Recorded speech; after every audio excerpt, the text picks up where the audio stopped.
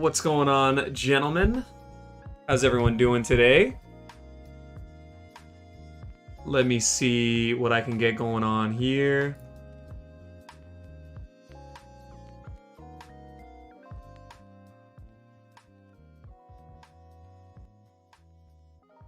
How do we feel about the music? Can everybody hear that?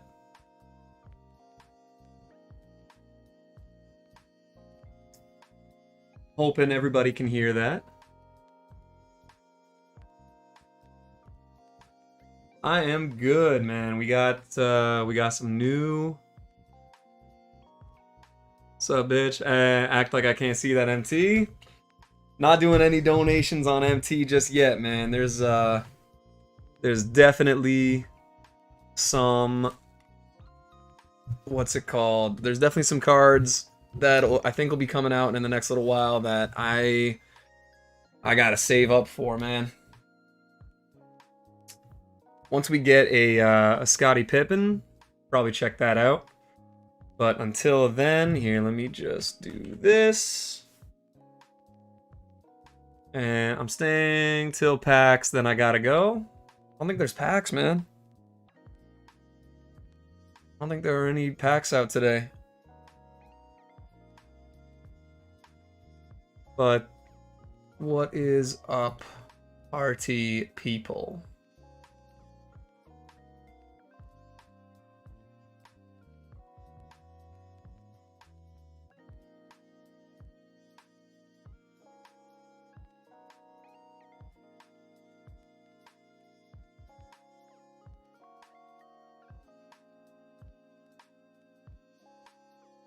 No Tuesday packs? No. No new packs, I don't think.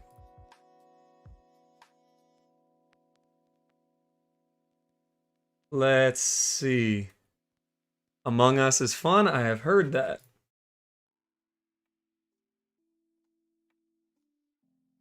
Let me see if I can copy this link. There we go.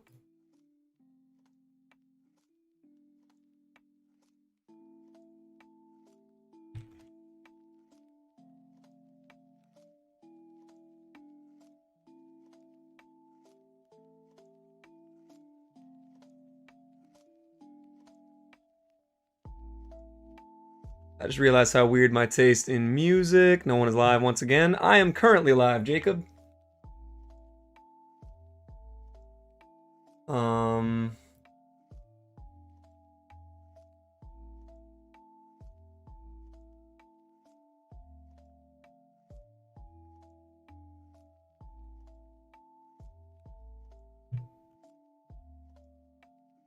You got a weird habit of watching like 80 streamers at the same time. All right, so let's close this up. We are officially at 11. So let's get into this. And also, let me make sure. I want to make sure that this is set up properly. Finally uploaded a video again. Time to take another 2,000 year break. Sounds about right. And do we have tags? No, we don't.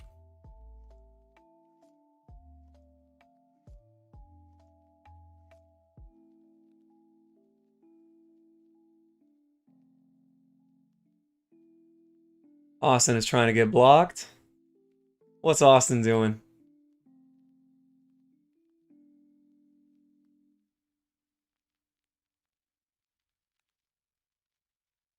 Tuesday packs, yeah.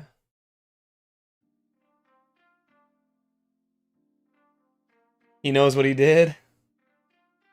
We'll have to see. We'll have to see. All right. Get these in. What's going on, Ernie? How you doing, man? So we got these added in. We got some spotlights. I still haven't done the Jordan ones, to be honest. 15 points, use any Steph Curry. Okay, and the locker code is Curry-4-3.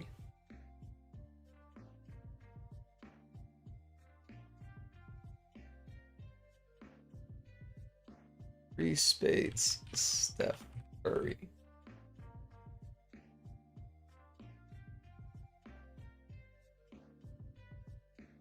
All right. So let's do that. We'll save that. I'm gonna do a little giveaway today. Hey, sounds good, Jay. If you want to link anything in here, you are more than welcome to. We're gonna go edit com locker code, and it is Curry or 3.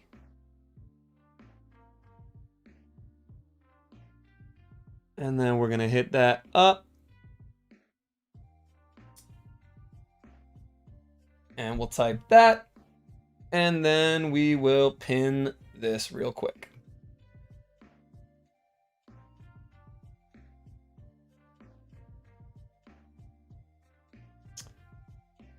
Check DMs real quick. I don't got audio. Sounds good. I will do that.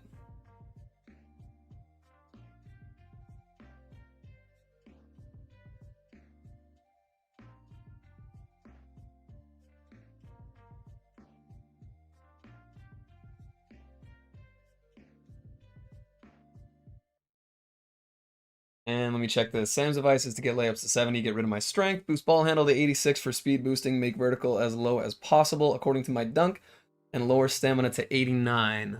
That makes sense. Your vertical is as low as it can get because it's got to be 25 less than your driving dunk.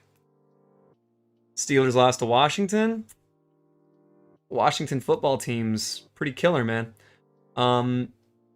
Yeah, your stuff that you can boost with Gatorade, or like the Performance Center, you only have to get that up to a 91. So, I mean, it depends. Like, if you plan on getting to a 99 overall and everything, then, you know, obviously that's what you want to do. Joel doesn't have audio. That is true. What I am saying is not relevant. So I'll just respond to him in a minute. We're going to put in this.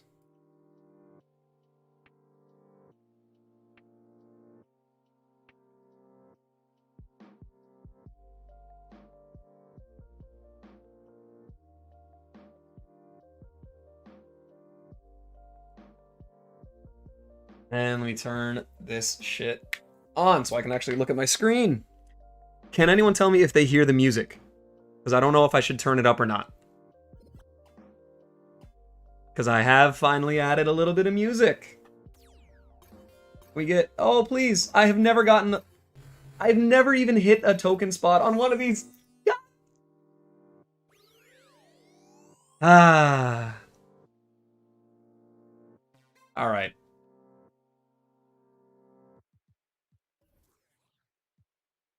What nicely typed challenge descriptions? Oh my god, did they like...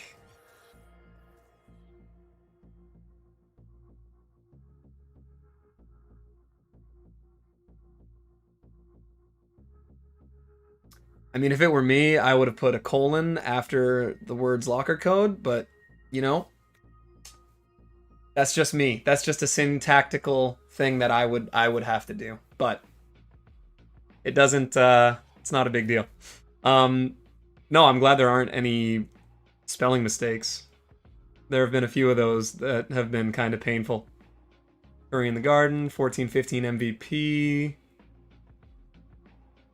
The Hamptons 5, 73-9 season. I like it. I like it. Okay. So we have now got... We got that good old dick.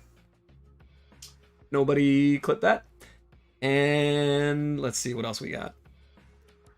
It's gonna bother me that I can never get that LeBron card. I know that, like, does not matter, but that will bother me. Already clipped? Fuck you. Okay. So we gotta get Marreese, Oakley, and some other shit. Where is it? We got in this? Huh.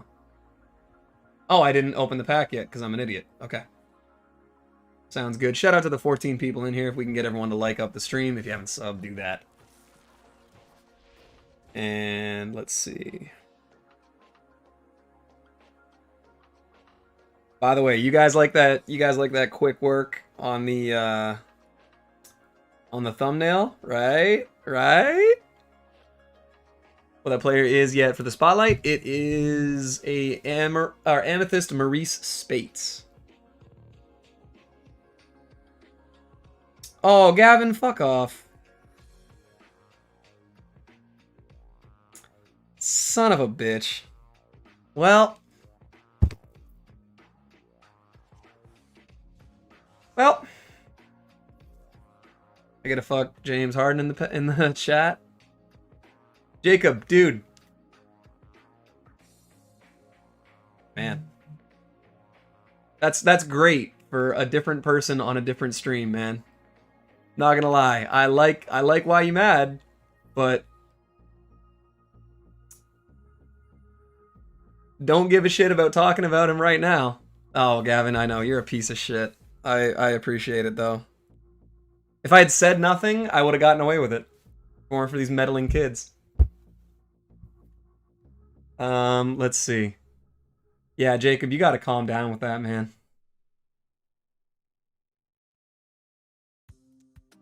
All right, let's see. We got to get 6 points, 2 assists with any shooting guard, 3 dunks with any Bulls player. Christopher Plaza, what's going on? How you doing? All right, let's just jump into these spotlights. I wonder, I should probably get some of these challenges done too while we're at it, because I did hit level 31, but I want to get this this Shane Battier. So let's see, 6 points, 2 assists. Oh, with a shooting guard? I know just the guy. Jacob was hella weird. Just ignore him. He joins people's streams saying raid this person or subscribe to this person. Yeah. Yep, that's the kind of stuff that's got to stop. Let's jump into this, though. Are these all on Pro? Last game's on All-Star. Okay. Hopefully a lot more of these are triple threat games this time around. So let's see, who do we have on the Bulls that we can get 3 dunks with? If only there were a good Bulls player that was really like known for dunking. Jacob might be like 9, right? Yeah, I mean, I'm not, it's not anything personal, but you know, I think it's a fair rule that if you're use Bob Love, that's a good call. That's a good call. I keep forgetting what? I keep forgetting that when you use, like when you're doing these challenges, it's a set like team that you're playing against. Got to teach the young kid the way. Yeah. That's the thing. It's not a big deal, but it's one of those like, hey, let's relax a little bit. Barrett or Barat? Oh, Prasad. All right. I know a Jordan Prasad who is a basketball player. Okay. So I got to use Steph. So I think I'll use Steph over Giannis, because I may as well. Got some error codes here. But there is a problem with my connection to the online services. Marreese Speights could be good. I mean, he's David West, Dino Raja, and Connie Hawkins. Has all the exact same what's it called? All the same animations and SIGs and everything. Let's close the game and we'll restart it. Do you like Jamal or is he only good on next gen? Dude, Ash Cash, if you want to go check out here, I'm gonna try and do this. I know that it pops up for everyone all the time. He can shoot? Yeah, he's got, I think, an 88 3-ball. Something went wrong. Of course it did. All right, we'll try and launch this. Yeah, Ash Cash, check out the Jamal Crawford gameplay that I threw up on Sunday. I want to say Sunday. He's my favorite card in the game. Favorite card in the game. Absolutely love him. Yeah, I think the one game with him I scored 69 points. I'm hyped for the free Baron Davis. Me too, man. Me too. Okay.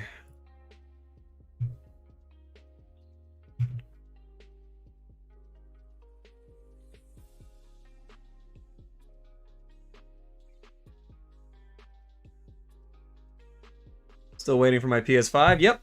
Yep. It's one of those things where if they say it's going to arrive before Christmas, it'll arrive before Christmas. And that typically doesn't change. I wish that Wilt would be free, but of course 2K makes it packs. Yeah, Wilt is going to be an expensive card to pick up. But from everything I've heard about it, it's going to be pretty worth it. Okay, I don't want Dick Barnett. I want Bob Love. Don't want Giannis. I want Steph. And error code. Well, not sure what to do. That Wilt, yeah, the Wilt card is going to be a god. Okay, let's see. Maybe it's just... I don't know exactly what's going on here with these challenges, but... hey, what's going on, CJ? How you doing?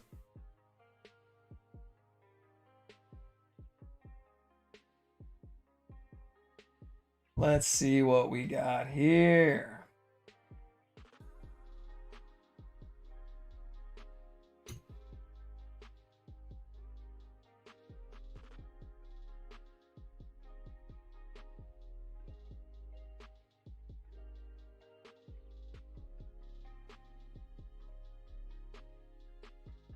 Someone changed, yeah.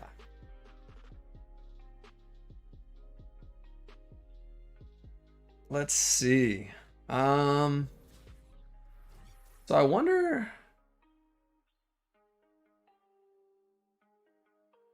Yeah, this is against the Clippers, so I don't know. I don't know. It looks like we can't do this challenge right now. So we're gonna wait for them to update it. Sometimes there's, you know, little snags. It sucks, but it happens. Haven't done that Flash 4 challenge yet. I mean, we could hop into a quick game of Unlimited. Doesn't really bother me too much. And that way we at least knock these dailies out of the way. So how about... You know what? How about this? We're going to do, just for funsies, we're going to do a stream lineup. And we're going to go into a game of Unlimited. And we're going to use Free Agent Jordan. Because why not use these free agent cards, you know? The challenge is the only new content we're getting. I am pretty sure today that is what we're getting. Have you read Brave New World? Aldous Huxley? Yes, I have. And that is the kind of nerd that I am, where I can tell you the author of a book that came out a long time ago. Picks now you're seeing? Yeah? Alright, well, it's up to you guys. Do you want to get through the challenges, or do you want to do a game of Unlimited with Michael Jordan? Michael Jeffrey. Because I'm good for whatever here. We'll leave this one on the back burner. And we'll go into it in a minute. No, I do not. Michael Jackson. Michael Jeffrey Jackson. Let's see. I might have to back out. There we go. Didn't even have to back out. Look at that. We'll give it a shot. Look at Sam coming through in the clutch. What a guy. What a Goya. Who won the Wizards Rockets trade? The Wizards did. I mean, the Wizards are going to be a better team. The Rockets didn't get markedly better. The draft pick, giving that away is a little...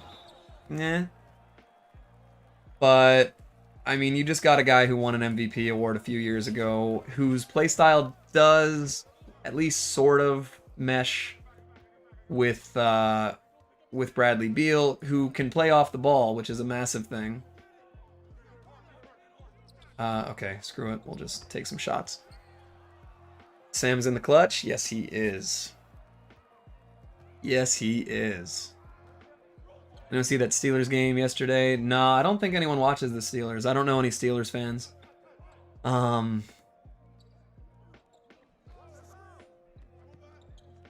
I missed something. Aiden, thank you. Sorry, I missed what you were saying about getting into the challenges. My bad. We got Nicholas Johnson. What's going on, man? Welcome back. Exactly. I feel like I don't even know you, man. All right, let's get... Right, I want to get a dunk with Bob Love. Not going to happen on that one. Definitely no Steelers fans in here, pretty sure. Gameplay vid makes me want to get Jamal. Man, he is so fun. Legit, like, whatever style you play, I think he makes people play to a way that caters him.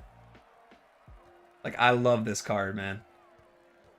Let me see. I gotta get 6 points with him. That should be easy. I play for a basketball team called the Steelers. That's funny. I'm a dribblehead, though. Yeah, so, I mean, if you're a dribblehead, like, I'm not. I am not that by any means. Was the challenge just to win the game, by the way? I didn't even check. I probably should have done that. Yeah, if you're a dribblehead, this Jamal Crawford, man, is the most fun card I've used in 2K all year. I'd say it's him. Yikes, Baron Davis. Relax, buddy. I'd say it's Jamal Crawford, and then I'm gonna replace Iggy with Jamal. Damn, you already got Iggy too. Slightly late. Goes into a challenge without reading it. I know, right? Maybe there is, but again, that's true. That's true. I typically don't talk a lot about the NFL because I play NBA 2K and coached and played college basketball and not football. Do you go against subs? I do. We do some of those like on just kind of random streams here or there. Every once in a while, if it's like a slow content day, we'll just throw out a games against chat kind of thing just to mess around. But I will say I am not quite as good on PS5 as I was on PS4. What am I doing right now? I am just chucking. Please don't go in. Good block. Steph Curry with the swat. But yeah, we can catch some games like that. Again, shout out to the big 17 in here. I might throw the link onto 2KG. Who knows? Just play current gen. Can't find a PS5. I mean, if we do that, I can switch and I'll play on current gen.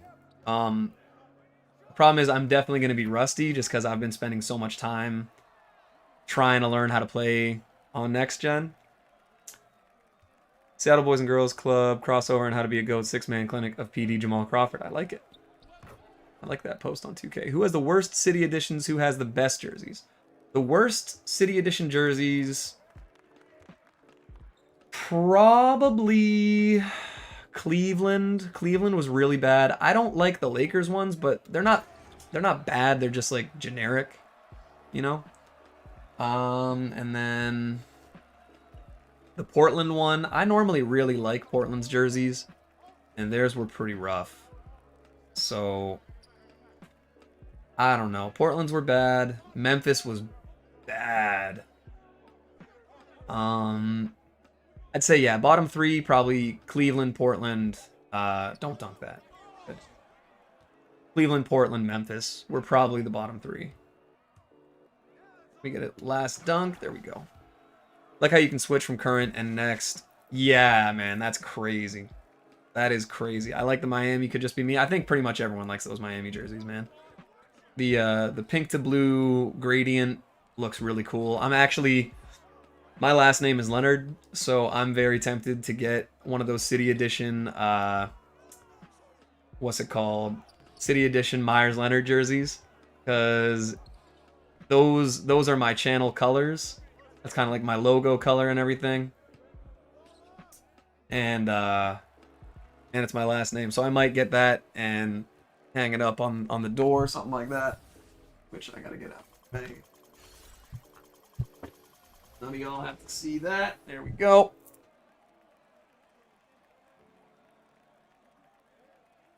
Plus, I legitimately have been asked if I'm related to Myers Leonard because we're both white and our last name's Leonard and we play basketball. He's a little bit better than me. All right, hopefully I got that done.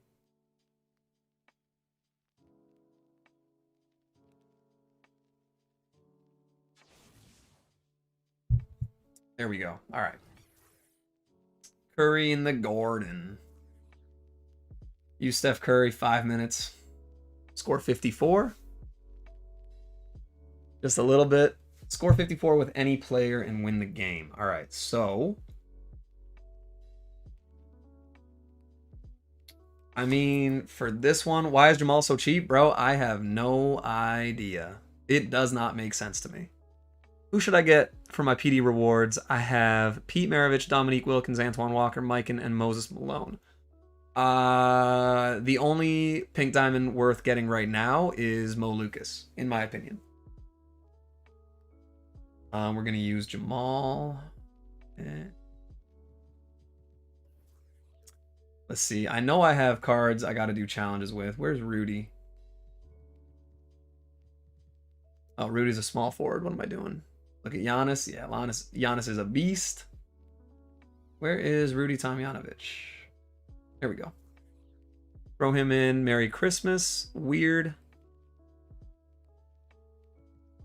Who else do we get for the center? Is there anyone that we have to use? Rudy? Yeah, I could run Rudy Gay, Rudy Tomjanovich, Rudy Gobert. Team Rudy. But I actually did sell Rudy Gay and Rudy Gobert, so I can't do that. Wrong Rudy? Yeah. Yeah, I had to sell Rudy Gay back. I'm not trying to hold on to cards. Okay, I'm gonna throw Ewing on, but I gotta check these challenges to see what I have left. Ogman. Okay, so I gotta get layups with Ogman. Let's see, I gotta write down these challenges, otherwise I will forget. Kind of sucks, because, like, especially for layups, if it's just scoring, it's not so bad, but I don't know. I want to do these challenges on next gen, but maybe I should just go and do them all on the PS4 version. What do you guys think? Should I stay on PS5 or rock out these challenges a little bit faster just because it's a little easier? I don't pay attention. I'm always watching the stream, by the way. Yeah. PS5, when do you think they'll drop the next Idol? I feel like it's coming this season. I mean, they've said it's coming this season, so that's not news. Splash Curry, score 30 with any Steph Curry in a single game. Okay, maybe I want to get that done then. Tyrone Hill, I'll put him in. 30 rebounds with Danielle Marshall. Okay.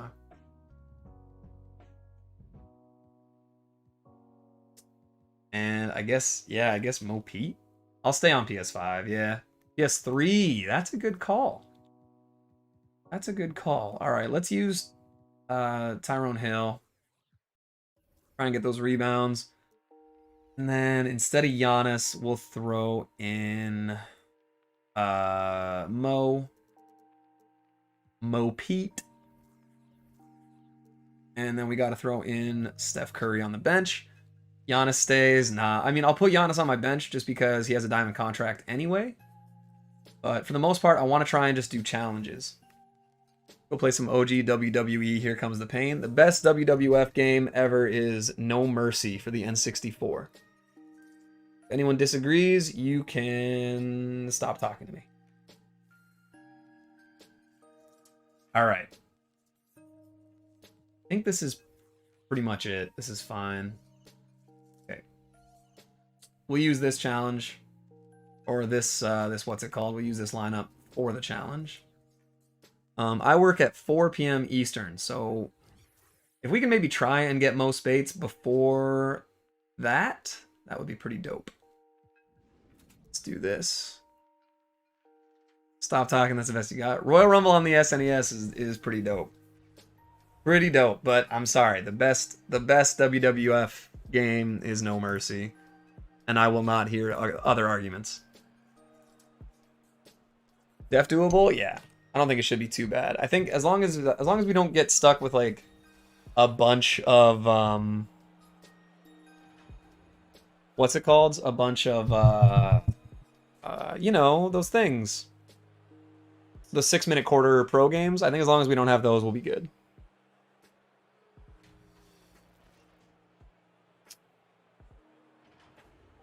We should be able to do it. Can someone confirm whether or not you guys can hear the audio, the sound, the music at all? Because I may have to turn it up a little bit. I don't know. You guys just let me know. Putting some badges on Jamal, even though I don't have much MT. What I would do instead, man, is honestly just go through the auction house and see if you can find one that is already badged up, because it's going to be cheaper than badging it yourself. And a little. All right, what if I do this a little bit?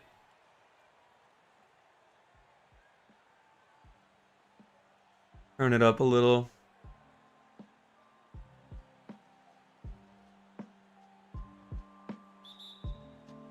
You guys just let me know where the sound is a good level, because it's all like lo-fi anyway, so it's not gonna be like overpowering. Already have Jamal for 30K. Damn. 30K. Jesus.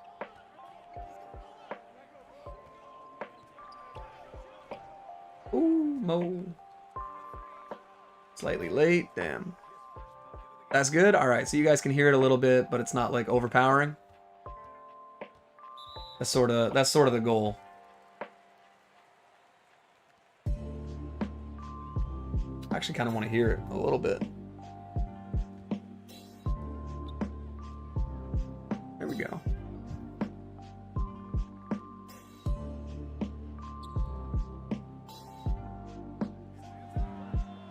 Woo! Slightly late. Snipe Rudy Gay 25K? Damn, look at the guys sniping in the chat.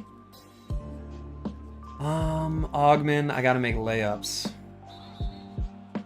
Play some Ariana Grande? How about instead of that, I don't. And then we move on from there.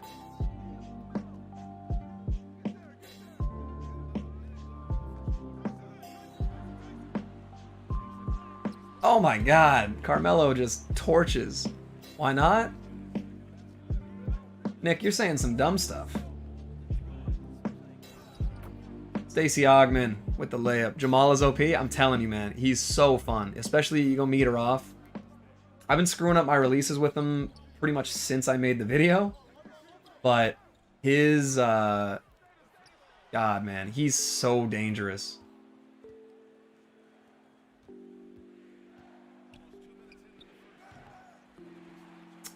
I mean, Nick, I think you know. Guys, we got a real Nick in.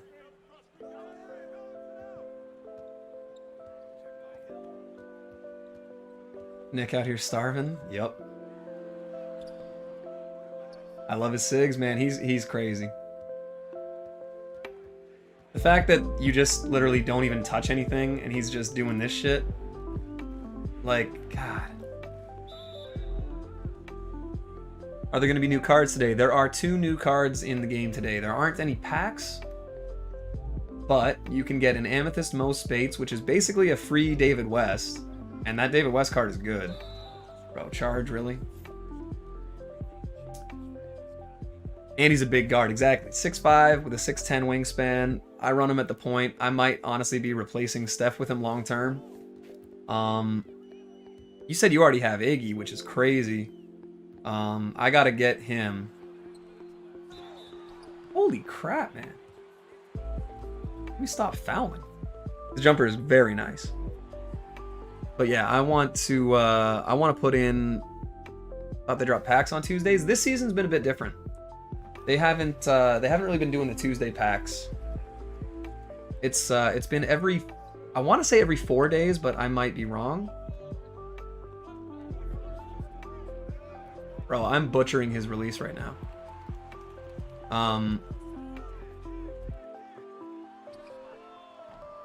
Let's see. The packs will drop tomorrow? I think so, yeah. It's gonna be whenever the And replace badged out Stockton? I would, man. I would for this crossover. God, I don't need the rebounds with Tyrone Hill. Bro, what? Chill, Jason Kidd. Why is that happening? Alright, Tyrone Hill's getting a lot of rebounds. Holy crap.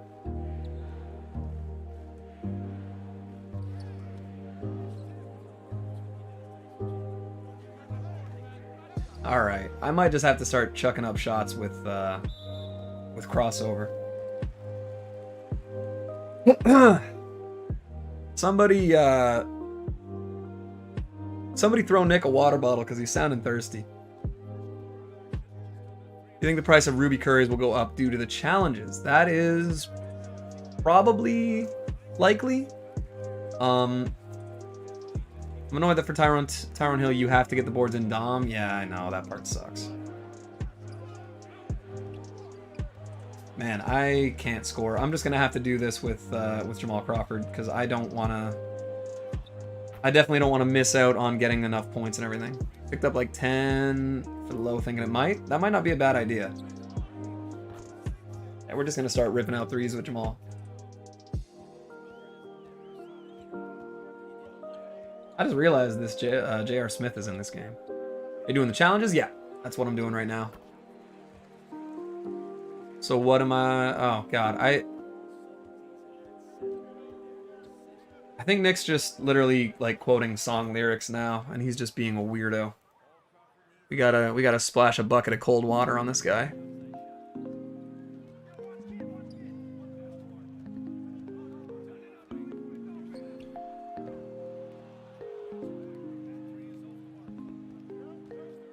Man. Nick is... Jeez, that was deep. Yeah, man. This Jamal Crawford... Like, you literally just take running threes of them. Yeah, Nick's getting too big for his britches. He's on the brink. Last market crash, I bought like 20 curries for 900 and resold them this weekend for 33. Damn. Good call. Oh, I butchered that release. Shit. Nope. I don't want to go to jail, Nick. Because you are a child.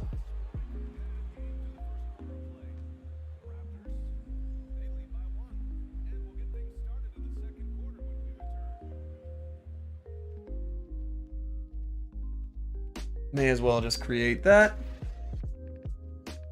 Apple's on some shit with the pricing of these AirPod. Yeah, man, these, that's not, you know, that's not what you look for. There's a Curry code. What overall is he? He's an 83, I want to say. Yeah, that's fair. That's fair, Reaper.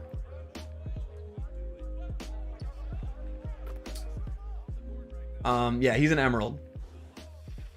Plum ridiculous. Fucking wreck you, mate. I swear on me mum. Yeah, no, those, I mean, like I said earlier, I'm sure that they're good cards. Good cards.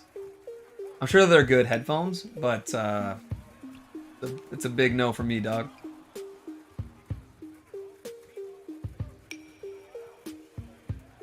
Jamal Crawford is literally sulking that I didn't pass him the ball there. Yeah. SB NBA opinions? Is that even a command? If it is, I feel like it shouldn't be. Never be able to justify 550 bucks unless they're like amazing. Like I might get like Sennheisers or, you know, something a little more reputable than Apple. I wish this Baron Davis was a little simpler to get. Having to do quantum physics to figure out how to get them with all the cards. Yeah. From my understanding, that was actually a sick alley-oop. I'm not even mad. From my understanding, the what's it called? The Baron Davis is definitely going to be attainable, or obtainable, or acquirable, whatever word you want to use. As long as you put in the work for it and like are active.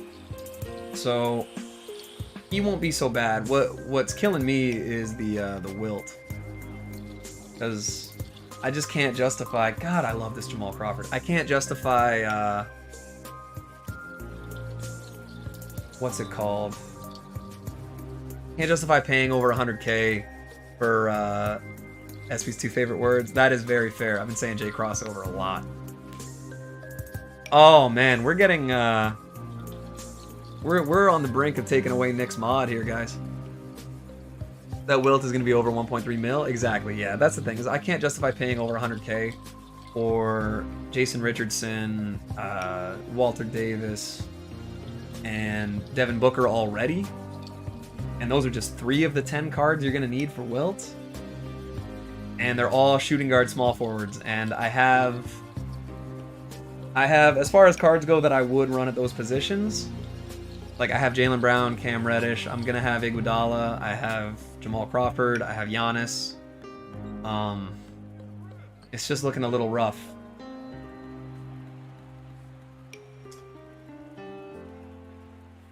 Next mod, let's go? Probably not, Jacob. Not gonna lie.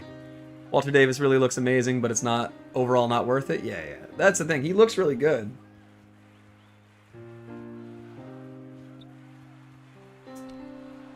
Blew by everybody, dunked on everybody, and played great defense. Yeah, I could see that. Is the music a little loud? I can turn it down a little bit there.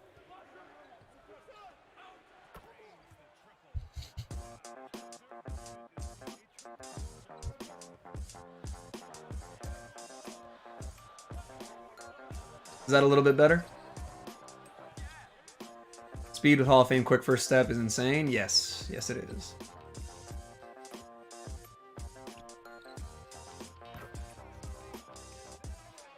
That's better? All right, cool. I'm kind of experimenting with the music right now. Feels faster than a speed rating. There's a lot of cards that are like that, man. Need to replace Derek Coleman? Yeah, honestly, Derek Coleman is not the move. Sorry that I keep like rubbing my face right now. My nose is super itchy. Glad we rated you because now you're one of my favorite streamers. Man, I appreciate that so much. That is a very cool thing for you to say. Hopefully I can live up to that. God, I love Jamal Crawford. Speed of the ball is only an 84. Bro, Jamal's insane. Jamal's insane. Like I said, man, if you watch that whole video, like, wow, look at these mods today. God, these guys are wildin'. Thanks for telling me to get them. Man, I'm telling everybody. This Jamal is my favorite card. Like, I'm literally just... I get that this is on Pro, but I mean... Glad they gave away DC because I love DeMirel, but his card just is not it. DC, you talking to DeMarcus Cousins? You went crazy with him? Yeah, man. Like... This card has been a game changer for me. Is your Jamal badged out? I got him for 70K. And he had, what's it called? Deep Threes, Green Machine, and Bronze Flexible or Sniper, Dimer, and Deadeye. So I definitely got to, gold those ones out, and I'm honestly a little tempted to just add, a couple Hall of Fame badges to him, because like I said, man, this card is my favorite card in the game. You give this kid SP mod, I want mod, but I don't know if I've earned it yet. Oh, Derek Coleman, sorry, yeah. No, that's on me, man. You literally said Derek Coleman, and then I just assumed DC was a different player. That's fully on me. If you meant DeMarcus Cousins, you would have said Boogie. Dude, mad funny. Reaper does his best to be funny. The funniest that he is unintentionally. But aside from that, Reaper's a funny kid.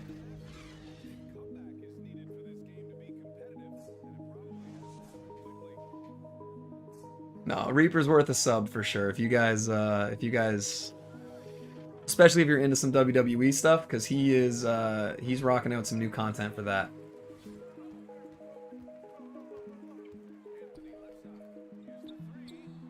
I mean, Reaper used to stream a little bit, but he doesn't have a cam or anything. But yeah, if you're into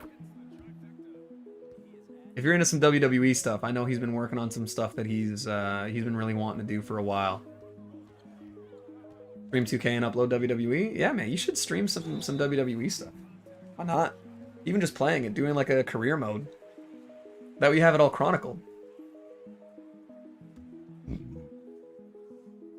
Finishing up my next pay-per-view today? Nice, nice. Are there, WWE is 2K though? That's true. That's true.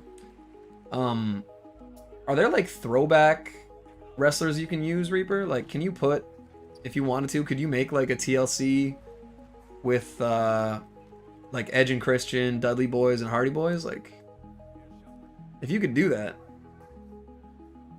Fire Pro Wrestling World? Jesus. This sounds like a Gong Show. That would be sick, man. I would have to check that out for sure. For me, like I live in the past, and my glory days of watching wrestling are like young Brock Lesnar, Rock and Stone Cold, WrestleMania X7. Like that was my era. Stream every day, as close to it as possible, man. I'm trying to stream, I'd say probably 6 days a week. And then, I mean, towards the end of last season, I just kind of ran out of stuff to do, but I'll keep it going this season for sure. Got a 23 out of 100 on my project. Oh my god. That's it's not great. It's not great, Nicholas. You guys definitely want to take your schooling seriously. I know things are tough and it's weird being virtual, but it's going to set you up for the future. Also, if anybody wants, here's a little Mookie cameo. We got my co-pilot right there.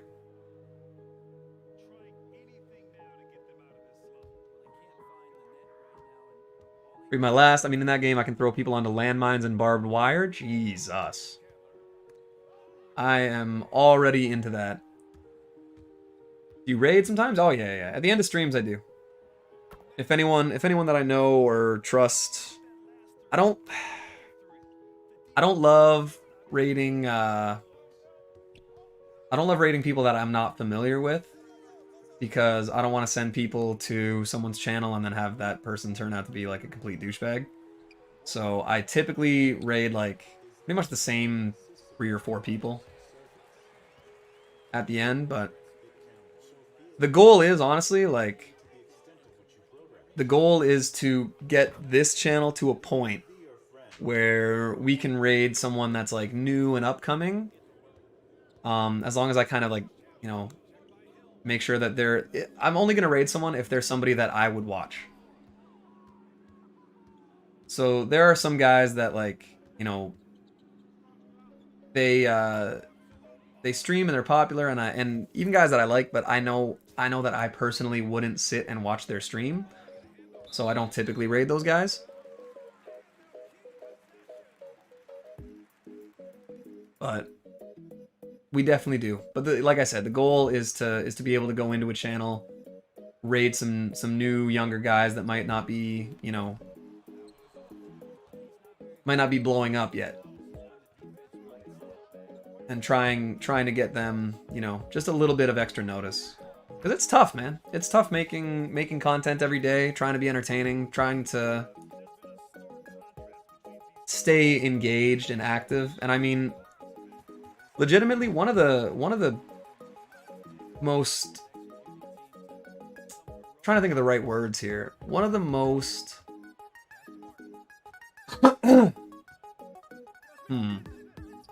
I'm an English major and I can't, or I was an English major.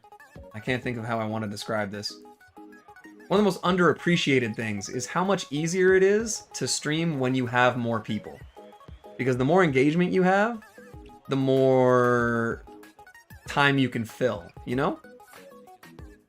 So like now, like being able to talk to all you guys, it makes it a lot easier for me to stream while I'm doing this content, because I'm not gonna lie, my brain kind of shuts off for the challenges because they're not difficult by any means.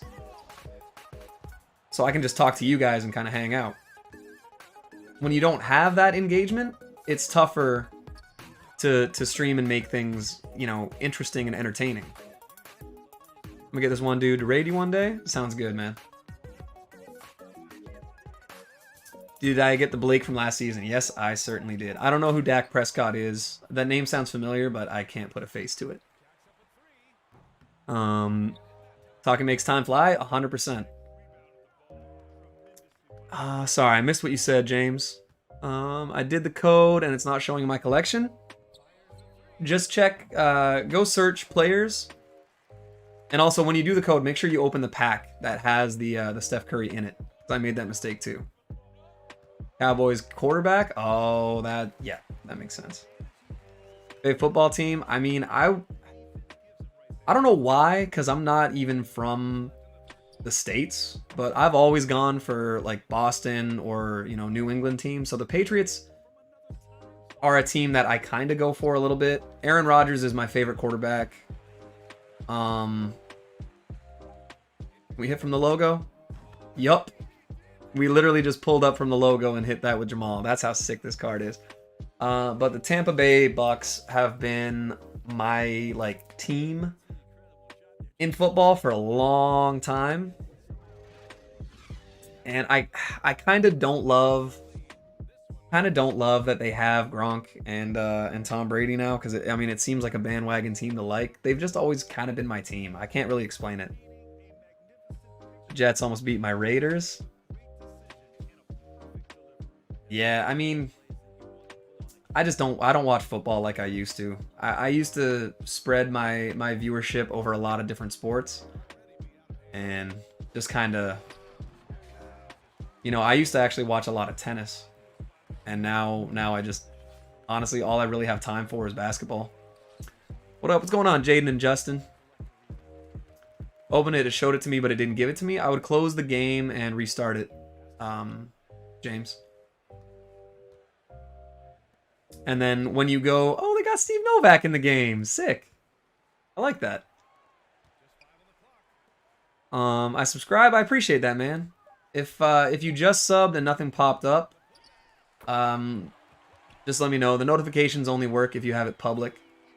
Doing that match now, book it. Stephen A. and John Cena in a landmine death match. I will watch that. I'll watch that while I'm at work. That's crazy. You should make an IRL basketball vid. I will, man. As soon as I can play basketball again. Because we're in a code orange. I don't know what you guys do. If you think this is bad, you should have played the Nuggets in all-time dumb. Oh my god, man. That's the most I've raged at 2K21. There you go, Flurry 2K. Thank you for the sub, my guy. Appreciate it.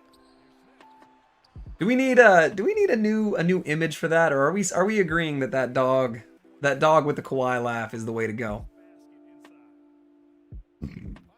My Giants beat the Seahawks. Yeah. Seahawks a little surprising. It's good, we'll leave that. That game versus Nuggets had me fucked up, bro. You think it had you fucked up? Also, which game? Because I think I lost to them twice. Ugh. God, that was painful. Change the picture to a picture of Mookie. You know what? That's a good idea. SB looks like he has Legos. I grew up with Legos. I wish I still had Legos, man. That shit's fun as hell. Watched the WWE vid yesterday. It put me to sleep. Oof. His knees are made of Legos? Is that why it hurts so much when I step on them? Damn. Reaper coming in real aggro. Shout out to the 24 in here. Look at you guys, man. The support that I've got this week has been absolutely crazy. Not even this week, I guess. The last like couple weeks. Who knew, man? You start putting in a little work on the thumbnails. You start, you know, making your tags and everything, and all of a sudden you're not a complete gomer. Who knows? Who knows what the future holds, man? Reaper out here making bedtime videos. Jeez.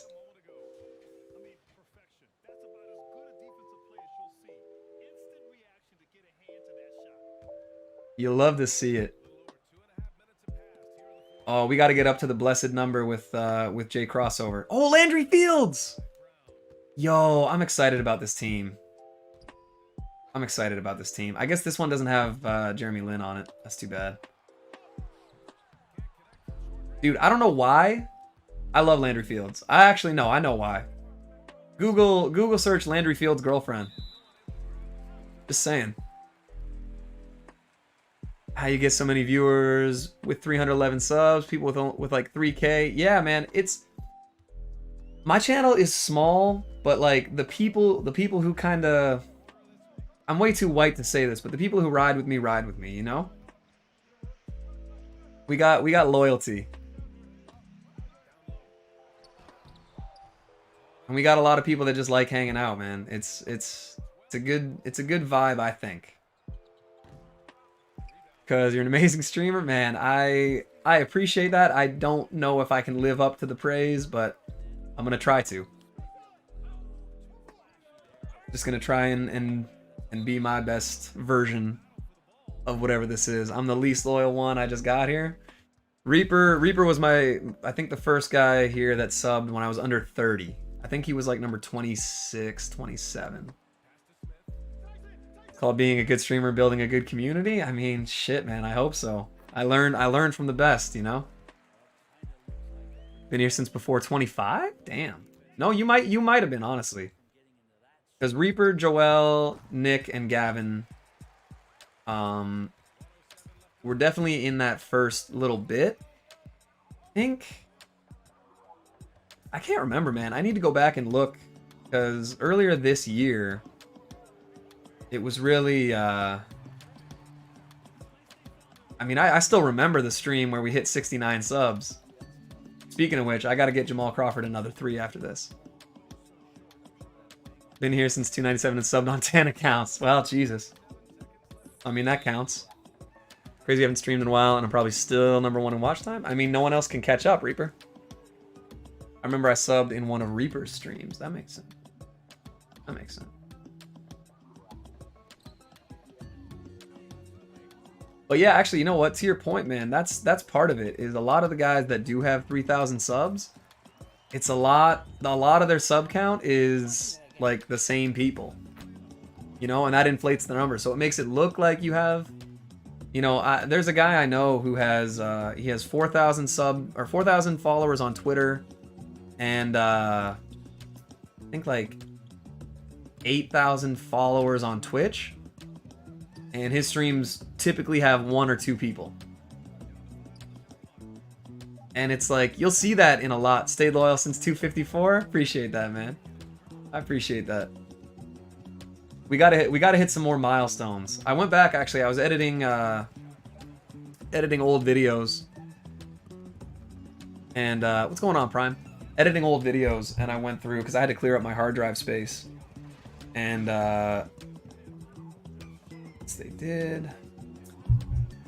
And I remember seeing in a stream, someone talked about when we hit 69,420 subscribers, which is a gross and just awful number. I don't even smoke like that, but I agreed in a chat, or in the chat, that if we ever,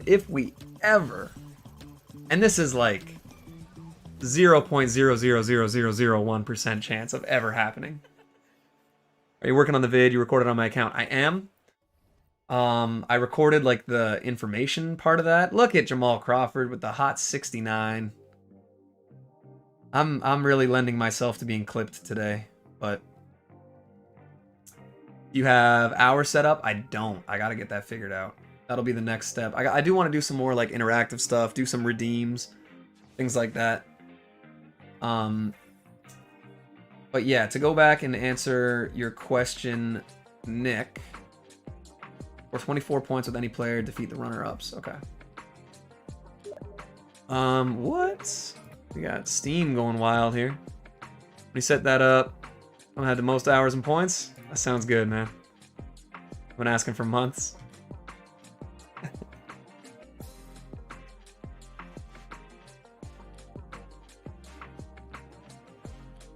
Been asking for months. Yeah, yeah.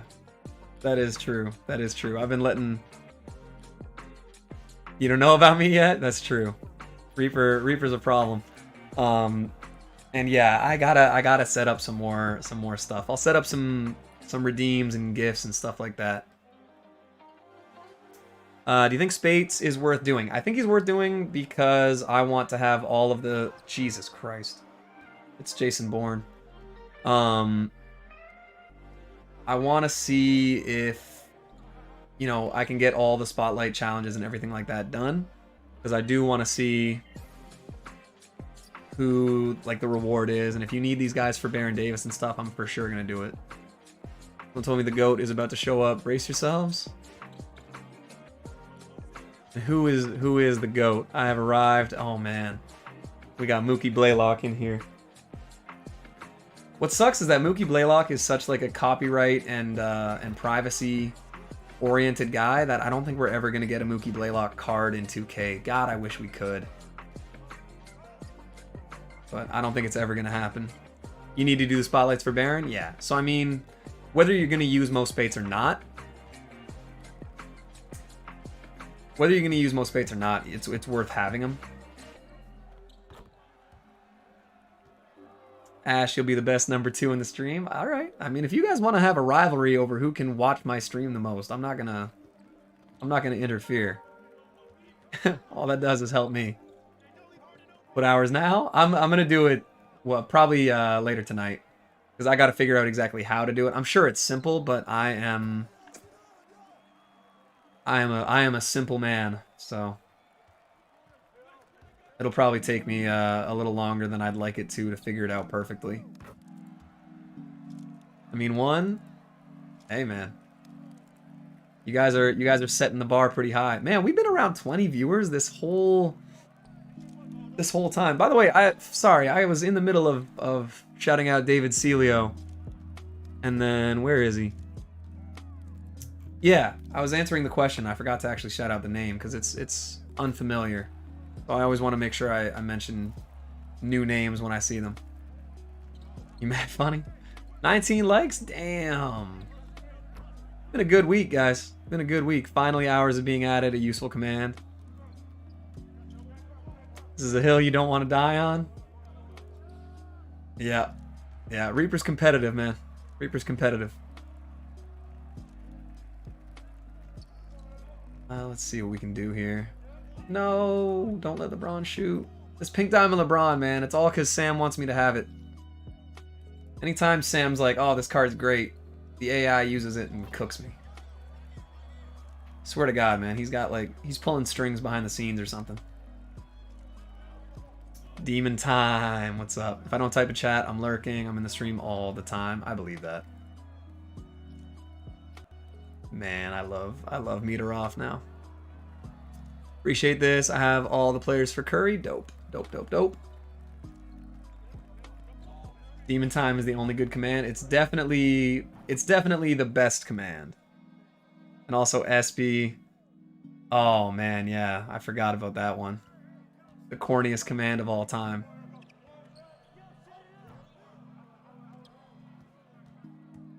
Or wait, is that? Or is it exclamation live? You already know. Yeah, man, Nightbot is wilding. My Nightbot is the most aggressive Nightbot of all time. Oh, there we go. Okay, it just took a sec. Yeah, we had to add the corn emoji because that is the corniest command of all time. Nightbot is just pretty much Nick. It is. Nightbot is an extension of Nick.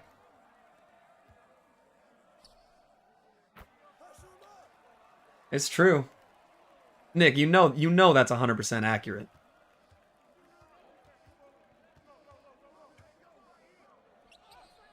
Dark horse for #1 watch time is Nicole Jones. It's true. That's true. Although days like this, I know that her watch time isn't going up. We need a Randy Pollard command? Dude, that's a throwback. I like that. got Randy. Yeah. Y'all want to go down and get some rebounds? Randy Pollard. Thank you, ma'am. Yeah, Nicole Jones. Yeah, she's my roommate.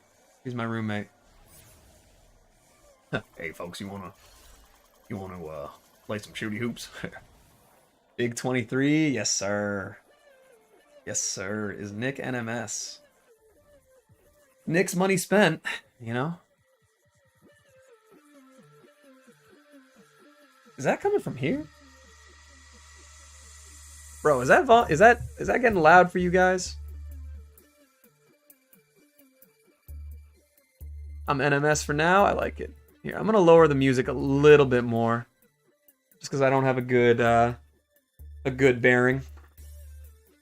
Turn it down just a little bit. I just don't want it to be overpowering. Nick has been something this week. Yeah. Sacrifice 2 playmaking badges if I go 91 speed, 91 acceleration, 95 speed with ball. You only need 91 stamina. You only need 91 stamina. Until Christmas, I'm all money spent. That's fair. That's fair.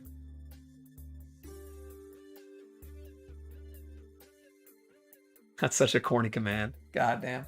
Hold LeBron under 30 points. Ooh. Alright. Alright. Hello, everyone. My name is Randy, and I like to play the basketball. Would you like to join me? That's, for those of you who don't know... Oh, here, I gotta open this. Get this out of the way. Got Randy out here. Hell yeah, boys. Let's throw this on Balake. Where is Randall? We got Randy? Yeah, we got Randy. Here. He got voice changer in this man. Nah, man, I will end up doing a lot of really stupid voices, and then I get stuck doing them. Well, I know it says Scott, but this guy's name is definitely Randy. Look at that stash. I got Randy Pollard in here. You boys want to go down and shoot some hoops? Here. This guy definitely drives a rusted out pickup.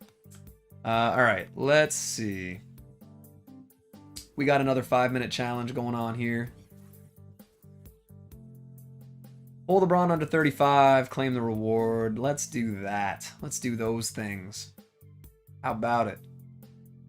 Replace player, yeah. I'm just going to replace him with... Let's use someone fun. Wait till he starts with story times and the rants? Yeah, man, I got some good rants in mind. I should start doing those. If you guys want me to go off on a topic, I'll do it. Don't say I won't. You know what? Let's use Ewing. We never use Ewing. Let's throw him in here. No one uses Ewing. Want to grind for D-Wade, but challenges are boring? I mean, one of those things, man. Like, you don't have to do it, but it's also like... What is good with Harden? Man, okay. Y'all gonna make me do it. What is this Season of Giving? Is it like Prime Series from last year? Season of Giving is... I mean, that's just... They're calling Season of Giving... It's not the Prime Series. Those are... The Idols series is more like the Prime Series.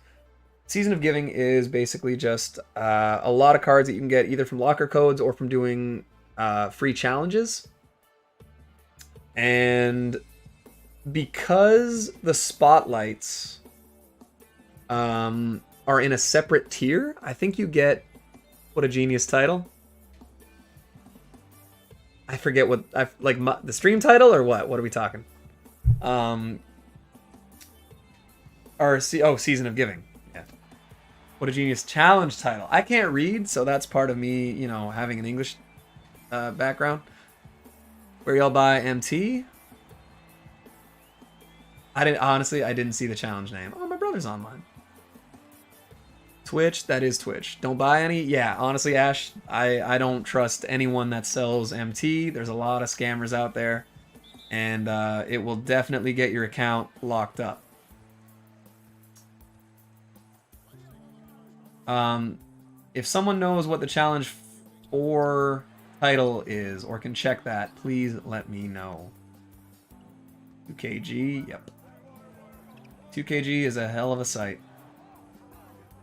Damn, you're going fast. Yeah, man, we're making some progress for sure. Still a long way to go. Still a long way to go. I bought coins on Madden, not banned yet. Yeah, Madden's EA though.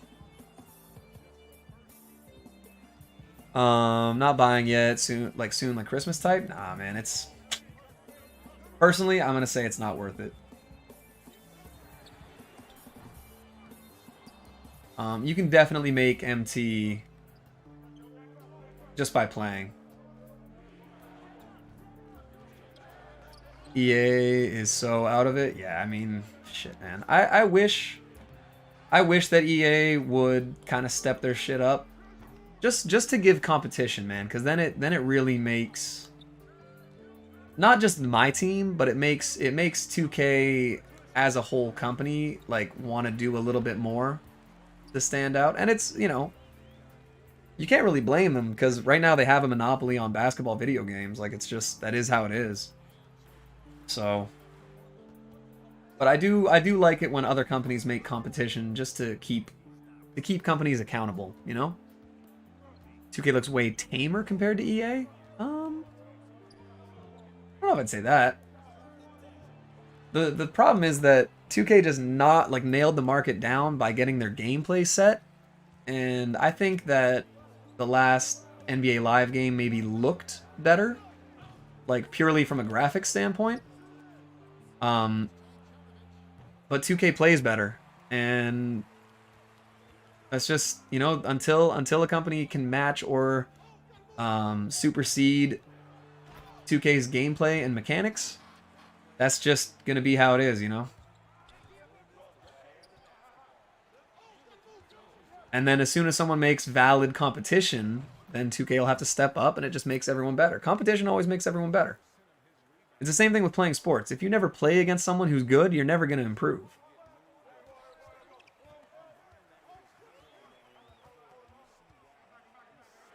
God, if this LeBron hits that, all right. Literally a trash game. Nobody plays next gen on Madden. Oh, yeah, that's too bad. Do I have work today? I do. I work at 4 Eastern. Servers go down once a week. Jesus. Yeah, that's painful. Okay, talking about Harden and Kyrie and the whole player empowerment era that I hate. Here's the thing. This stems from the... Okay, I'm not going to say that the NCAA isn't a skeevy organization and that they don't do some horrible stuff. I'm just getting next gen on my Xbox 360. What? Okay. So the NCAA is collectively a bunch of shitheads. And I don't think anyone's really going to argue that. Don't go in. Okay, good. But I have always disliked when a lot of guys are like, well, you know, NCAA players, we should be making a lot of money.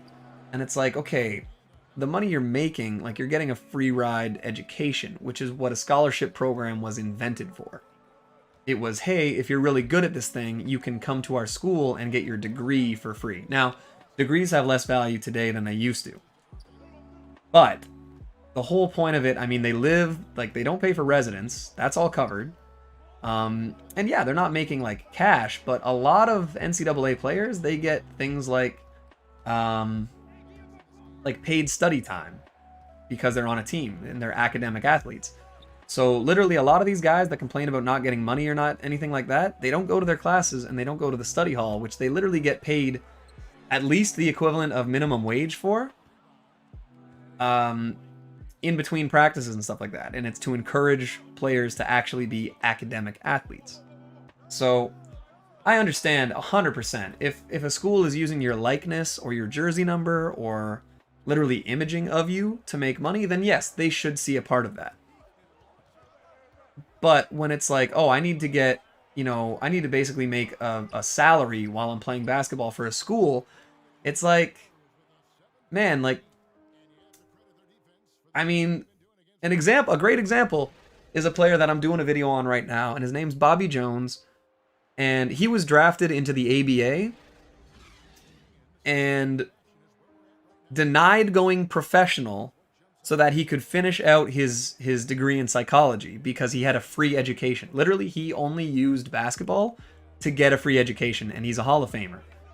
So that just shows you like the difference in mentalities that some of these guys have.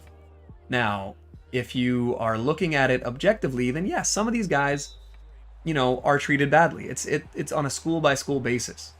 And the NCAA does make money on their likenesses, and the NCAA as a whole is extremely profitable. What's crazy is these players complaining about it when it's like, complaining about the NCAA when it's like their coach is making a 7 or 8 figure salary. And it's like, well, the coach can agree with the school to lessen his salary and instead say fund student housing for these players. You know, donate, instead of him making 7 million, have him make 6.5 million and donate that other $500,000 to the food plans and everything like that for the players. That way it's still sanctioned through the school, through the NCAA, and they're just using that money that would be allocated to the program anyway, which, by the way, these guys also have professional trainers, dietitians, nutritionists, you know, physiotherapists, doctors. Like, they have all the advancements that you could ever need. So these guys want for nothing. The programs themselves are incredible. Again, not all of them. But to complain that you're not making a full-time salary when you're an 18-year-old student, it's like, you know what? You play a sport at a very high level, and yeah, a lot of times they do earn, the school money by being very good. The alternative to that is, hey, you're going to Kentucky, because that means if you're one of the best 3 players on Kentucky, you have like a 25% chance of going to the NBA. You're using the school as a stepping stone to make millions. So, as much as it sucks, grin and bear it for a year. There's a lot of guys that work a lot harder for a longer time that end up with way less, and they weren't fortunate enough to have the exposure, hit the genetic lottery to be a 6'8", 250-pound, Greek god. And that isn't to say that these guys don't work really hard, because if you're in the NCAA, you have to have a combination of genetics, work ethic, exposure, opportunity, all these things. These things all have to contribute into making, these rare players. Like, 4,000 people have ever played in the NBA. I think it's a little higher than that. It's like 4,300 or something. But as far as people who have registered a minute in the NBA, it's less than 5,000 anyway, in the history of sports. So, to say that hard work is all you need is not accurate. You look at guys like Aaron Kraft, who played for the Buckeyes for a long time. Tremendous college player, extremely hard worker. Like a 4-year senior. And I don't think he actually registered a minute in an NBA game. One of the greatest college players ever. So, for these guys that are like, well, I'm bringing in all this money, I'm doing this. It's like, man, you're paying your dues for an opportunity cost. And that's why NBA players make this much money. Is because, you look at it and you're like, well, isn't it ridiculous that LeBron's a billionaire? And it's like, is it? Dislike for mentioning Aaron Kraft. All right, say your name's George Niang.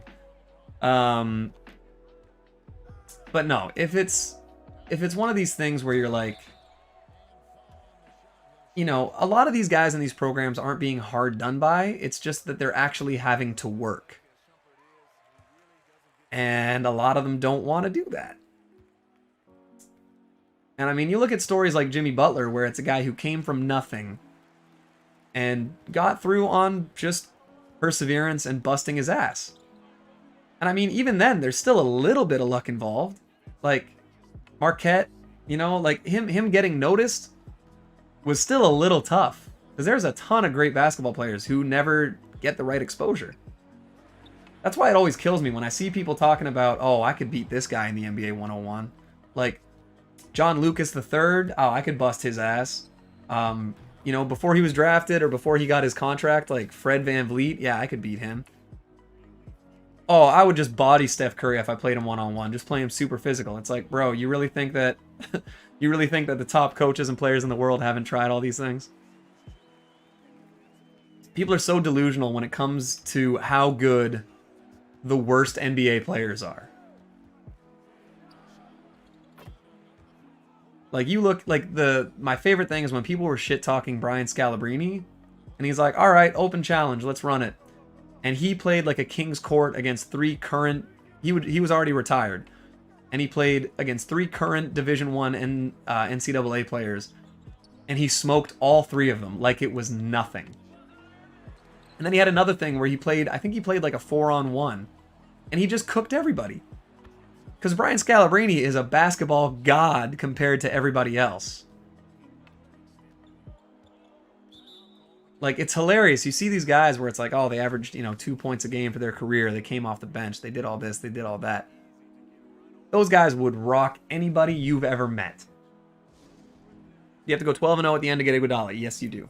Yes, you do. In the Opal tier, you got to go 12-0. So what that does is that brings into question the NCAA, work ethic, how good all these guys are, and that brings me back to the bigger point. If you lose, you have to at least win 10 games to stay in the Opal League to have another chance at going 12-0. Otherwise, you get demoted back to Pink Diamond. You have to go 11-0 and then go 12-0 again. So don't lose is basically it. Do you know what the challenge is for the second Curry Spotlight? Score 54 points with one player, I believe was the challenge. So then anyway, so that brings us up into the player empowerment era, which of course players should have, some responsibility and some say. Did you hear about the Wichita State coach? I did not.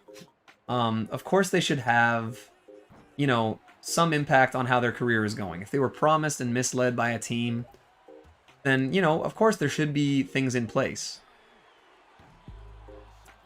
LTK team, low-key nice 1 month. Yeah.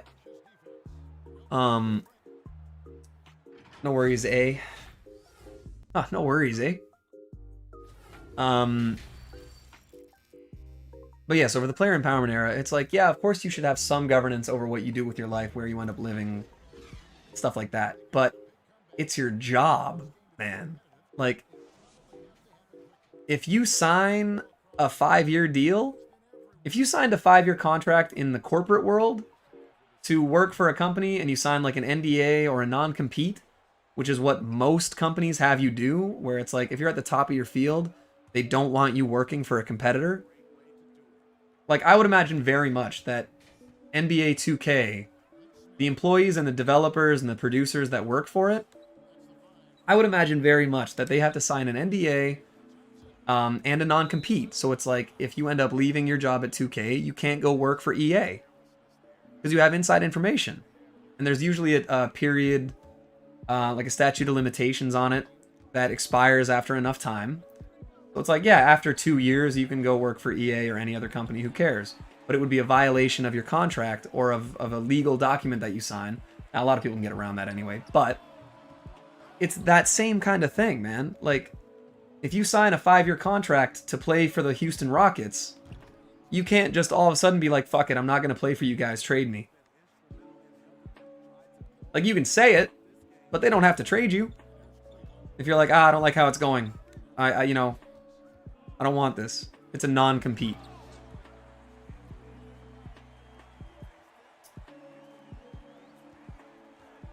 The NDA is a discrimination. Yeah. But that's the thing, man, is like, you can't just say, yeah, I'll play for you for $250 million and then, maybe not when I'm sick of it. Like, Paul George forcing his way off the Thunder and onto the Clippers, just to be like, oh, I'm demanding a trade. Like, what? Excuse you, why can you demand a trade? You shouldn't be allowed to demand a trade. Like, Iguodala, for the longest time, was one of my favorite players in the NBA because of all of his off-the-court stuff, as well as the fact that he's kind of like Scottie Pippen Jr. But when he was like, I'm not even going to show up to training camp for Memphis, it's like, bro, what? Like, and then they're like applauding him like he made this great business decision and he like put a book out and everything, did this press tour, and he's like, yeah, man, you know, I just took the power back. And it's like, bro, you agreed to a contract. You don't have a no trade clause in your contract, which means that, hey, part of this business is if a team doesn't want your services and you're no longer worth the contract, they can be like, hey, Scooter Pittman derived from Scottie Pippen? Yeah, of course it is. But yeah, if you agree to a contract where they're like, hey man, like we're going to pay you $17 million a year, but if we end up finding that there's a better business decision for us, we can trade you. And you're like, hell yeah, give me that 17 mil. For him to walk away from it and be like, no, you guys that traded for me still have to pay me, but I'm not going to show up and play for you. So then you have to pay extra and then you have to be taxed just to be able to buy out my contract. So I'm going to get paid $20 million to not play basketball.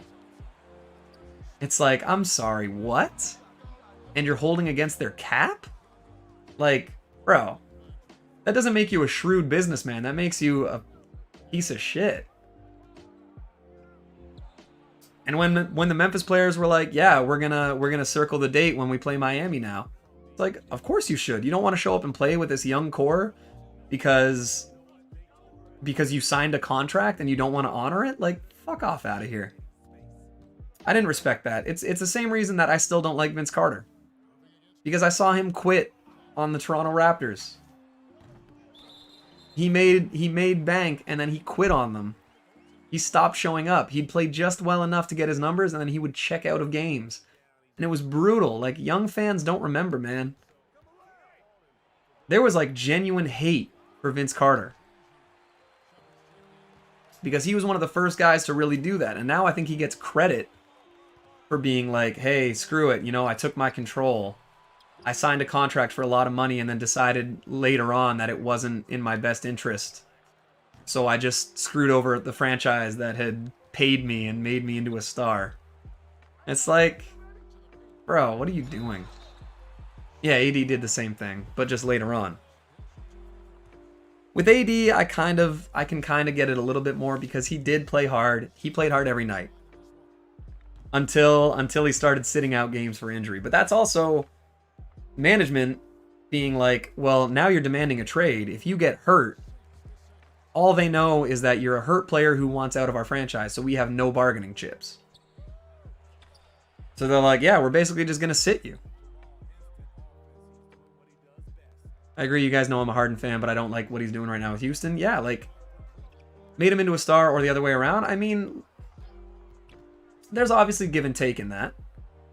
But if you're a player that gets drafted to a franchise that has, you know, has a future, has a couple pieces, and management, ownership, coaching, everybody says, you know what, we're going to buy in fully on you, Vince. We're going to run the team through you. We're going to make you, you know, the focal point of our offense.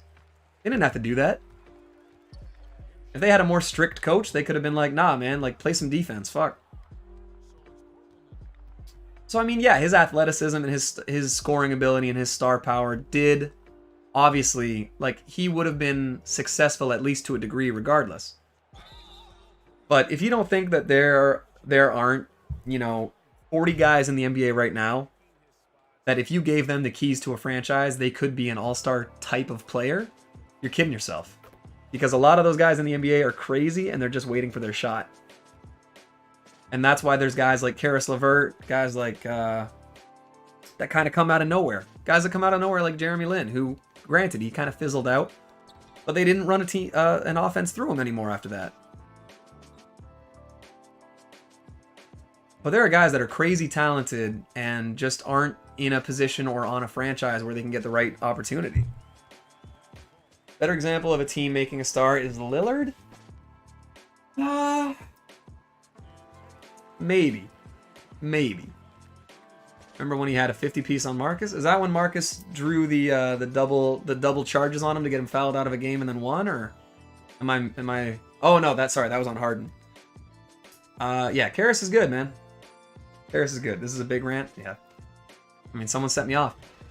But for Harden to do what he's doing is just garbage. Because you can't.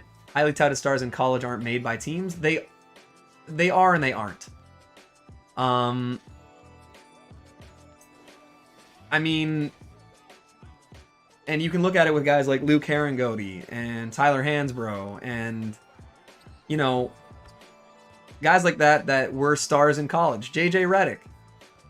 When JJ Redick got to the NBA, no team was willing to make him the star of their offense. Look at Jimmer Fredette. Like, the rare times where he was actually able to be the focal point of an offense, he was great. Like, you have to understand, there are these guys that have amazing college careers because they're the star. And then there's guys that you get that aren't star players. Like, Zach LaVine was a bench player at UCLA. Russell Westbrook was not a great player when he was at UCLA. Kevin Love was a star of that team. Like, there's just guys that need the opportunity and the team and the environment to thrive. And some of those guys get it in college. Other guys earn it. Like, Tyler Hero wasn't a crazy recruited player.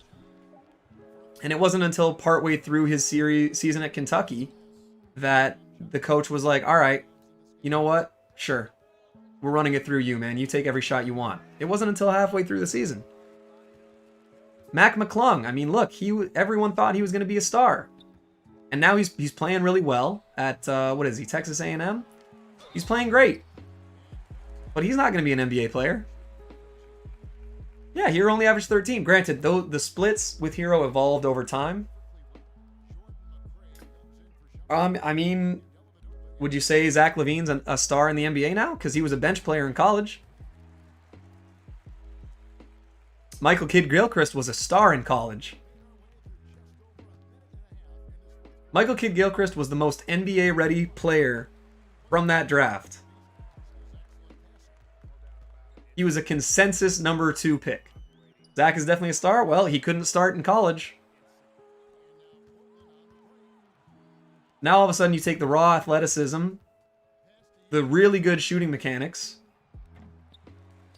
and just the flashy star power, put him on a garbage team like the Bulls, and now he's a star.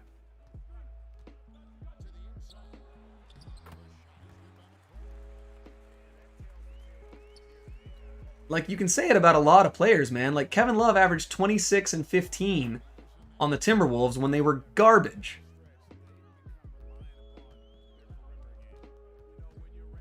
Andrew Wiggins, to a degree, was a star at Kansas. He hasn't panned out great.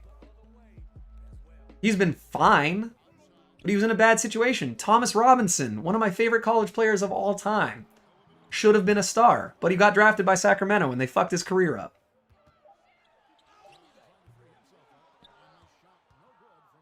There's all sorts of guys that, you know, shoulda, coulda been these star-type players, and they're not in the right situations. And then a bunch of guys that maybe aren't that great, or, I mean, they're still great, but they're not, you know, they're not a top 30 guy, and they're put on a team where they're the focal point. So it's like, all right, well, you gotta score. What's my opinion on Embiid?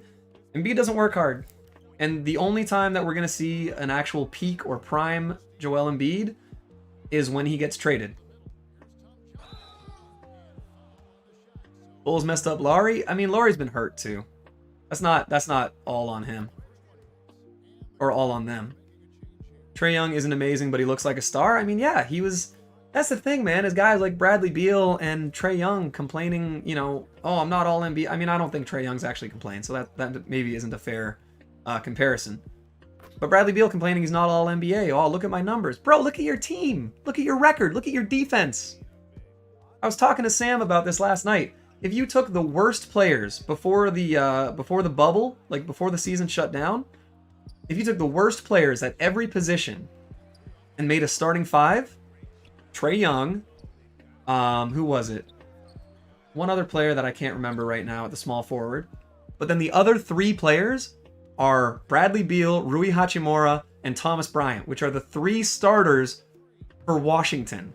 That's how bad that team was. And yes, of course, that's not all Bradley Beal's fault, but he was statistically the worst shooting guard on defense in the NBA last year. Like, it's one of those things, man. And guys can get hot and go on streaks and get contracts. Look at Bismack Biyombo. Biyombo got paid $60 million because he had 4 good games in his career against LeBron James in the playoffs for the Raptors. And now he's still in the NBA, and he's a pretty average player. He's athletic, and he has good defensive instincts. But I mean, then you also look at guys like Timofey Mozgov, who got postered. And it's Kevin Knox. Yes, it is. But you look at a guy like Timofey Mozgov, who was a good player. He actually had a range. He could have been a good player on a lot of teams. You look at guys like Marcin Gortat, who came off the bench for Dwight Howard in Orlando. When Dwight Howard left, Marcin Gortat had 95% of the same numbers being used in a similar situation as Dwight Howard. Like, you can't tell me that these guys that come off the bench for other players aren't capable of being all-star or all-NBA or all-defensive type players. Eric Bledsoe came off the bench for Chris Paul on the Clippers. Now he's made 2 all-defensive teams. Granted, he didn't deserve it this year.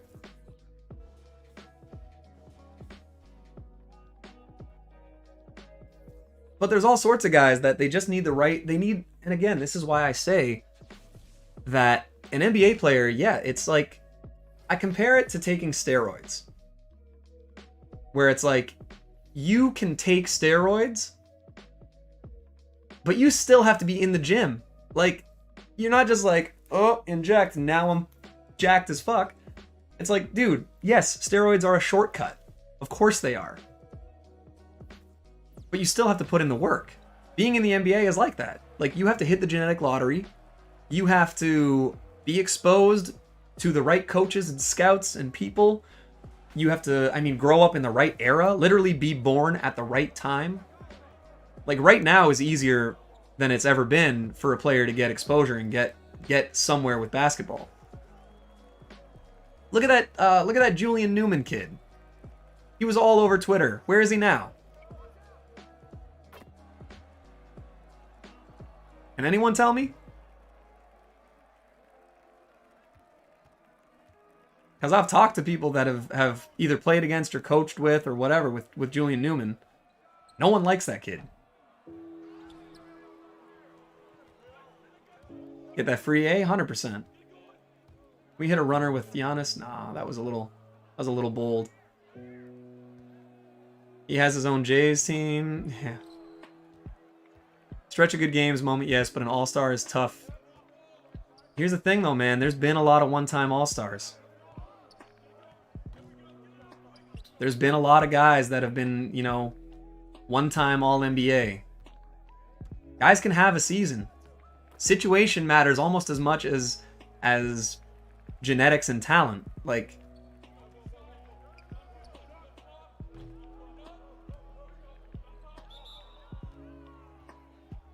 everyone messed with me, so I got a free A in all classes. There's a ton of guys that have had a year or a moment. And I'll always bring it back to this. Jeremy Lin was the most important basketball player, maybe the most important athlete in the world. Like, it's not, there's no debate. He was the most important athlete in the world, I would say. At the very least, most important basketball player. Now, did it last for a month? Sure.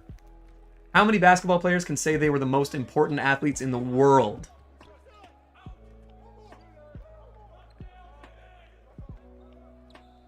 The list is small, man.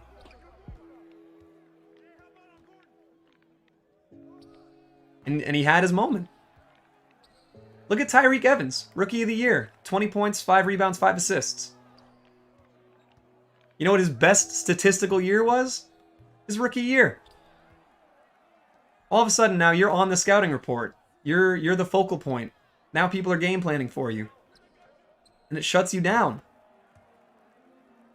That's what changes it. Is if you're a perennial all-star and you're the guy that the other teams are like, okay, make it so he can't play against us and then we're fine. Once you're that guy, then yeah, then you deserve it. Played LaMelo's team in high school and they got blown out. Yeah. Yeah, we coached against Spire when LaMelo was on it. Not against them, sorry. They were just in the same tournament at Midhurst, but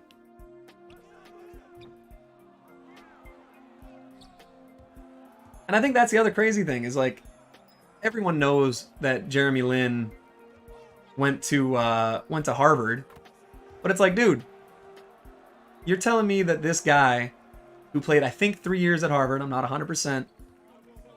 And by the way, this is a good question. Have any of you guys watched Jeremy Lin college highlights? Because holy shit. What a demon. That dude was unguardable. He was bigger, stronger, faster. People really sleep on Jeremy Lin's athleticism. He murked guys, and he made it look easy, and he was flashy. And he ran a pick and roll better than pretty much anyone not named Mike Conley, Chris Paul, or at the time, that might be the list. Maybe Steve Blake, who also gets underrated.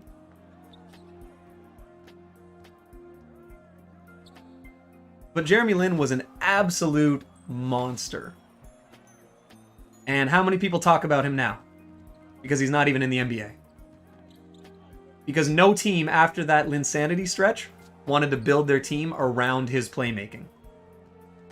They brought him in as an ancillary player. Darren Williams is definitely on that list. You're correct. For about 4 years. There was a stretch where I thought Darren Williams was the best point guard in the league. I had him over Chris Paul. I was wrong, but yeah. PD Evo Jeremy Lin, 100%. There's a reason that when I build those sorta squads, if anyone hasn't seen the sorta series and likes basketball history, you gotta check that out. But there is a reason that every time I had him on a team, I had to mention him. Because he didn't start on New York. He started in Golden State. And then he bounced around. He's a self-centered ball hog with average shooting ability. Who is that? LaMelo?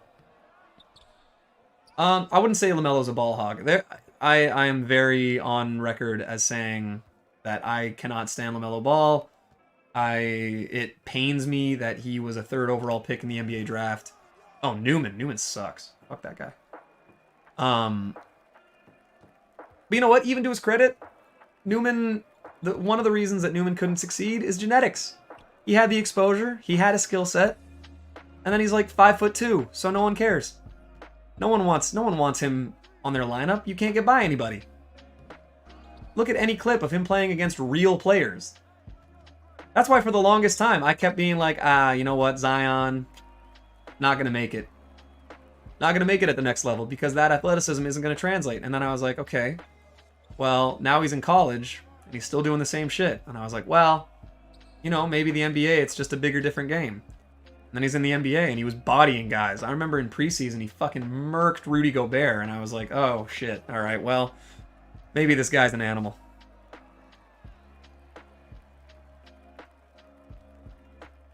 Some people look amazing in high school and their stuff just doesn't translate. Some people look amazing in college and their stuff doesn't translate. There's no surefire stars. Like, a lot of these guys were considered can't miss. And a lot of them ended up being misses. Look at the build. I'm sorry, Joel. I will check it out in a minute. I do want to get these challenges and everything done too, though. But yeah, so that just goes back to my point about like James Harden. James Harden is an MVP. He's led the league in scoring a couple times. If OKC never makes that trade and he doesn't go to Houston, he's never an MVP. Like, sure, maybe he ends up being almost as, as much of a scorer as he was, or as he's been. But again, James Harden, good college player, good NBA player, one of the best sixth men in the league at that point. And then OKC doesn't hold on to him, and he ends up being an MVP and the leader of a team. If he stays on a team where he's not given the keys, he's probably never an MVP. He might not even be an all-star. Look at guys like Bobby Jones. Bobby Jones was an all-star and then decided that for the betterment of his team, he would come off the bench. He made 9 all-defensive teams. He's the ABA record holder for field goal percentage. His entire career, he has the highest field goal career percentage of anybody. You know who's second is Artis Gilmore, who's a center who should have a higher field goal percentage. And his field goal percentage is in the low 55s. Bobby Jones was in the mid 59s. Which means the discrepancy between number 1 and number 2 for all time ABA field goal percentage is over 4 percentage points. That's insane.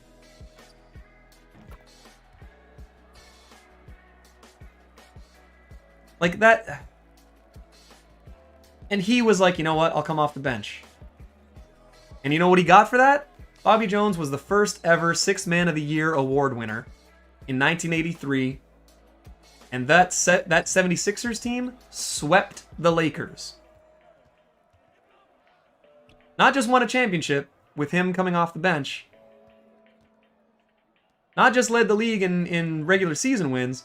Swept the Magic Johnson, Kareem Abdul-Jabbar, Jamal Wilkes, Michael Cooper, Norm Nixon, Kurt Rambis, 1983 Lakers. Swept them.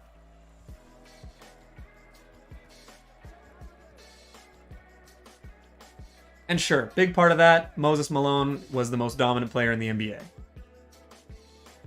And they had Dr. J, who was getting towards the end of his career at that point. And they had Andrew Toney, who I really wish we could get in 2K.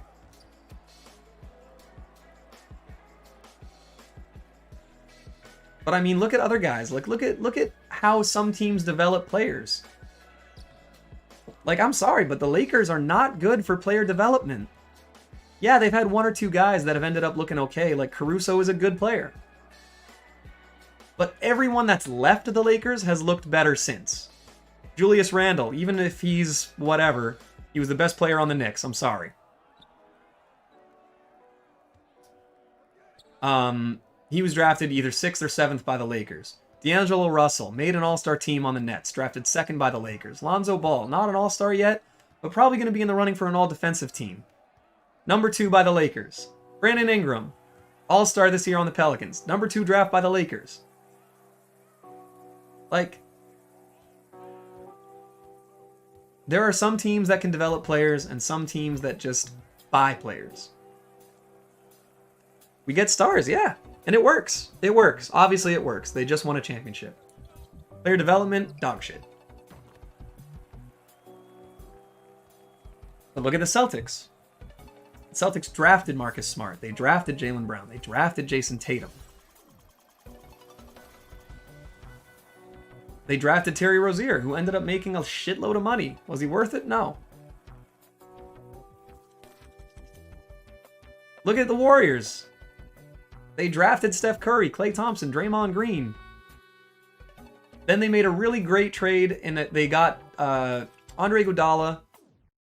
No championship though, but still, look at those guys. Jason Tatum's an all-star. Player development in Boston is good. Jaylen Brown, fringe all-star, maybe an all-defensive player, not good off the ball.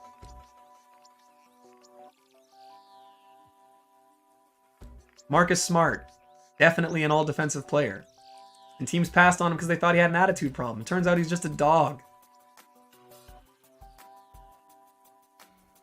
But you put those guys in different situations, maybe they don't pan out the same way. If the Sixers take Jason Tatum instead of Markelle Fultz, maybe he's not an all-star. Maybe playing behind Ben Simmons and Joel Embiid doesn't work for him. Gets some open shots, but he turns into a role player.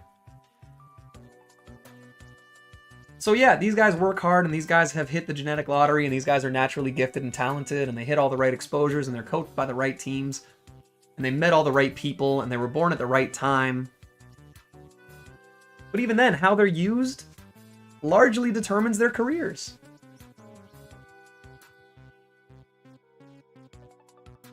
The only superstar in recent history out of the many superstars the Lakers have gotten who've been developed in LA was Kobe, and it wasn't the Lakers' doing. Honestly, that was Kobe being competitive. Having to go through all the stuff that he went through with Shaq, having the trial. And there were a lot of years where Kobe sucked to watch. Sorry, but I know a lot of the younger guys don't remember that. A lot of the younger guys don't remember that players hated playing with Kobe for a long time. And he did basically the James Harden thing, but in a time where you couldn't do that. And he said, all right, screw you guys. I'm going to take 30 shots a game, pass it once, go 1-on-5. And people did not like Kobe. He had great numbers, and he made his team god-awful. Did he end up turning into a great teammate? Sure, by a lot of reports. But it's the same thing Jordan went through. Jordan was better than everybody, and they didn't win until he learned how to make everyone else better. There's a big difference between being better than everybody and making everybody better. And until a lot of these star players embraced that, they didn't win shit. That's why Chris Paul's legacy is going to be tainted. Because he is a guy who... 3 minutes. You love to see it. 3-minute quarters. Jordan made the players better around him, but not from 1984 to 1989. The revisionist history on Kobe is amazing. Absolutely it is. People hated Kobe. Just like people hated Vince. 06 Kobe was one of the most reviled players in NBA history. No one can convince me otherwise. It'll take 2 seconds. Please end my suffering. All right, 1 second. DM'd it. I will look at it right now. Final build. 91. No steal. Speed with ball is good. Pass accuracy good. Driving dunk is good. Yeah, I'd say as long as you can get as long as you can get the badges you want. Genuinely, I don't think you need your pass accuracy that high. I might put a little bit more into finishing because I don't think you need the playmaking with me and Sam. The fact that you can get clamps, yeah. I would say sacrifice a little bit of pass accuracy just because you don't need to be throwing bullets and have dimer and all that shit. Like, your primary role is going to be a scorer and then play some help defense. For me, I would say drag your playmaking down a bit. But, not by a ton. But if you're happy with that, then that works for me. I just think that when you're playing with Sam and I, you probably won't be a primary ball handler. My opinion. If you think otherwise, then absolutely go for it. Throw in Blake. Gonna keep the playmaking because I play other people? Sure. What is happening, Ash? But yeah, man, it's again, as much as hard work and dedication and blah blah blah blah blah, as much as all that stuff matters, your situation matters almost just as much, if not more. And I guarantee you there is a guy on a bench on an NBA roster who could be a massive asset to a team, and someone's not using him correctly. That's just how it is.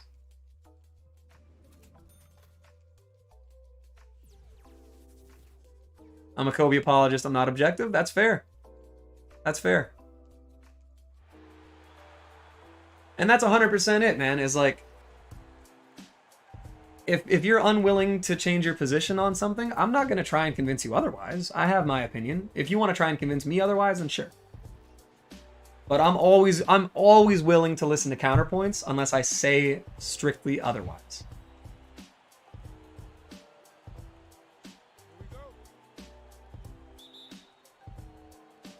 So the end of that, basically, my point is, what is this all-time Thunder team? Oh shit, I didn't even realize who I was playing against. Shaq was at the ending of his career too. Even said that he got him out. Yeah.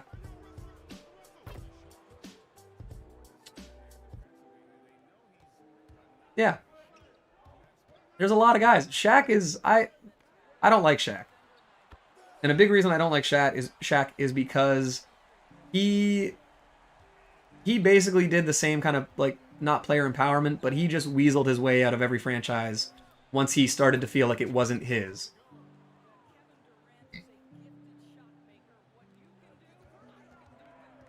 Like, for as dominant as people always talk about Shaq being, he got one MVP and he deserved one MVP. I'm sorry. But he openly didn't take care of his body the same. Him and Barkley were the same way. Imagine Shaq or Wilt or Barkley with their competitive edge and their discipline. And as much as people hate Karl Malone for all of his off-court shit, I don't care about that because I'm talking about basketball. Was he one of the best 10 players ever? Probably not. Did he treat his body like a temple and work his ass off every offseason? Was he sculpted because he worked on that, because that was important to him? Absolutely. Absolutely. Karl Malone was more dedicated to being physically prepared for an NBA season than almost anybody of the 90s. All the other shit he did, whatever. Roast him for that, for sure. But he was dedicated. If Barkley and Shaq were as committed to their bodies as Karl Malone was, Barkley would probably have a championship. Shaq would probably have 3 MVPs. And then you get guys that aren't as dominant, but they don't have the killer instinct. Like, look at David Robinson. Physically, if you were going to build an NBA player in a lab, David Robinson's a 7'1" center carved out of granite with soft hands, left-handed, great footwork, defensive instincts, and a military, like, discipline. But he wasn't a killer. And he was still an MVP. And one of the best defensive players ever. But he was a nice guy. He got murdered by Hakeem in the playoffs. Hakeem averaged something like 46 and 23 on him. Just butchered him. Because Robinson won the MVP and Hakeem thought that it should have been his. Because Hakeem's a killer. And then even in that, the post-series press conference, David Robinson was like, man, you know what? You guys are going to think I'm crazy, but I think I guarded him as well as I could have. I've just never seen anyone play basketball like that. He was reverential and respectful of Hakeem, where a lot of other guys would have been like, man, fuck Hakeem. Does that make Robinson, like, weak as a player? Absolutely not. Does it make him weak as a man? Absolutely not. Did it maybe take a championship off the table for him? Maybe. Can't say for sure, but it's possible. There's a clip. I just reminded myself of it.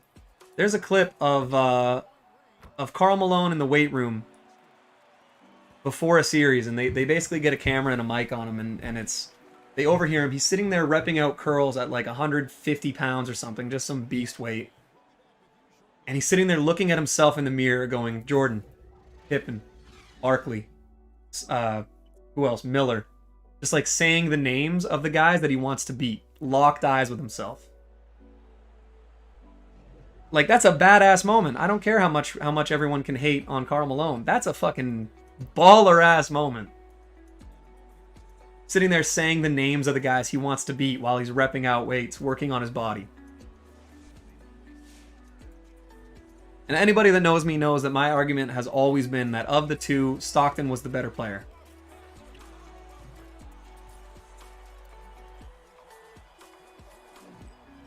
And honestly, I don't think I would put Malone in the top 4. I know on paper he is.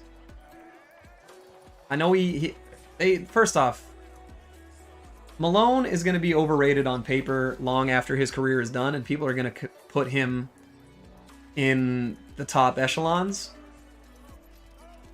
Fuck Karl Malone, I agree. But he's also one of the hardest workers the NBA's ever seen. So, again, I'm talking about a basketball player, not about a shitty person. And what's funny is that people care more about the Karl Malone stuff in 2019 than they did in 1999, by a lot. No one's hated Karl Malone this much, basically, since... Like, Karl Malone's more hated now than he ever was before.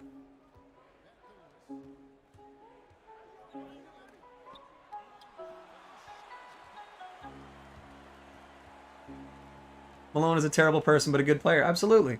There's a lot of people like that.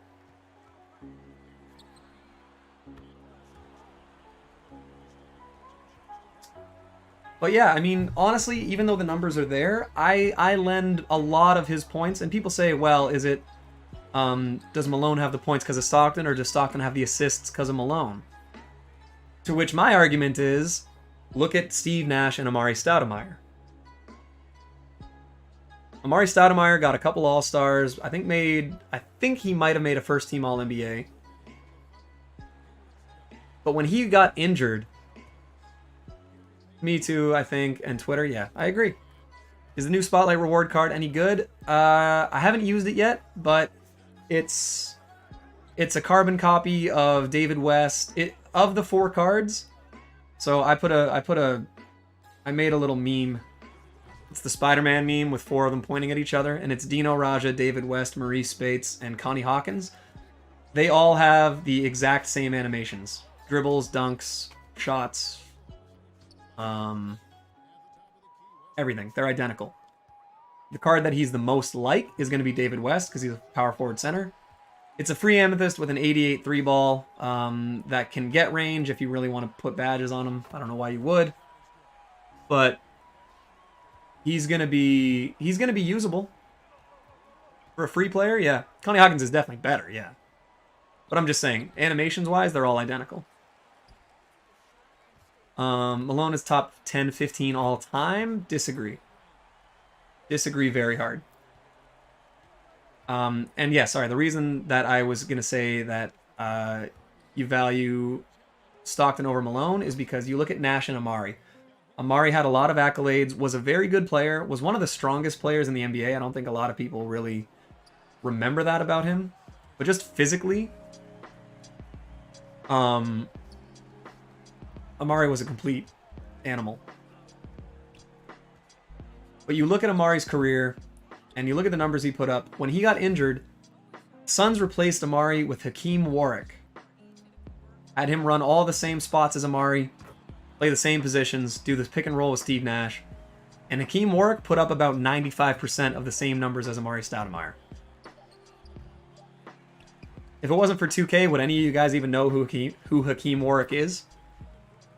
Some of you might not even with 2K. Point is, Nash made those guys better. The biggest knock on Steve Nash's career is that he was too unselfish. Imagine Nash with his efficiency and his shooting mechanics in an era where he'd be encouraged to shoot 10 or 11 threes a game.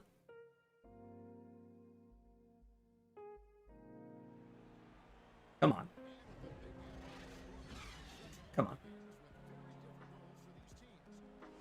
So, for me, for power forwards, I don't have Malone above Garnett, Duncan, Dirk, or Barkley.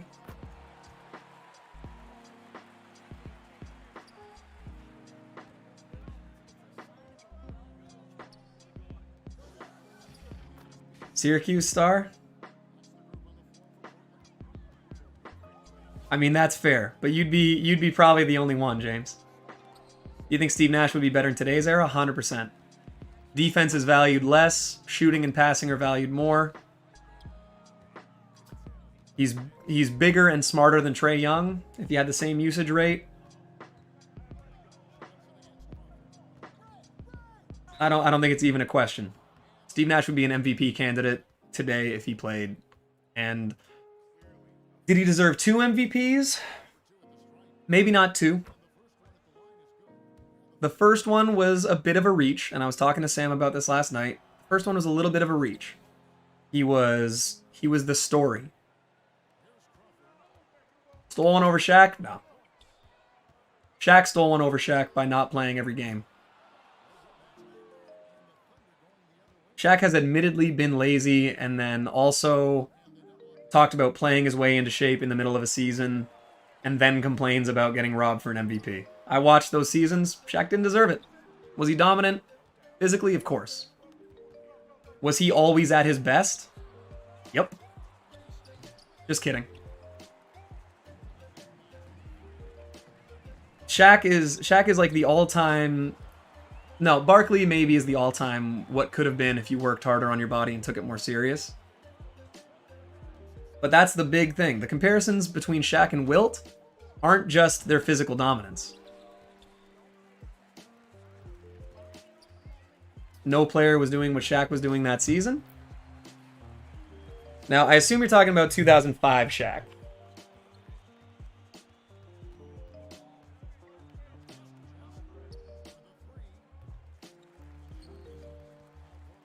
Are you talking about like the 05 or the 06 Shaq?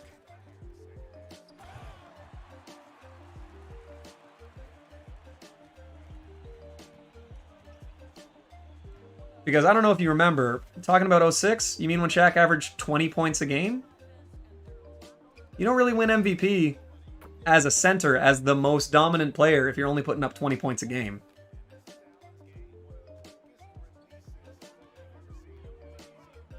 Like, keep in mind, man, the year that they lost to Detroit,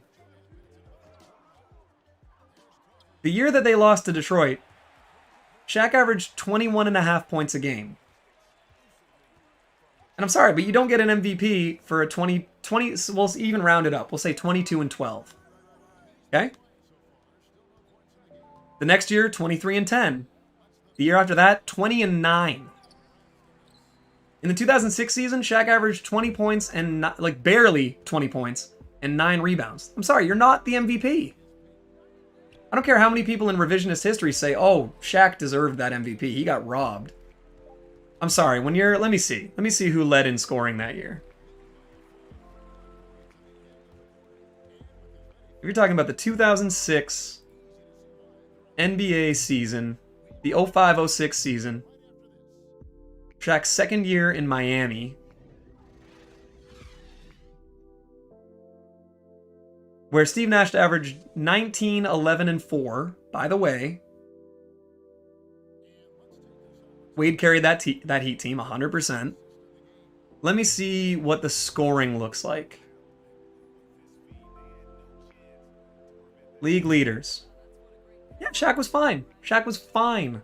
I'm not arguing that Shaq wasn't good. I'm arguing that when people are saying no one was doing what Shaq was doing, you mean Shaq who was... Where is it?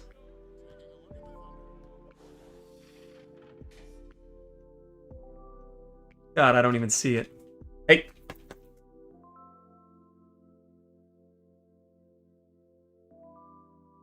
Hey. Yeah, statistically, of course Kobe was better. You know what's crazy about that? I mean, the assists were one thing. He was also the captain and emotional leader. And let me see the standings. So, Kobe's team went 45 and 37. Okay. Nash went 54 and 28. They won the division, which the Lakers were in. You know what the head-to-heads were? Not good for Kobe. No, the first championship, or the first MVP, they were a 54 and 28 team. It was the second MVP that Nash 100% deserved. Because the only team with a better record was the Dallas Mavericks, who went 67 and 15. That was Dirk's MVP season. Yeah, I know, you can throw a lot of numbers.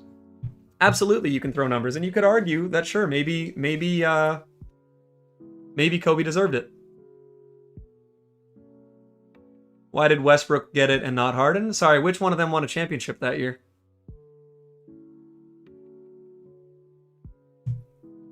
So the Lakers, let's see, they lost... Oh, that's right. The Lakers, right, sorry. In 2006, you mean when the Lakers lost to the Suns in the first round of the playoffs? Right, yeah, Kobe should have had an MVP over Nash, you're right.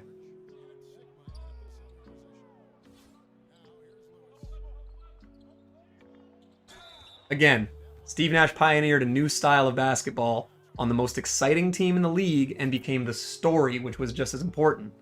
Kobe put up stupid numbers on a team that hated him that no one wanted to watch. Also like James Harden.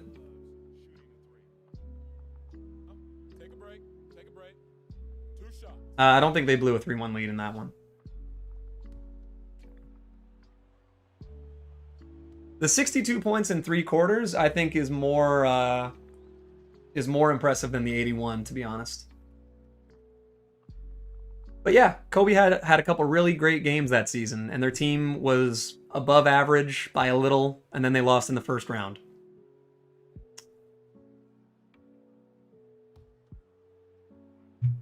Also, to say he had nobody, I mean, he had Jim Jackson and Lamar Odom. And young Andrew Bynum. You think record matters when it comes to MVP? It absolutely does. That's why Westbrook shouldn't have won.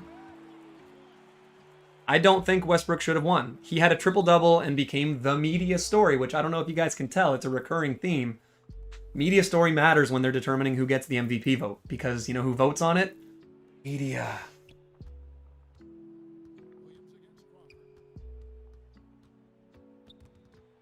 So here's the thing, okay.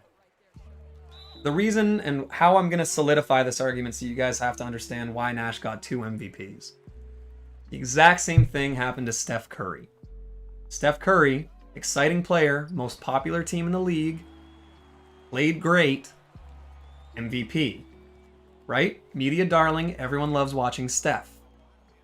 The next year, after he got an MVP, he bumped his scoring up and then led the league in scoring and steals on the best team in the NBA.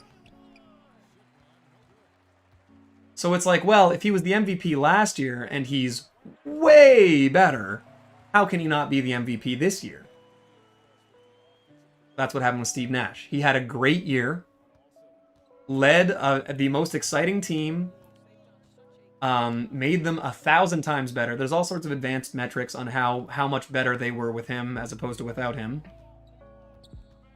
Was also one of the most well-liked players in the NBA, which matters by media and players and coaches and management and front office.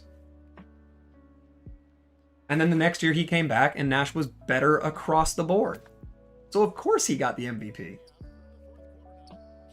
The first one, I'll concede. Maybe another guy could have won it. Statistically, it wasn't a great year. It was really good. I mean, 18 and 10. I mean, he's generating 40 plus points per game for you. Which, if you're saying 30 points and 5 assists, guess what? 18 and 10, you're generating the same amount of offense.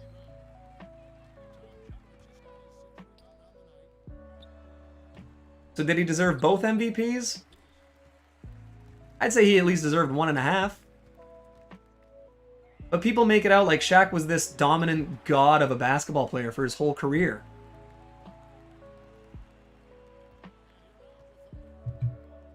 And again, my argument for that, let me see, I don't even know if they have qualifiers in this.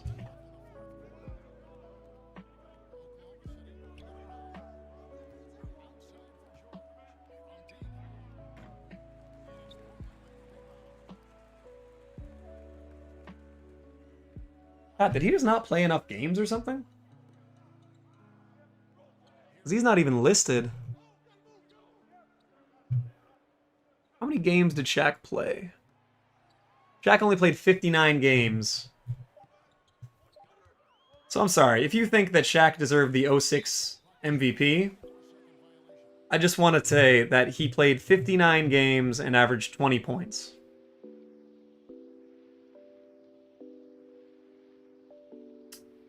He averaged 8 more points a game than Jason Williams and Antoine Walker, who were his teammates.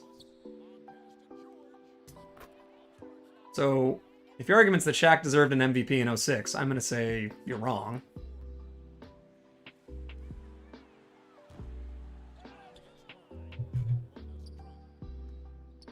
Even though they won.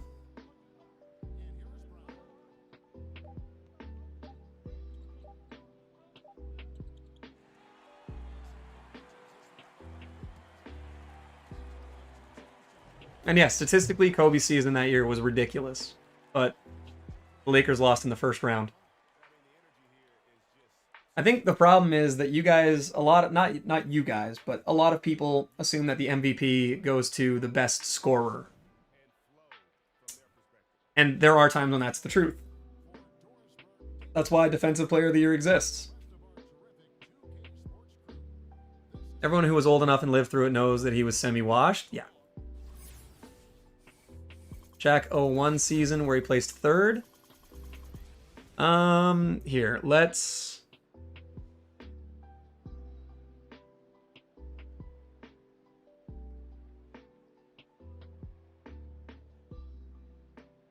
do this. We'll go Hero. What's going on, Austin? How you doing? Award voting. So, also, just so you guys know, and I will defend this to the death, when Russell Westbrook won his MVP, Kawhi Leonard was the best player in the NBA during that regular season. He should have had the MVP award. That was Dwayne Wade and the refs. Yeah, the refs in that were horrible. Dwayne Wade took like 25 free throws per game. It was stupid. 51 points, triple threat, win the game. Nice.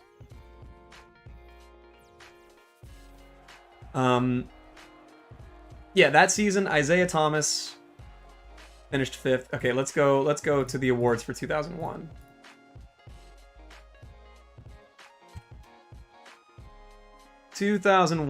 Oh, Allen Iverson's year. Yeah, Allen Iverson was winning that, and it didn't matter. Didn't matter what any other team did. Like, Iverson won that by a landslide. He had 14 times as many votes for first place as Shaq. Not happening, sorry.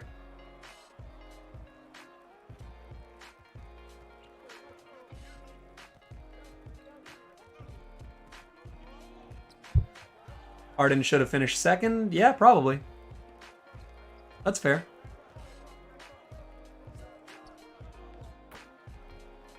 So Shaq didn't put up better numbers? But that's the thing, man, is you're valuing numbers and going retroactively looking at a thing on paper. If you didn't watch the season, you didn't know. Allen Iverson was more important to basketball. And more important to his team. That's also the other thing, is that it's the most valuable player. Steve Nash for 2 years was the most valuable player in the NBA. You take him off those Phoenix teams, they're probably not very good. It's the reason that a lot of teams with 2 stars don't have a player that wins an MVP award. Allen Iverson changed basketball. On the Mount Rushmore of most influential and important basketball players, Allen Iverson's in the top 4.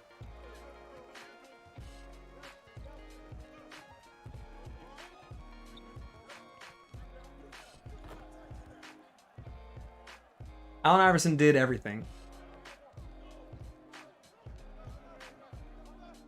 But yeah, again, like, you're looking at, Shaq didn't have better numbers. Like, yeah, he put up 29 and 13. He had a great statistical year. You know who finished above him? A better teammate and a better player. Tim Duncan. Tim Duncan is above Shaq in the all-time list. Sorry, he is.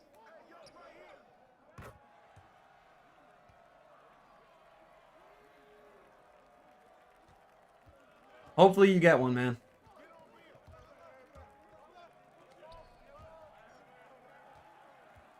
But yeah,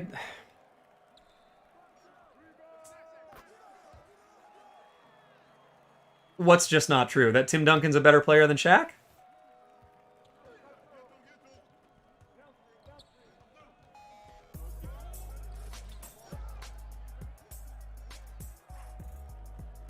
AI was a dog. AI was the most important player that year.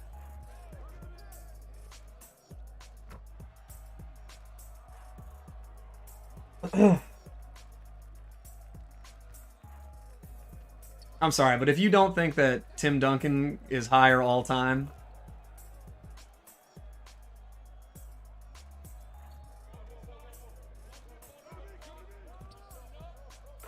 then I don't know what to tell you. I need 22 more wins for Chenier. Yeah, offline's pretty rough, man.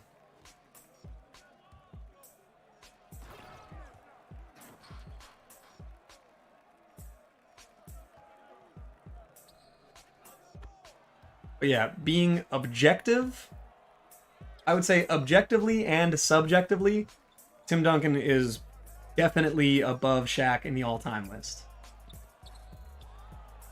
That's one of the few things where, I mean, you know what? I'm not even going to say you can't change my mind. I'll listen to your counter arguments, but if they're not good, no chance. And you can't just throw scoring numbers or whatever at me, because I watched their careers.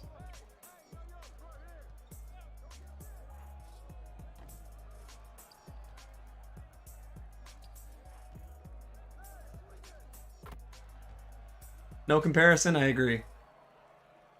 Running rec later. I work until 10 tonight, so I don't know if I'll be able to play. I'll hopefully be asleep early. I went to bed a little too late last night. Tim Duncan just isn't flashy about it? Yes. And I will be the first one to admit that when I was like growing up and before I really understood basketball, I didn't like Tim Duncan and the Spurs. I thought they were boring. I thought he was overrated, blah, blah, blah. And then once I smartened up, I realized that he is so textbook perfect that I don't think we'll ever see another guy like Tim Duncan. Personality-wise, Kawhi Leonard is almost the same. And in terms of like fundamentals and being able to do everything on both ends. But we're not going to see another Tim Duncan. And anyone that's familiar with me knows that my argument, people ask who's the best power forward of all time. Career, Tim Duncan. One season, Kevin Garnett. One postseason, Dirk Nowitzki. And it's close, because Tim Duncan had a couple ridiculous postseasons. But in all the years I've watched basketball, I've never seen one player win a championship with as little star power surrounding him as Dirk Nowitzki.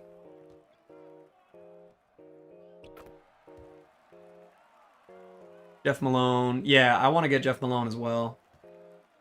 Definitely don't open those, Jay. If you haven't yet, don't open those Jeff Malone. Save them so that for the exchange you have original owner diamonds, because those are going to be valuable.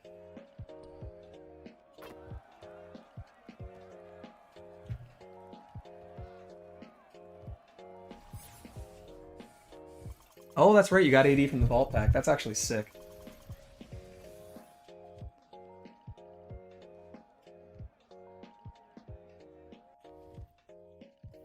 Whew. That was a long one, boys. That was a long-ass rant.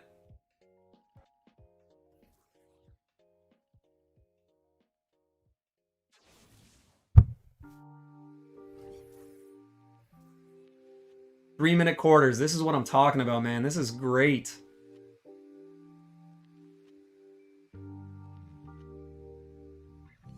But it's not a thing about making it accurate. This is absolutely great. 2K is taking a big W on this day.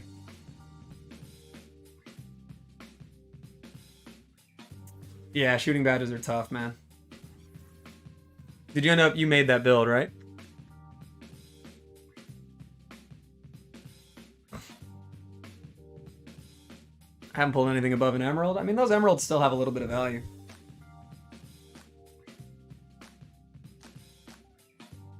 Record 2 steals. All right.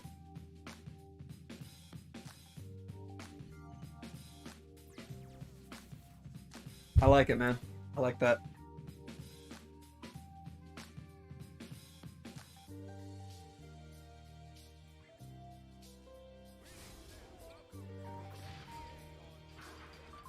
Woo! If it's an accident, there's an error that fused it, and you leave it in. You know, you want those.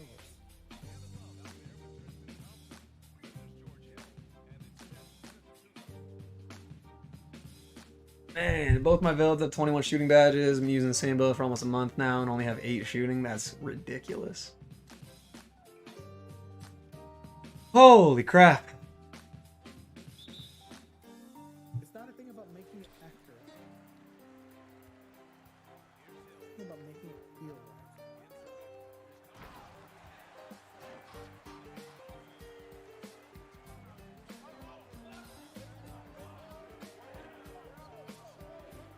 Bro, what the fuck? There's a guy that has 20 million MT on 2KG. 316? What do you think about LeBron's Miami Heat move versus Kevin Durant's Golden State move? I understand why both of them did it. I know, if only Reaper was here, we'd get some Stone Cold in the chat. Okay. I understand why both players did it. Also, what's going on, Jonathan? The reason that I would say I liked Durant's more is because LeBron decided to make this huge production out of it and then leave his hometown. They both wanted to go get a ring with better players. I get that. That's fine. People want to win, and if you're on a situation where you don't think it's possible, I don't blame you. If what's important to your legacy is having a championship, then go get a championship. I have zero problem with that. And then to do it though, leave your hometown, set up a press release, have an entire hour TV special dedicated to you saying, I'm leaving. It's like, man, the ego in that. And like, thank you very much for the sub, John. Again, I don't have anything against LeBron. It's whatever, it's fine. I think it was misguided. I think it was in poor taste. I think we could say that. But to make a TV special just to be like, hey, you know I said I want to bring a ring to the land, but I'm going to go ahead and fuck off out of here for a little while to try and play with some better players, and I'm going to live on the beach, so peace. You want those. If he had just done it and then issued a statement or a release, sure. But to turn up an hour-long special just to... I mean, whether it was or not, it looks like it was just to satisfy his ego. And then to throw a parade ceremony before you guys have even played a game, it's a little bit, not a fan. The not one, not two, and I understand that that was a joke and people have bled that dry. But not only did you guys lose, you guys lost to Dallas. Like, yeah, you made the finals, for sure. You were a great team, and everyone's, well, they made the finals their first year. Look at their team. Team was fucking good. You had the best small forward ever. You had a top 5 shooting guard ever. And you had Chris Bosh, who was at least a perennial all-star, and, had just come off like a 24-11 season, I want to say. Like, you're good. You're in a good spot. You got Pat Riley behind the scenes. Like, your team's great. So, yeah, you should be really good.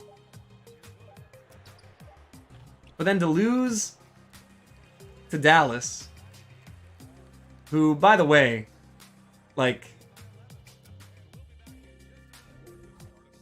their second best player was JJ Barea.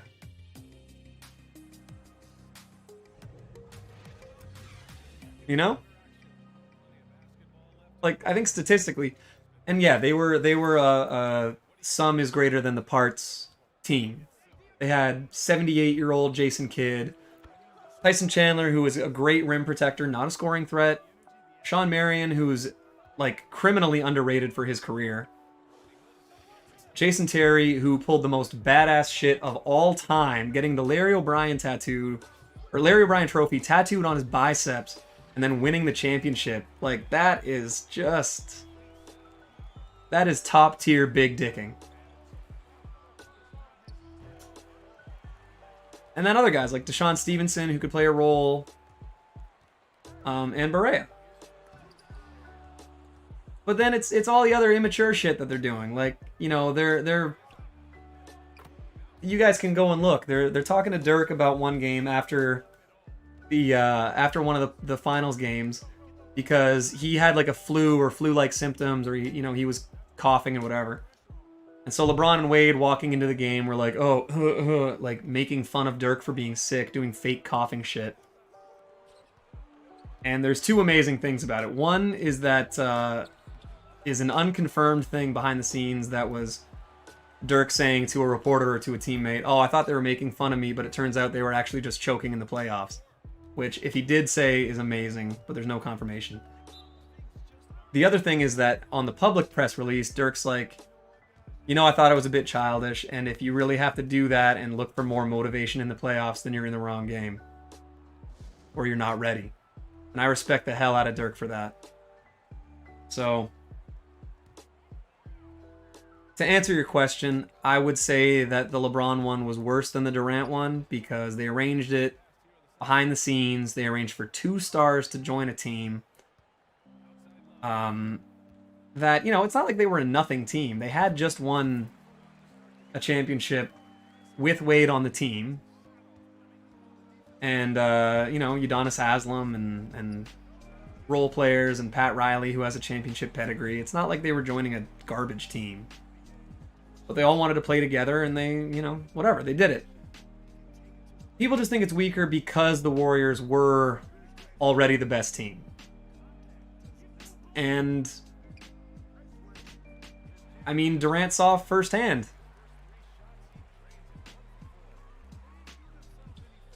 People forget that that when the Warriors blew that 3-1 lead to the Cavs, the Thunder blew a 3-1 lead to the Warriors the series before that. And Durant was like, look, I can't win a championship with these guys, because the Warriors are better than us. And that year, by some miracle and some suspension nonsense and some other bullshit, the Cavs were better than the Warriors. Cavs shouldn't have won that championship, but whatever, they did.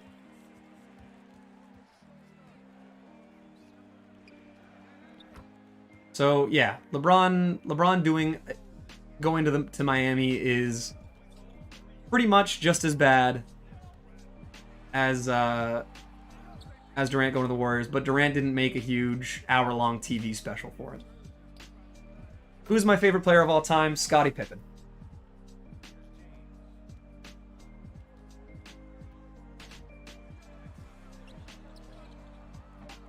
And then Ray Allen and Kevin Garnett are tied for my second and third favorite players. Kevin Garnett was my favorite guy to watch throughout his whole career. Ray Allen was the player that I most wanted to be or be like.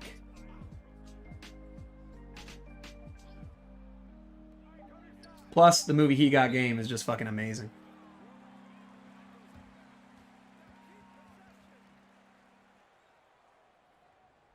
SP's favorite player is Anthony Bennett. I'm 30. My favorite player is not Anthony Bennett, but we'll save that one for another day. Biased because I'm a Raptors fan? How young are you, Miles? People forget that Ray was athletic. Ray used to bang on people. Ray used to posterize dudes. What's going on, Liam? How you doing, man?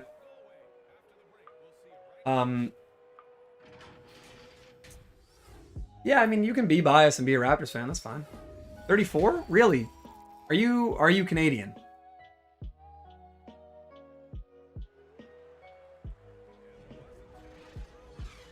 Because if you're a Canadian Raptors fan who lived in the area when Vince Carter quit on the Raptors, I'd be very surprised if he was still your favorite player. Is the new Spotlight card good? Haven't used it yet, but it is a clone of David West, Dino Raja, and Connie Hawkins. So if you like any of their animations, which I do, Marreese Speights is a free, basically a free version of David West. Ray got his ankles taken by Jamal Crawford. Everyone got their ankles taken by Jamal Crawford. Jamal crossed up a lot of dudes. Canadian from Nova Scotia? Okay. I'm not saying they don't exist. I'm just saying that Canadian Raptors fans who grew up in that era, there's not a lot of diehard Vince fans. He was among one of the most hated by any franchise players in the history of the NBA. Like, LeBron sensationalized it with the jersey burning and everything in Cleveland when he left. But I would argue that people hated Vince more in Toronto than people in Cleveland hated LeBron.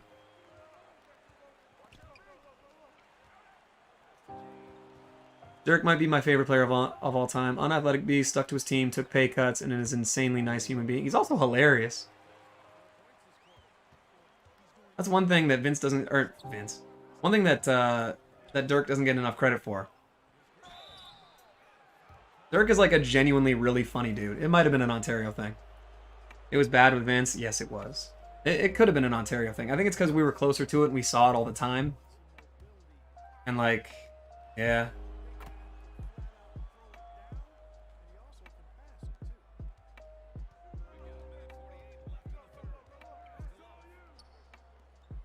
It's definitely possible that I have a skewed memory of it. But I do know there were a lot of people that really hated Vince for a long time after that. Pretty pissed when Chris Bosh left. I never liked Bosh, so that didn't really bother me. What pissed me off about Chris Bosh is that he decided to, in a contract year, finally put on like 25 pounds of muscle and actually play like a beast and average 24 and 11.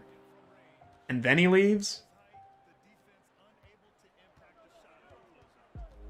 Didn't like that. Germans have some great sense of humor. Oh, I believe it. I'm German. I'm funny as shit. Every star does that in contract years. I know, but I'm saying I don't like it when they do that. I don't like it when players are like, oh, I gotta get paid, guess I'll try. It's like, bro, try every time. How about that? And that's why I like guys like Dirk, guys like you know, Curry, even Durant. Guys that are good all the time, not just when it suits them. Oh, I know. It's, you know, when a promotion comes up, you know, you work a little harder, you stay a little later. It's all that stuff. But it's still bullshit, and I can call it when I see it. You a James Harden fan? Miles, you must be new here. Do you know why the Steelers lost the game last night? They didn't score as many points as the other team did.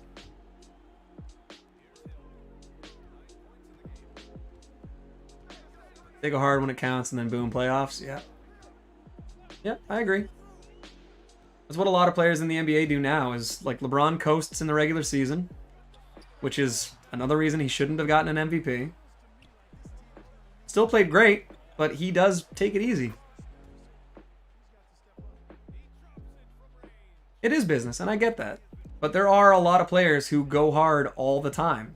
Kemba Walker, good example of that. Kemba Walker plays really hard every time he's on the floor, and I respect the hell out of him. Must have missed your Harden rants. I really don't like James Harden. I can respect the fact that he's a transcendent scorer and a very good offensive player.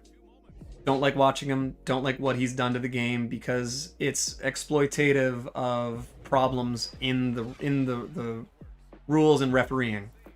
He plays the refs as much as he plays basketball. So it works. He gets his numbers. He gets his stats. His teams win a decent number of games. And what I don't like about him is that when the refs do put their whistles away, he's fantastic. When he's not baiting for calls, he is a fucking great player. And we don't see that a lot.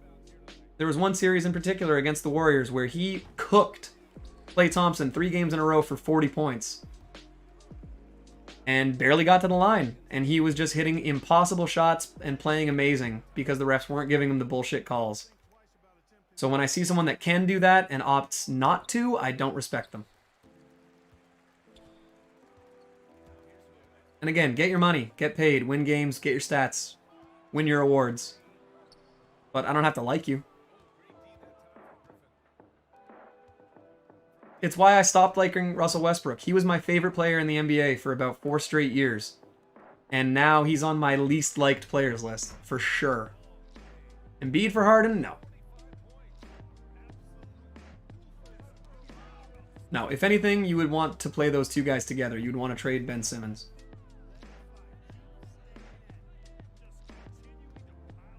Difference in circumstances? Oh, where does Jose Calderon rank on my all-time Raptors list? I was never a fan of Jose Calderon. Because people always talked about his assist-to-turnover ratio, and it's like, yeah, but he doesn't create any shots. He's smart with the ball. His ball is like, if ball security was still a stat, it would be very high. He doesn't make risky passes or turn anything over. Great passers get turnovers because they're trying to create something from nothing. Calderon is literally like, he'll dribble towards a guy and be like, here, shoot it. And then they shoot it. And it goes in, so he gets an assist. He was a good passer, yeah, but I don't know. Something more than assist to turnover ratio and free throw percentage are what I like to see from my point guards.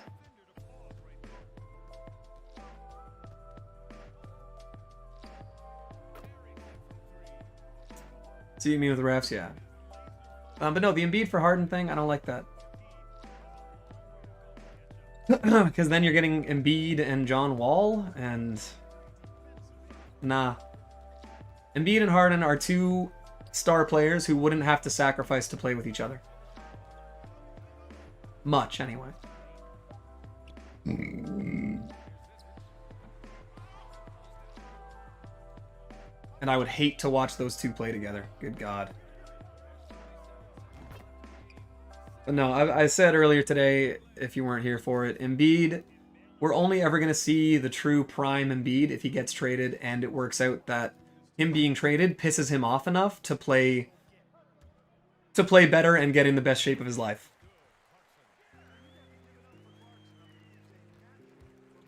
Until then, I put Embiid in the same category, not as good, but in the same category as Shaq and Barkley. Where it's, you're phenomenally talented, you have a weird, like, physical dominance. Even though Barkley was smaller, he was a freak athletically. He was strong as shit. So, even though you have those advantages, you don't work on your body enough, and you don't take it seriously enough, that you're leaving stuff on the table.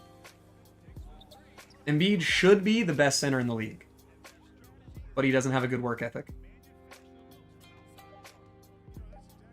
So until a team trades him, or until the Sixers trade him and it pisses him off enough to be like, all right, well, fuck you, I'm going to get in great shape and have a 30-15 season. Until then, I just see him coasting. I don't think... The only time I've ever believed that Embiid cared about winning was after he cried in the playoffs, and I respected him for that, because that actually showed that he meant it. What trade would you love to see happen this offseason? I want to see someone trade for Embiid, or I want to see Ben Simmons on a new team. I think the Sixers should have blown it up, but now they added Doc Rivers and Daryl Morey, and they're going to try and be like, well, no, we're the guys that can make this all work.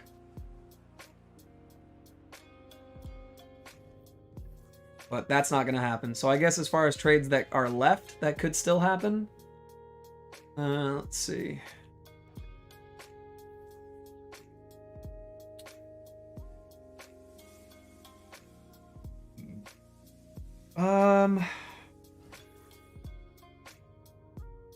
What?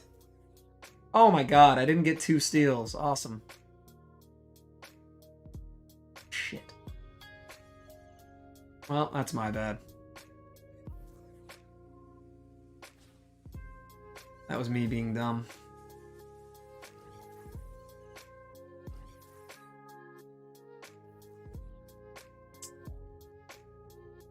Who are some cards with good defense? Let's do this. 1 rep max on bench for 160. Hey, good shit, man. Anytime you hit a new 1 rep max is a good feeling.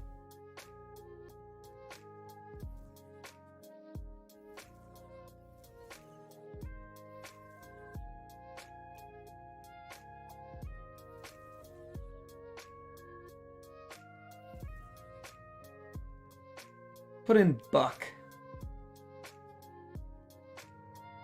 I know I can get some steals with Buck.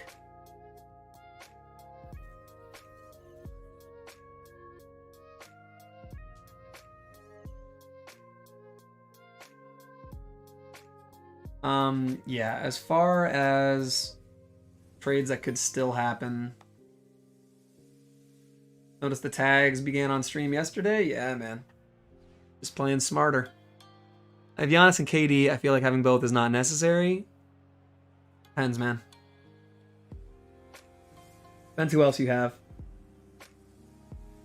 They're very different players. So I mean, as long as if you use KD at the 3 and you have shooters at the 1 and 2, and you have like a stretch 5, you can run your offense through Giannis, treat him like your point guard, and then you're fine. KD's the best, probably the best shooting card in the game. My ideal lineup right now would be Jamal Crawford at the 1, Reddish at the 2, Durant at the 3, Giannis at the 4, Blake at the 5. Sell Zion today?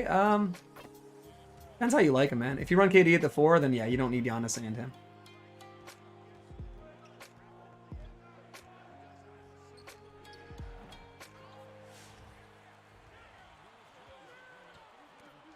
Give me the steal. Fuck.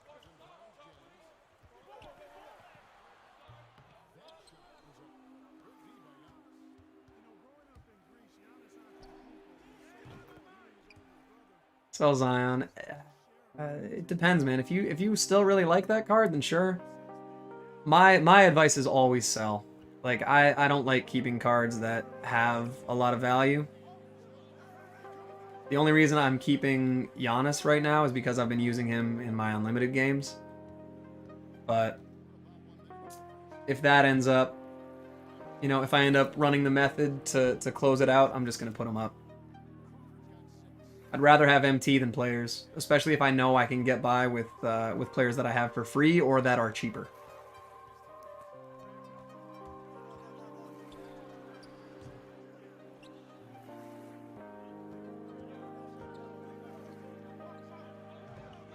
I don't know why I stick shot that. I just wanted to.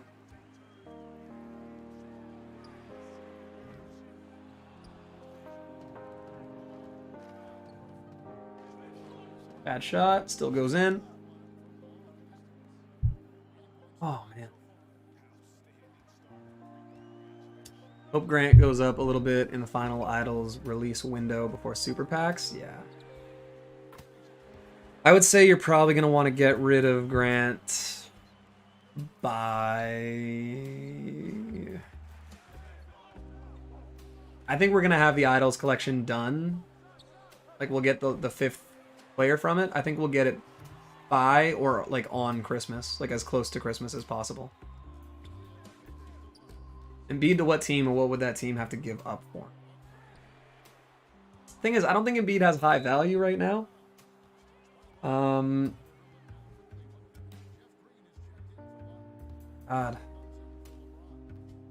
I'd have to look into it more because I'd have to make sure that the contracts match and that it's not, you know, it's not a personnel. What Jones talking about spatial? Said he's not selling out. It's not selling Grant. Gonna keep badging him out. Yeah. Grant's pretty great. That Grant Hill card is definitely a problem. But like I said, I'm always on team sell it. Keep your MT. Playing the spotlights, yes. Which reminds me, I gotta make sure I get the steals this time. Don't have any yet. Okay. I think the 24th, Christmas Eve. Yeah, that makes sense. No, Corver.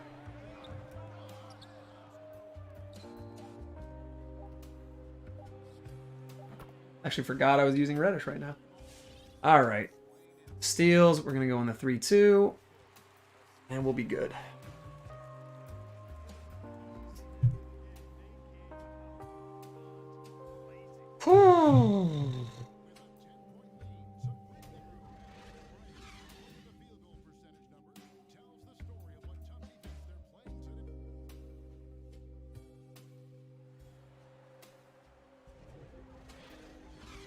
Yep, that is true.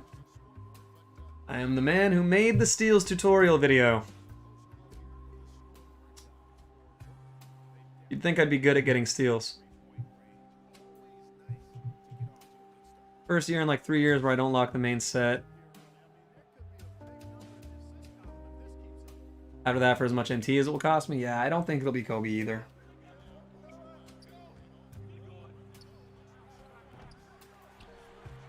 Was anybody else's my team showing Damian Lillard's? That happens every time, no comp. There's just a graphic thing where, especially if you get disconnected, it just shows Lillard instead of like Blake or Steph or Shaq this time. Which also, I don't know why it's Shaq, considering Dwayne Wade is the seasonal reward, but whatever. I think that's an interesting side effect of the season reward players because they're so good. 2K wants the seasonal reward cards to be usable all year, which I think is good.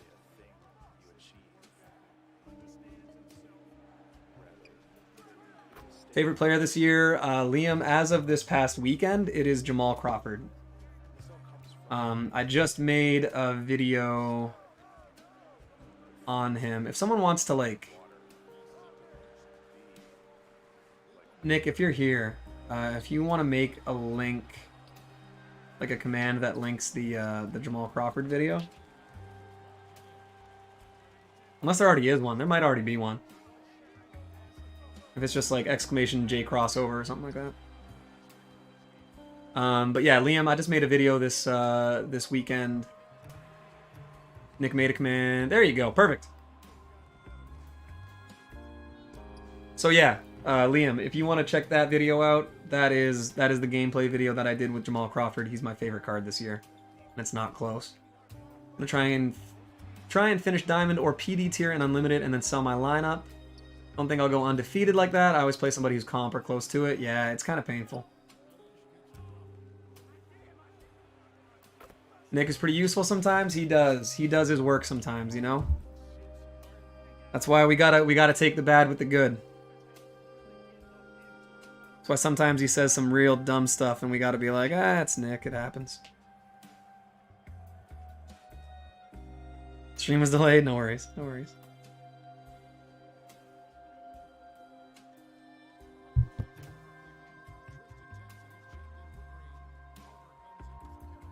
Oh yeah, that's why I was asking him. Thought you wouldn't be here to hear. Yeah, I know. We gotta try and keep that as sparse as possible.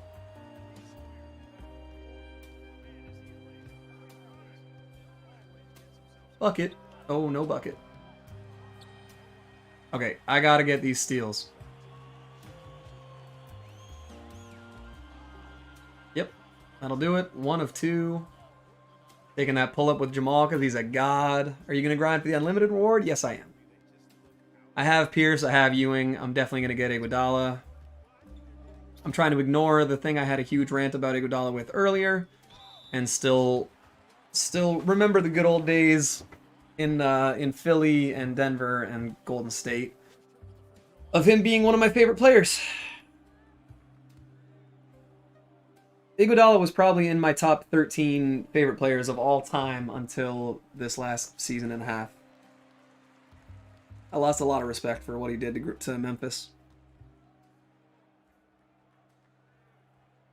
No, I'm pretty sure it's your second, Joel.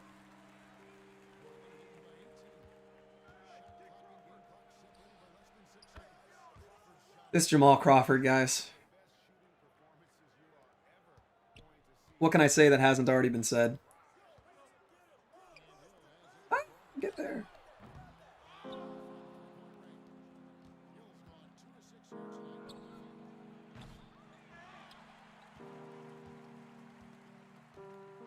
That steal.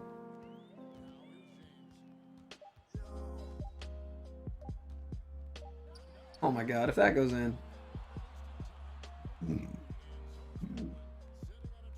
But yeah, Liam, we're gonna get Iguodala on the channel at some point. I wanted to do it this week, but I've been working a lot, so it's kind of been tough. Gold deep threes is different on next gen? Yes, it is. It's really too bad that Jamal Crawford can't get circus threes. But it's not a huge deal. You do a video on how to slow down 5-out offense? Sure. I'll do a couple tutorial type videos. At least for the stuff that works for me.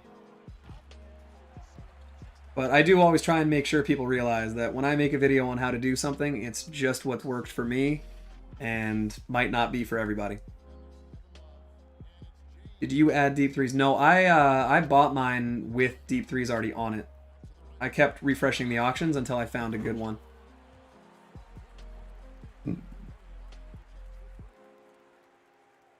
By the way, shout out to 28 likes on this video. Damn. Or on this stream, rather. Anybody that that hasn't liked up, we can get that to 30. That'd be pretty cool, man. I think that would be back-to-back 30s, which is like crazy.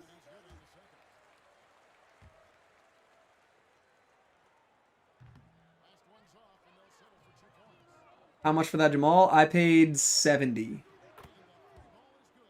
29. We need one more like, and then we're at 30 for back-to-backs. And then, yeah, definitely, if you haven't subscribed yet, I would really appreciate that. We've kind of been shooting up our sub count this just these last few days. And the goal is still to try and hit 400 by the end of the month, which we are on pace to do. Be pretty cool. 30 likes. Hey, whoever did it, thank you very much. That's crazy, guys. I think we got back-to-back streams with 30 likes in it.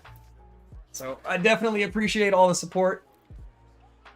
And then yeah, just to clarify with what Brandon was asking, I can definitely do a video on what works for me to combat the 5-out. Not gonna lie, the biggest part of combating a 5-out is to run a budget team. I know it sucks not using all your best cards, but it's definitely a good way of doing it. 31 if you count a dislike. Nice.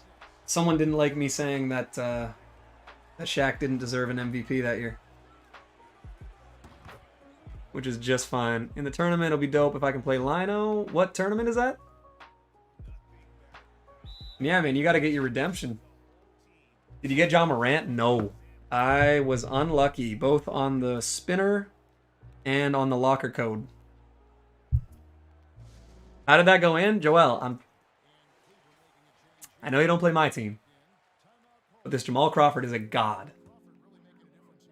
There's a reason that I want to make him in, I want to make a Jamal build in City. I'll be like that watch. I hope so. Let's jack up a 3 with Buck. Bro, he's actually got a great release. It just sucks that his shooting stats are so low. Buck for 3. You love to see it. Fun to watch? Yeah.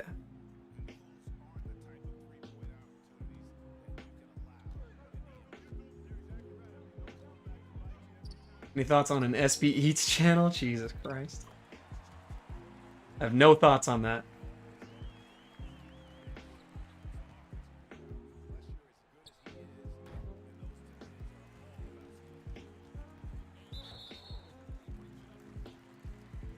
Your take on Melo's career? Man, I think Melo is a first ballot Hall of Famer, and I also think he's one of the most overrated basketball players of all time. He's going to make it to the Hall of Fame for sure because he's a NCAA champion, three-time or four-time. Either way, I think it's a 3-time Olympic gold medalist. He's the all-time Olympic scoring record holder. And I haven't liked his entire career. And he's been a gunner. He's been had a couple of very good moves. He's been unguardable in some regards. His little like double. He did the double step back before James Harden, but he didn't travel on it. One of the most unguardable pull-up shots of all time. Always overrated as an athlete. He was never like a crazy athlete. He was strong, but he really wasn't like blowing by guys. He was just a good physical player. And then yeah, he always overvalued his own abilities. Like the whole, hey Paul, they want me to come off the bench. It's like, yeah. Like you're a 6'8" Lou Williams at this point in your career. Like, relax. But that's the problem with a lot of stars, is that they don't... Doug Collins said it great, where he said there's nothing harder than coaching a star when they're not a star anymore.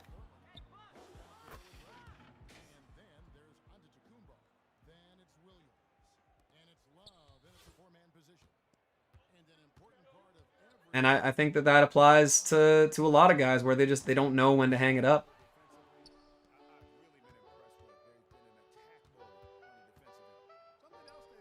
I mean, that doesn't seem like it adds up, Reaper. If he gives you an objective and you meet the objective, you should get full marks. Otherwise, he's talking about bonus marks, and that's not what we do around here. Do I want an original video idea? I mean, sure. Could have gone to Miami. LeBron has never wanted to play with LaMelo. As much as they're friends, there have been so many opportunities for Carmelo to end up on a LeBron James team, and it's never happened, that you know for a fact that LeBron is like, yeah, no.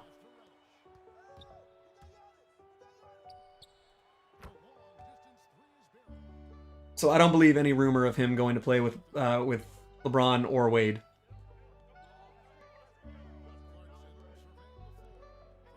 Melo said it's his fault? Well, we'll see.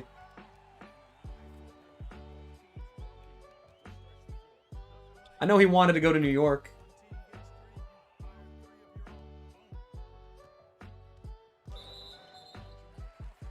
He may have also wanted to go to Miami, but...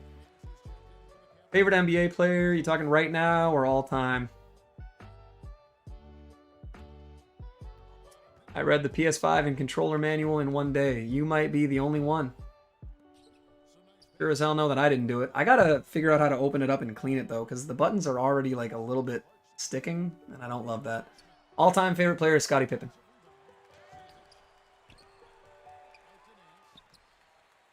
The only real weakness that Scottie Pippen had was his free throw shooting, which was not very good. Aside from that, he could make plays. He was able to pull up from three when no one else was really doing that. He was the best and most complete defender of all time. Good rebounder, good slasher, good shooter, great passer, and a hard worker. So Scottie Pippen is all the things that I would value if I were a teammate or a coach, and also freak athlete. Like, holy shit. Can I change my number without remaking a build? Yeah, you can just do it in your options. One more win from Phil Chenier. Hey, nice.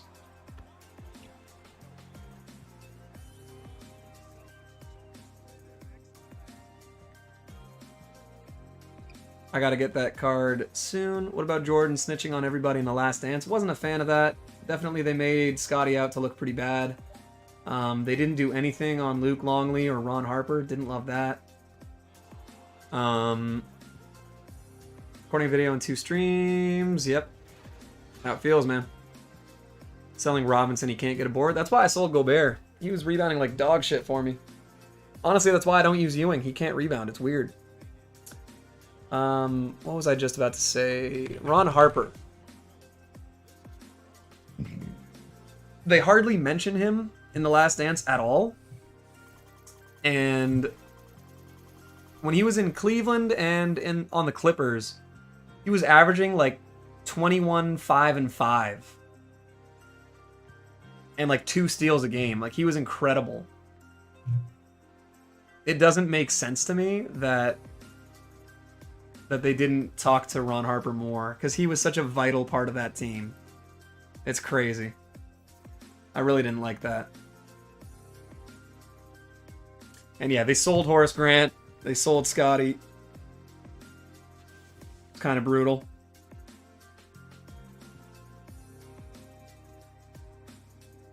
Little too much time on Dennis Rodman, who's really not as interesting as everyone makes him out to be. 73 points. Jesus Christ. Okay.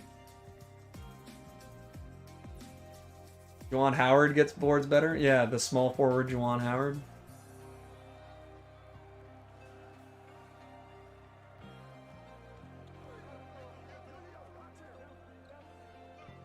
Am I going for Opal Wade? Of course. Of course, man. I'm getting all of the reward cards that are possible without spending money. The only cards that I would lock in a set for...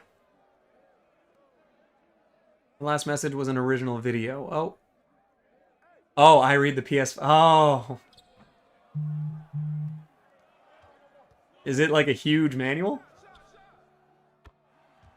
That actually could be kind of funny.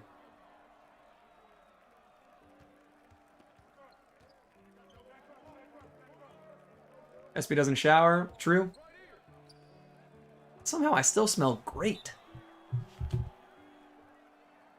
Actually, I probably really don't. Getting a little musty. Good size if you read both controller and PS5 manual. I could do some dumb stuff like that.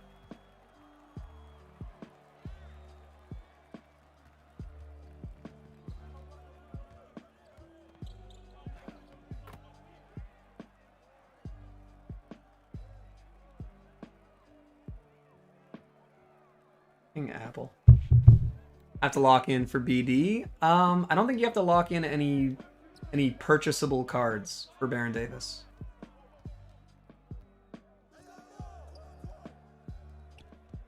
I'm pretty sure he's free. It's Wilt Chamberlain that you have to pay a lot for, and I'm not going to get him. Baron Davis, I'm going to get it, but I'm not like crazy excited for that card.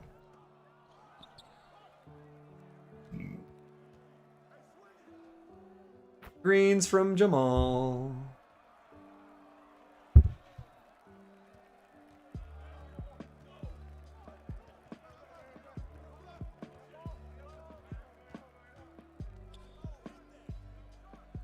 Greens from Jamal. If anyone is, by the way, if anyone hasn't liked up the stream yet, I would appreciate that, because we're at 30, which I think today and yesterday are the only 2 times that the stream has hit 30 likes. So if we can push that, that would be pretty dope. First match of this pay-per-view was but these next 4 should be good. I'm excited to see it, man. I can't wait until you get like actual capture and recording software, because I think once you actually can do some editing stuff, your videos are really gonna pop.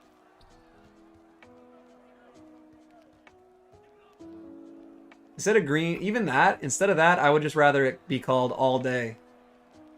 Because if you've ever played pickup basketball, if someone makes 2 shots in a row, they just say All Day. Did you pack that Greek Freak? I did. I got a donation from a mod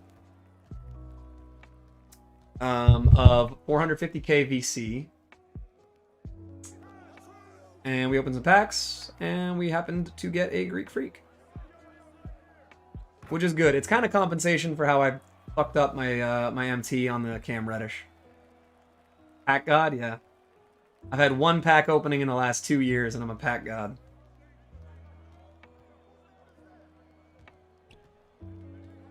Yeah, Reaper, if you're streaming later, I'll idle it while I'm at work. Might hit level 30 today? Nice, Keon. Hopefully you can get Connie Hawkins. He looks like at least a fun card, if not a great card to use.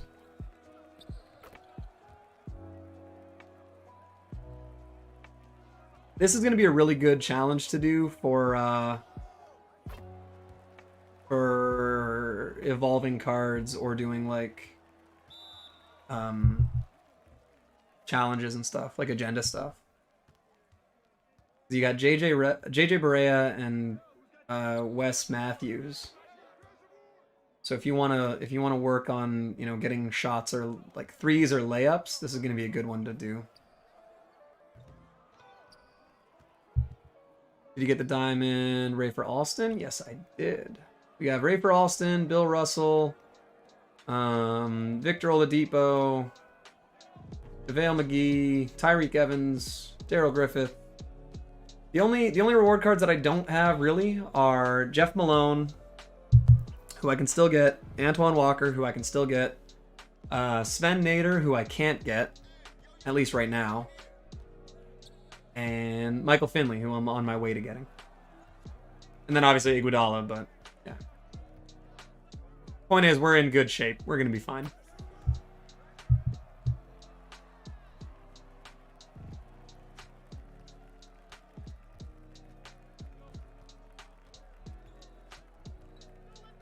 But yeah, Rafer Alston is definitely a good card.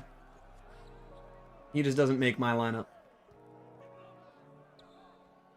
Because of guys like this. Like a good old Jamal.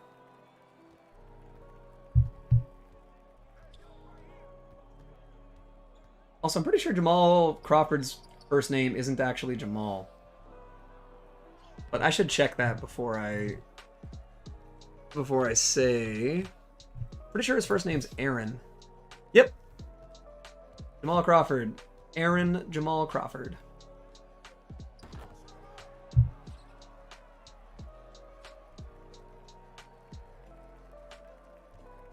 I haven't gotten to the point where I grind for a card that's not doing it all. Yeah. That's fair. I don't know. I'm a bit of a completionist and a bit of a glutton for punishment, I guess. And so I definitely know that if I don't get all the reward cards, I'll be disappointed. I gotta go, man, but I'm gonna watch your stream tomorrow if you stream. Appreciate that, Liam. Hope you have a good one, man. If you haven't already, remember to subscribe. Don't remember your name popping up on the on like the notifications, but you might have them unlisted. Not grinding next season. Last one for me after I get D-Wade, I'm done. I mean, you say that now, but it's gonna kind of depend on who the card is, I assume, right? Because if they put out a card that's like your favorite player, I feel like you're gonna want to get it, right?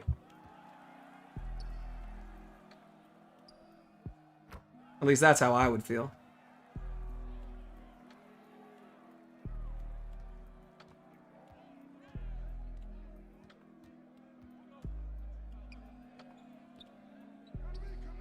Still haven't dropped a Kobe card. Yeah, I know they want to be careful with it because with Kobe being dead, they don't want to make, you know,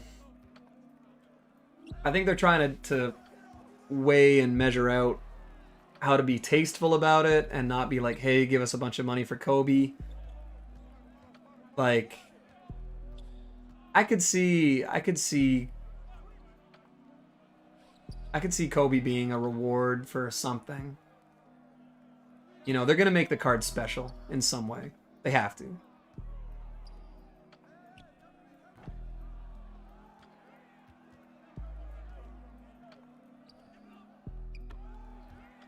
I'm good. The grind is real for me. That's fair, man. That's fair. 2K actually thinking for once? I think they've been a lot better, man. I think it's tough. It'd be tough to argue that 2K hasn't been more receptive, especially lately. And I think it's only looking up. I mean, shit, man. When I did that pack opening the other day with Jay's VC, I mean, I opened up Flash 3 packs because they were accidentally in packs, and then I didn't put a ticket in or anything. And The next morning I woke up with Flash 4-packs in my rewards queue. Key to stopping 5 out as a budget squad? Yeah, so the easiest way to do it is basically to play against teams that, like, with a low enough overall that they can't have 5 out players. And I know that's like, oh, well, if I can't use my best or favorite cards, you know, I don't really want to do it, but that's one way to get around it. Because, yeah, as long as, here, I'm going to lower my sound again. I feel like it keeps ramping up. Matchmaking ain't that friendly, though. I mean, I don't know, man. If you hit the exclamation method, which I need to do a method 2.0 team. I'll do that. I'll do that maybe this week. It's been all right for me, man.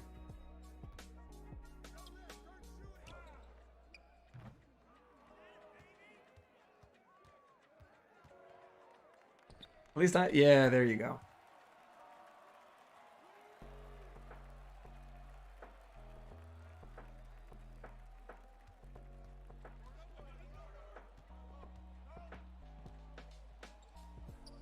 So that was the lineup that I used, and it worked real nice for me. I used that. I played Unlimited for basically like a day straight, and I got Pierce, and then I did it again last season, and I got Ewing. Took me probably like 20 hours of playing the game, which is a lot. But to win 68 games, I mean, you gotta play about that much. So it is what it is. Link didn't work for me. I'll just go to the video. Oh, it's cool.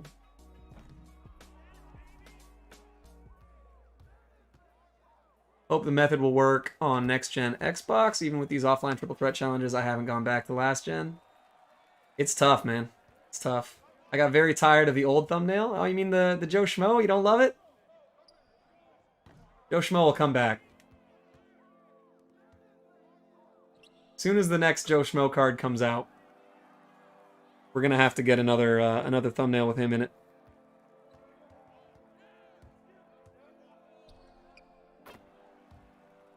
Because you know he's the GOAT.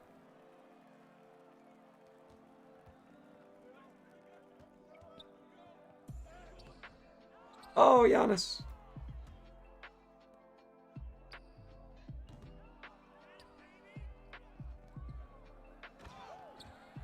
All right, I think this next bucket is the game winner.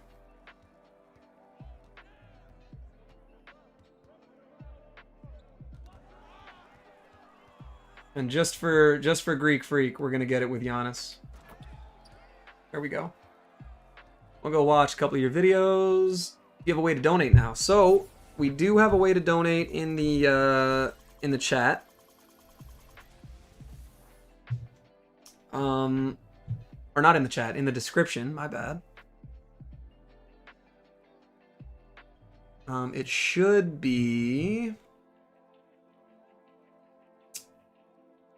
Yeah, the tip's there.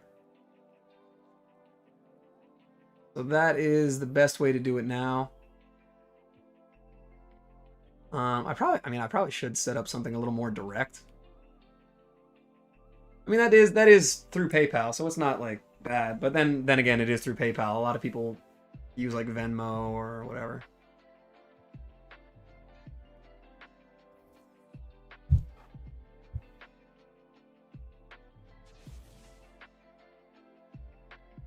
My cat is snoring really loud right now. I'm guessing All-Star 5-minute quarters. Okay.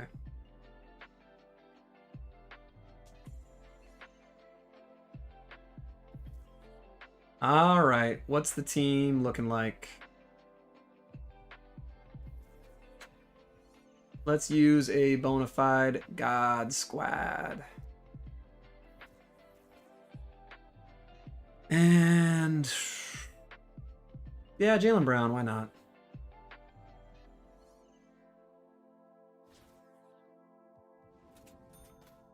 Do it like this. You could do like this, or you could do it that.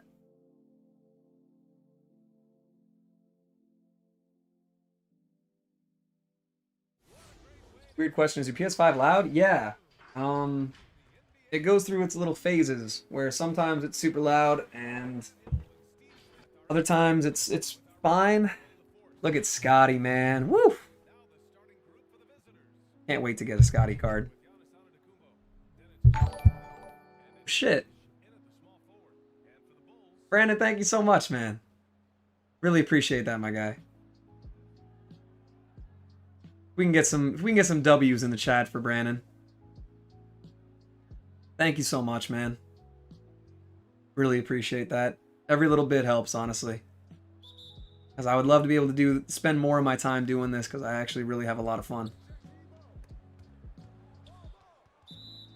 Well, that's one of my turnovers.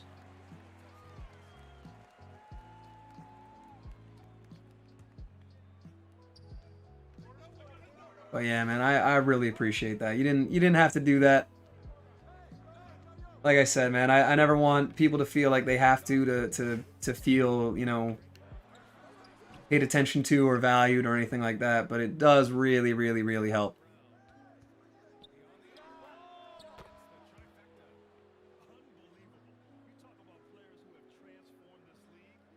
That is very, very, very cool. Thank you so much. I'm not used to knowing how to thank people, so I keep saying thank you a lot until it's like, all right, man, shut up. But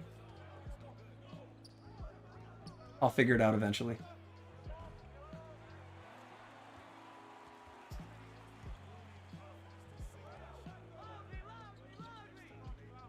Oh, okay. For a second, I was like, I don't get the theme of this game, but then it's because it was the 73-9 team.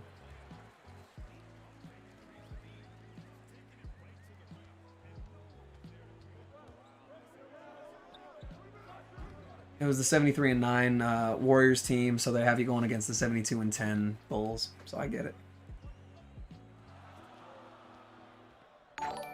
Whoa. Whoa, James. You guys are... We got back-to-back donations. You love to see it. Exclamation more? Oh, that's true. That's true. There is like a little merch store. I gotta grab some of that stuff. James, second donation, man. Thank you so much. I appreciate you guys. Get a dono run going? You guys are nuts. You guys are nuts, but I definitely appreciate you guys so much. That's, man. On like a pretty, you know, a pretty chill Tuesday with some spotlights. We're getting 2 donos. That's crazy.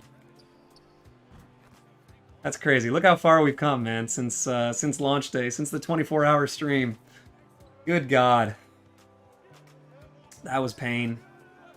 That was pain and suffering. We got like 10 subs out of the day. I was so discouraged after that 24-hour stream, man. Fuck.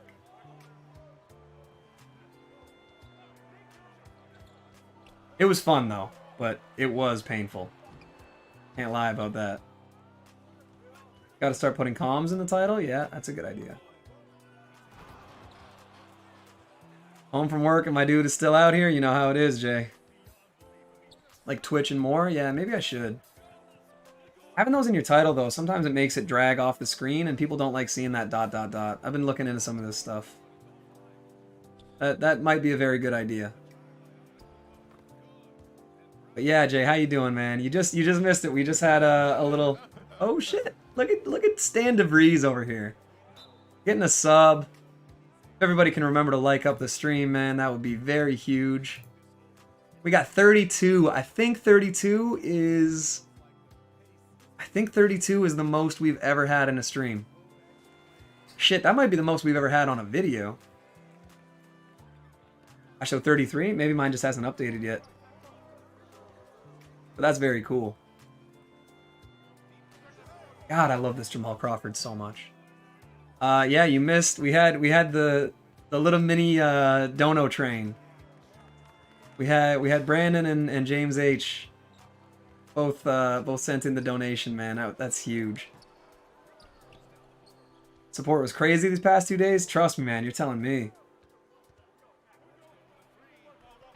I know, man. This is crazy. We got 486 playbacks on this stream right now, which is like nuts, man. That's so much more than I've ever had. Second match was a lot better. That's cool, man. Who was it between?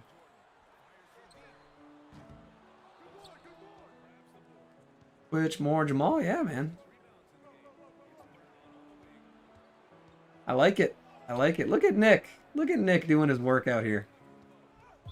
And that's a turnover. Nope. Thank God. Okay, good. I keep forgetting that I can't afford turnovers. No, been here for a while, but I'm so happy for you. You deserve it, man. I know we joke around a lot, but I got a love for you and your content. Man, Reaper, fuck you, man. No, obviously, thank you a lot, man. I know you've been crazy supportive. You've been crazy supportive for a long time. It stays so good. Perfect. Perfect, perfect. Oh, I get a turnover for looking at the screen. Shit. You earned all this, more to come, man. You know what? Like I've said, I just hope I can eventually deserve the support and the you know, positive feedback and the good energy and everything that all you guys give me. I definitely, you know, I don't feel as though I've earned it yet, but I hope I can.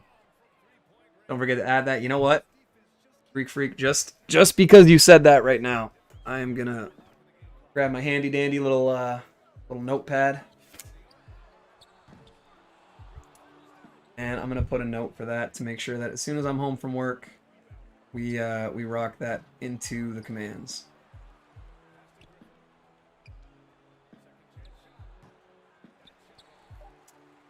I do have to find a pen, which is apparently in high demand on this table. Jesus Christ.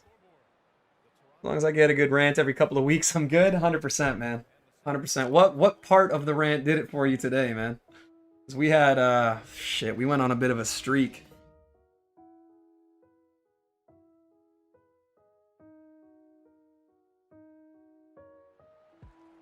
God, I haven't had to break out the, watch time plus hours plus redeems. Let's get some redeems.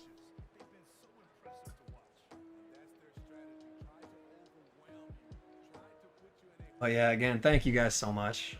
You guys are nuts. I'm just some dude trying to be another dude. The idea of NBA players not fitting into systems. You won me over with that argument. Team play, it's a big part, man. What the fuck am I doing? But I appreciate that, man. And again, like the shakas will never be forgotten. Dude, if we ever get monetized, you do know you're hitting 1K subs next year, right? I hope so, man. That would be pretty dope. If we ever get monetized, that's what I was just going to say. We're bringing back the shakas 100%. 100%. All right, relax, Jaylen Brown. Jesus Christ. But yeah, Brandon, what I was gonna say is like I'm never gonna get into a discussion or an argument if I'm not willing to change my mind. So I will make my points. 100%. I will listen to counterpoints. So if I ever come across as like I'm, you know, being stubborn or anything, I am a little bit stubborn. But it's because a lot of these things I feel like I have thought out to the best of my ability. And so with things like that, where you know, I think part of it too is from coaching and from playing, that I've seen it happen where guys just think I can get by on talent, and it's like, man, for everyone that thinks you can make it to the NBA, like, I never want to crush dreams or anything, but I always say, like, there are 450 people in the world on an NBA contract, like, or that are eligible to play anyway. There are guys on stretch provisions and waived and still being paid. There are 450 guys that are on the deck list for an NBA game. And if you're satisfied and say, you know what, I'm one of the best 100 or one of the best 450 people in the world, and you think that that's enough, got bad news for you, man. Bad news. Someone's working harder.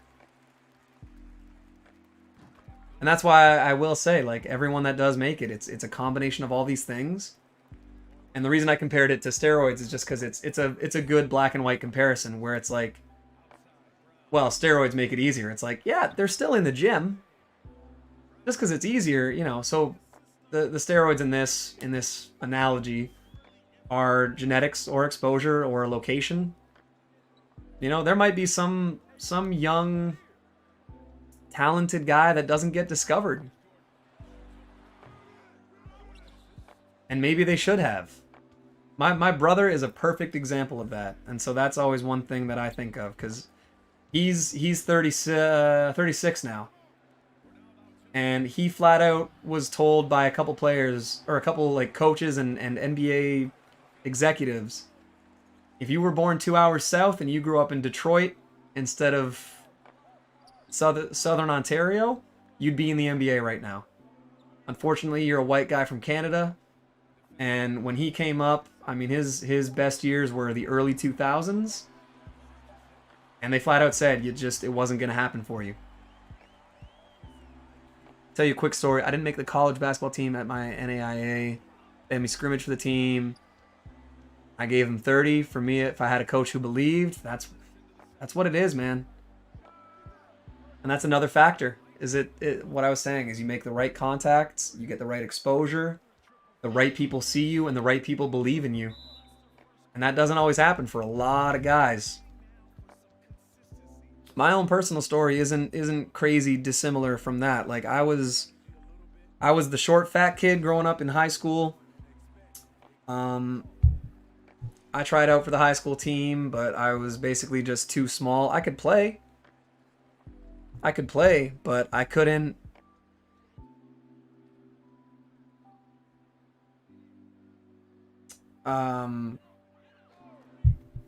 You know, out rebound or whatever, but I could shoot, I could pass, I could dribble. I understood how the game worked, but I wasn't athletic, wasn't big.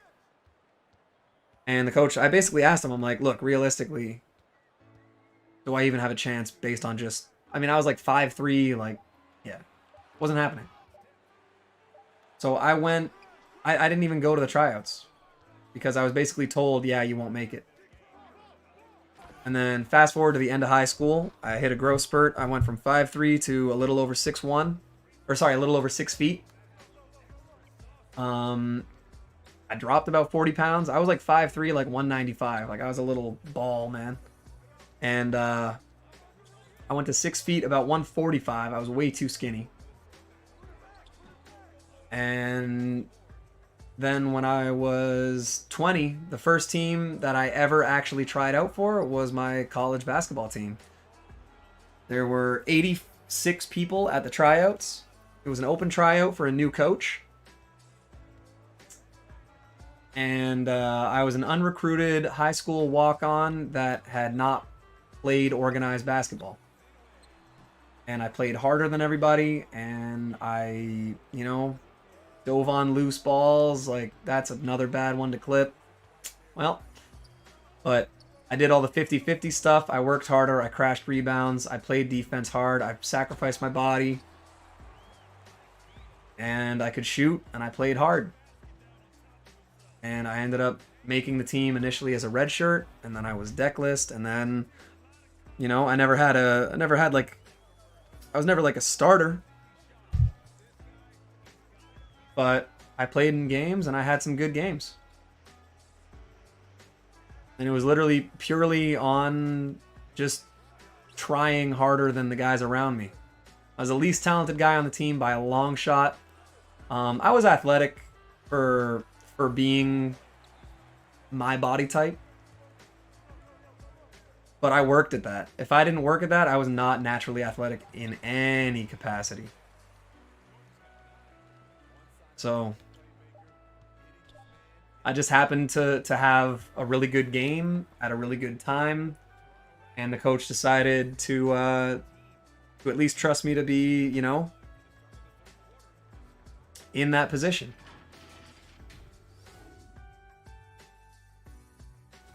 And the two things I'm most proud of, actually 3 things I'm most proud of from my entire college, I guess, career, is I never missed a free throw. I never missed a practice. And I was on the all academic list. The rest of it didn't really matter.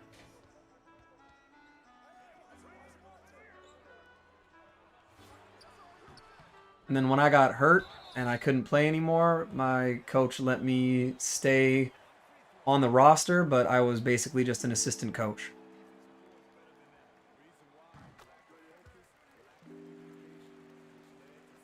Made the JUCO team. Exactly, man. Effort wins out a lot of times. Went to a public high school for the first 2 years and then a private high school my last 2, and the kids at the private high school thought I was a super hard worker, and I kind of chuckled at that because they hadn't run track super competitively, so they didn't know everyone. Yeah. That's the thing, man. A lot of people get upset with athletes and think that they're all like arrogant, cocky. And like, honestly, I think that's part of it that I was missing. I was never supremely confident.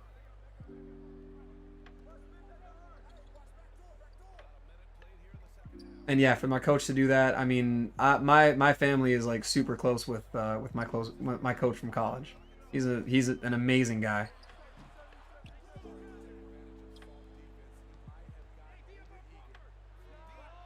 Help you make MT? Yeah, best thing to do is don't hold on to cards. Play on a budget. Play as many unlimited games as you can, because the reward packs from those are going to be the easiest way to make MT. Sit on some filters. You know, it's not about hitting a home run. It's about getting on base. That's. I had a conversation with Spaceward Bird a little while ago talking about his MT stuff, and I mean, he gets some of the big snipes, but that's not primarily what he goes for. He sets up 50 auctions at a time, and he makes a little bit on every single one. And that's how he makes his MT. And so that was how I kind of described it. I'm like, he never swings for the fences. He just aims to get a hit. So if you're on base every time and you're making a little bit of MT on every single purchase you make from the auction house, you're going to end up with a shitload of MT.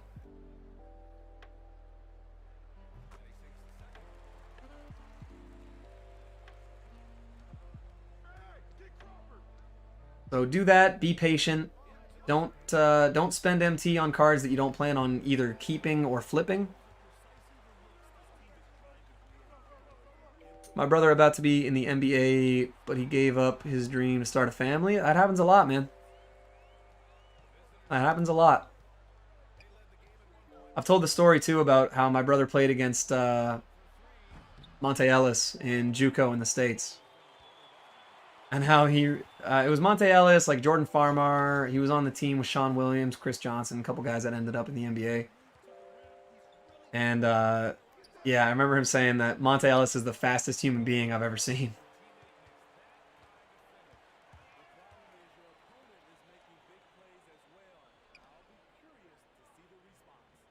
My coolest, like, oh, there's also, I mean, I showed the picture around a little earlier this year of my brother with Tracy McGrady. He worked with him at the camp. Isaiah Ryder was there. Nick Young, Gilbert Arenas, Paul George, Kobe. Kobe was there. My brother actually saw Kobe at the Mamba Sports Academy. I think it was like 2 or 3 weeks before he died. But he was never really a Kobe fan, so I mean, he wasn't really pressed about like getting a picture or an autograph or anything with him. But my brother modeled his game after T-Mac. So meeting him and getting a picture with him was pretty cool.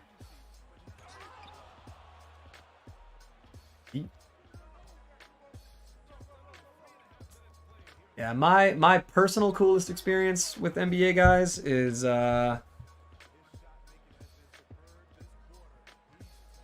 I've DM'd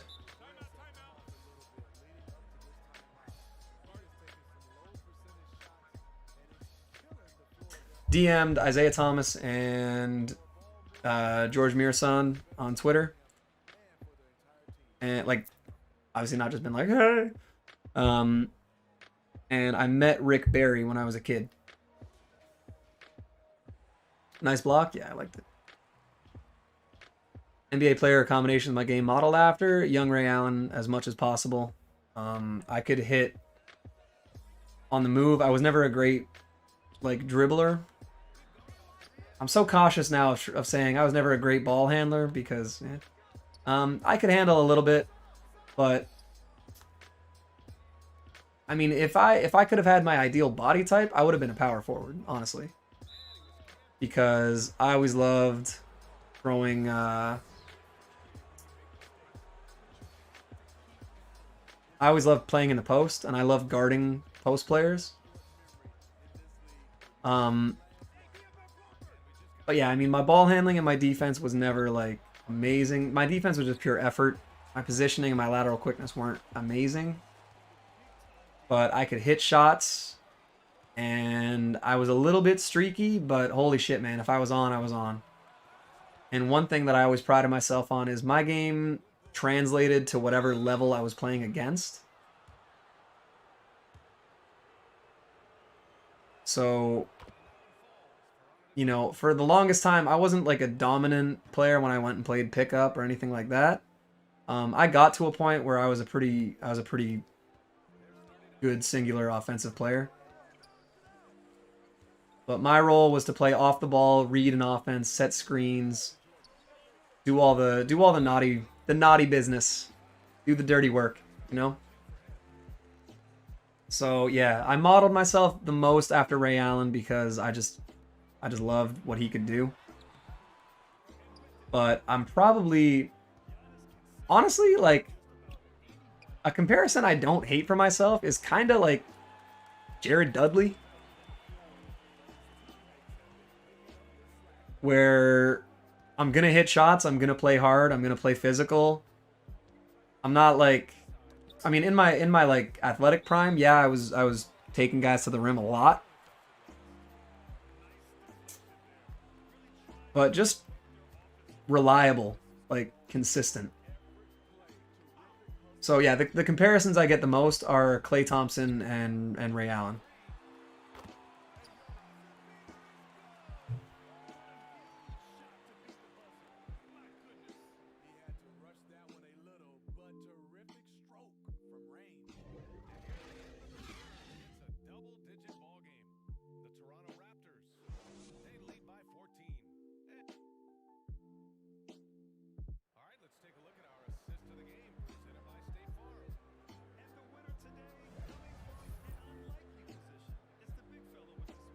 Minnesota, I get all the boards. I can see that.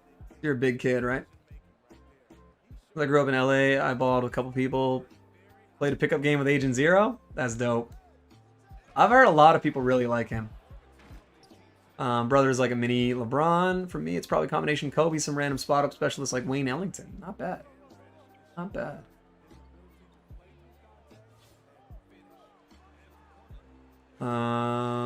Right, yeah, you played ball with somebody who mentored Mark Aguirre. That's cool. Mark Aguirre is one of the last like post-up guards. Like I know he's listed as a small forward, power forward, but he was a post-up guard. Do post fades and mid-range pull-ups like Kobe, spot up a lot like Wayne Ellington, somewhat creative off the dribble. That's good. A good combination of things to have. What's my brother's name? I can put a link to his prep school, but I don't want to give out too much personal information about that. But he played basketball at Carleton University in Canada, where they won a lot of championships.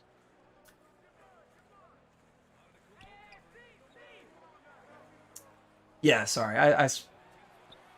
Either way, the read last or just saying it again, I don't really mind. I don't consider it spamming if it's like off the page. And obviously, like, you know, it's his name is Altoids. Yeah, his name's Altoids.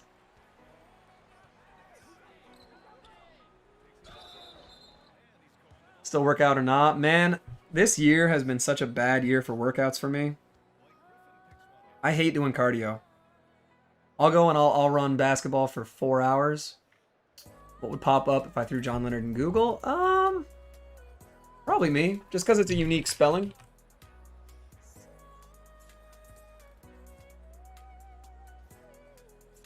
So I mean, there's a decent shot.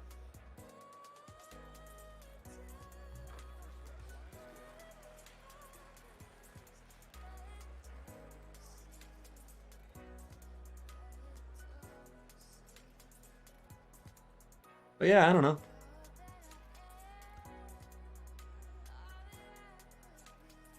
Couple of player of the week mentions for my my local rec league. Who knows?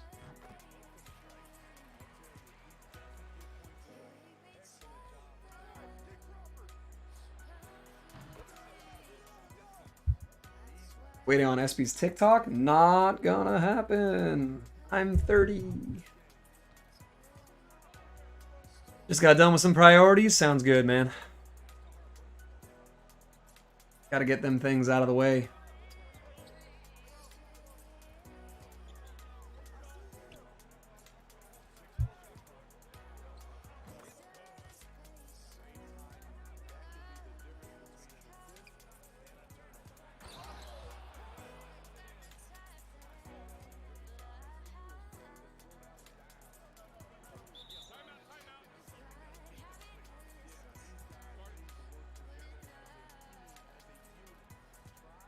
Buddy.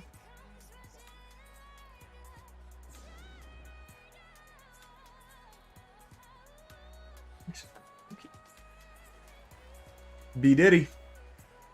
Yep, hopefully. Someone let me know if the sound like music volume is still good and all that shit. I don't want it to be overpowering. Requirements to get Baron Davis are too much. It's not great. The big thing is honestly like Baron Davis won't make my team as much as I like him. As much as I like Baron Davis the guy.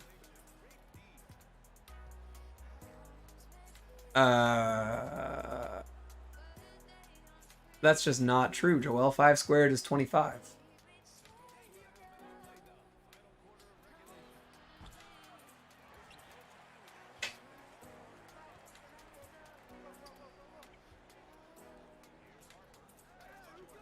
Wow. Wow. Shakalaka. Thank you, Nick. 10 cards, I think, plus Spotlight. No, it's not.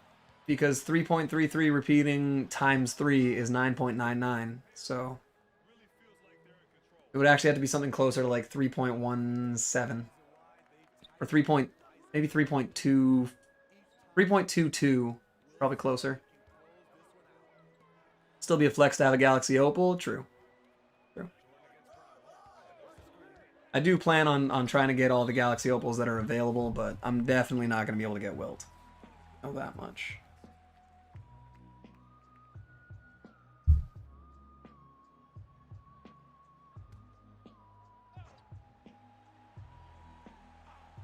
I have Elgin Baylor, but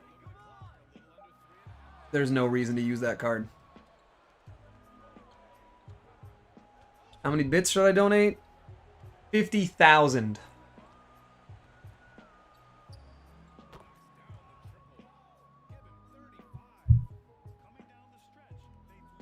I don't know, man. You don't have to donate any bits.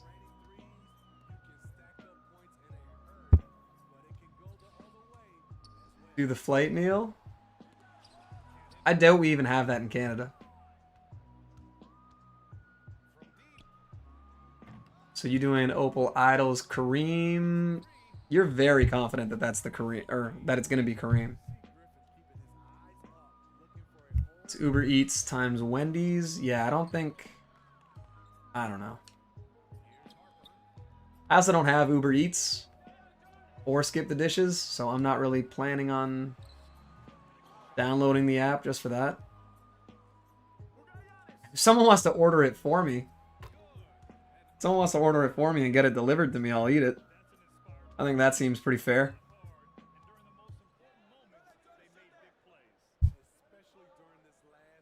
$50K for new knees? Yeah, that works. But no, I very much doubt that I'm going to get the Idols lock-in. I'll order it, then ship it to you. I'm sure by the time it gets here, it's going to be delicious.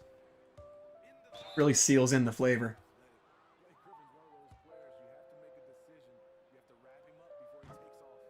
How much you want to bet I can order a 10-piece spicy nuggets meal with a high C is cheaper than a flight meal? Probably.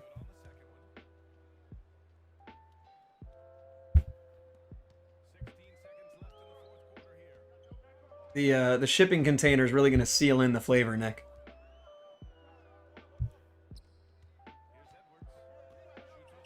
Oh, look at James Edwards trying to score end of the clock. Look at this guy.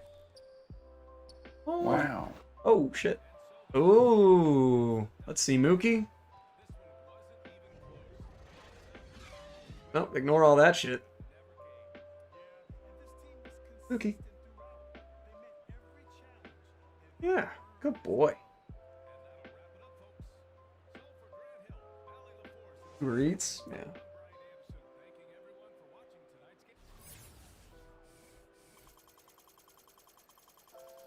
Mookie's great.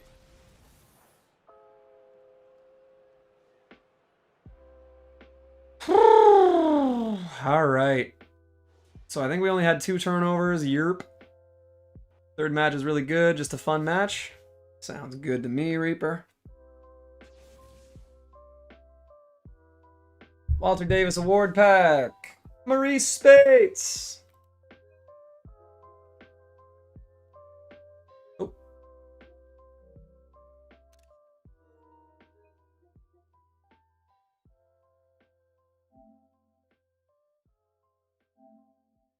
$50 more bits until 100K, or not 100K, until 1,000 total bits? Really? Wow. I don't think it had been that many.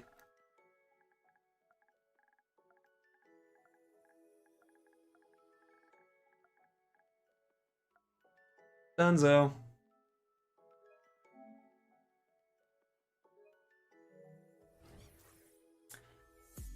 All right. You'll love to see it. 120 points with most Speights. You're on crack.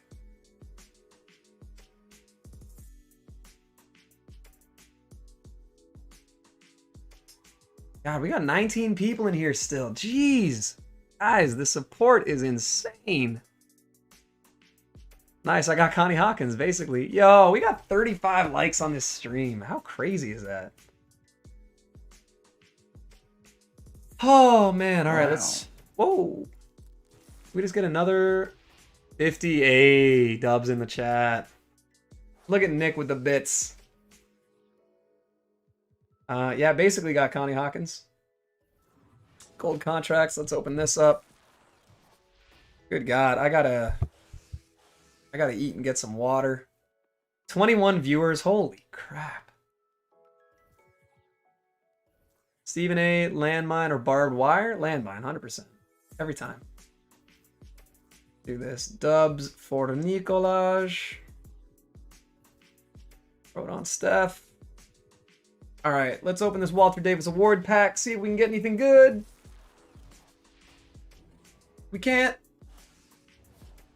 Jaleel Okafor. Fuck yeah.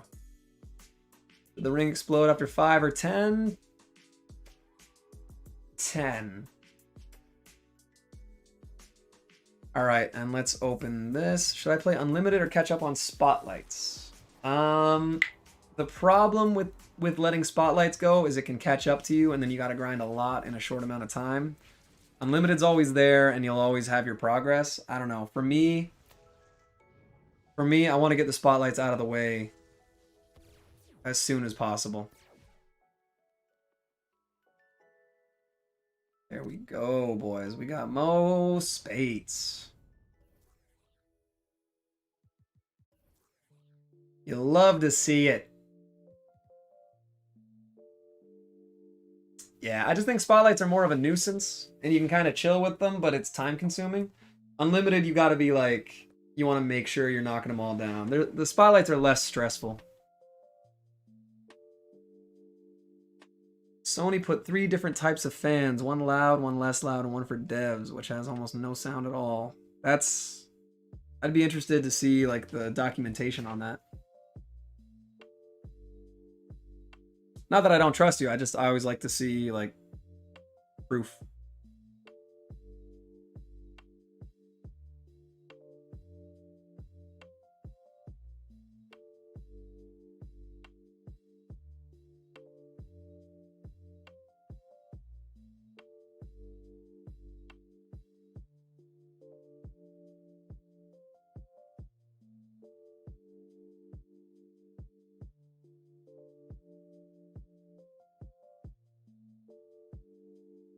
Big fan.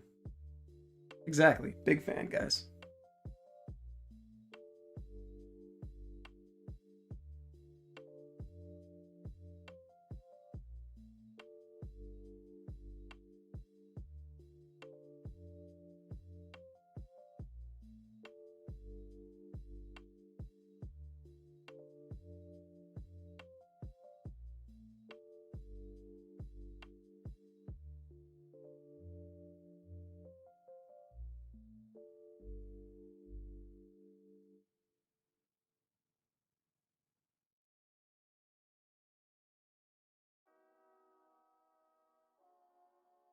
To meet the demand, I mean, that makes sense. That does make sense. It's just...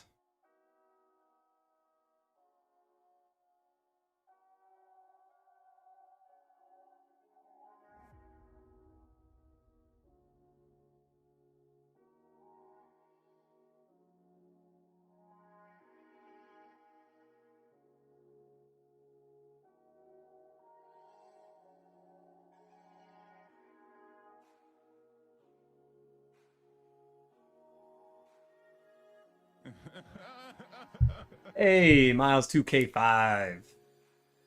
2005. I have 35 bit or 38 bits left. Jeez. All right, so what do you guys want to do here? We can get what do we got to do? 12 blocks, 120 points. Let's just say screw it. And we'll throw Marreese into this. What other Warriors players do I have that I can run him with? Let's go. Sure, let's go Clay, and we'll go point guards, or we'll go Emerald Steph.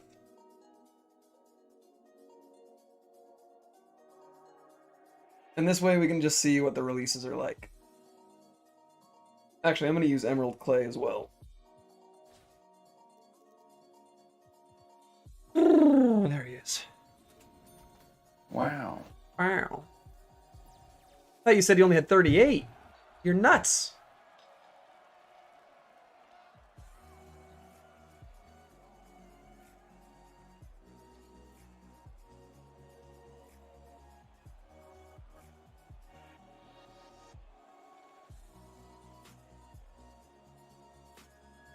I'm out now. Sounds good. Dubs for Nick though, for sure.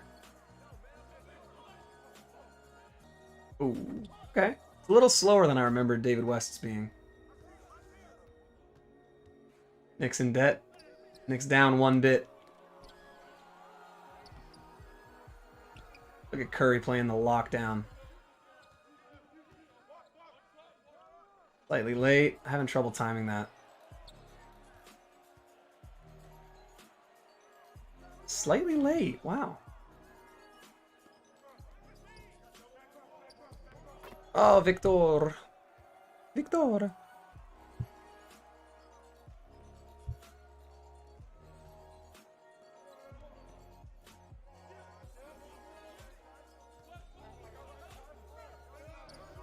Can we make one? I think I'm gonna make my new build look like Flight. Jesus Christ. Why not the Fortnite guy? Or whoever the hell that other guy was. Slightly early now, alright.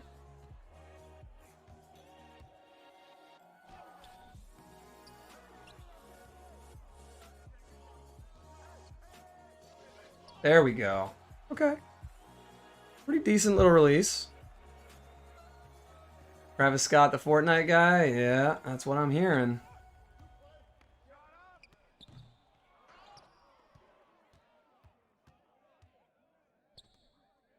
You know about the Roblox guy, Lil Nas X? Jesus. Oh, yikes. That wasn't an ideal shot.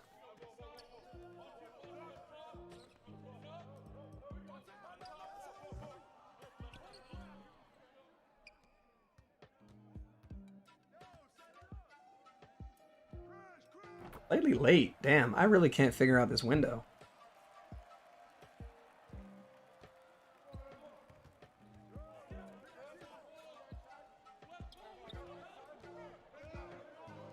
Flight is now the Wendy's guy. It's tough. Ronald McDonald is tall at least. That's true. That's true. He's got a little bit of size to him.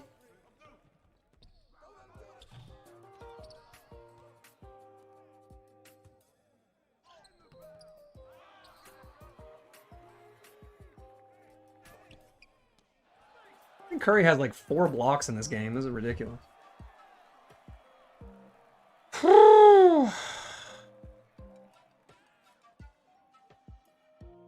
Man. Big fans.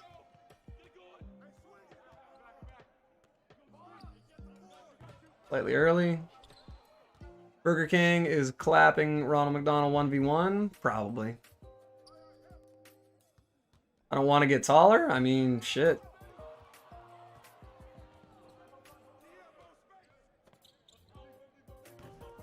I wish I was 6'3". Do I know who Flight is? You really don't have to, Miles. I wouldn't worry about it. 320 subs and 35 likes on a stream? I'll take it, man. That is pretty cool. 6'5"? Fuck. I would have loved to be 6'5". For how I do play, I wish I was 6'3". For how I wish I could play, I wish I was 6'8". But no such luck.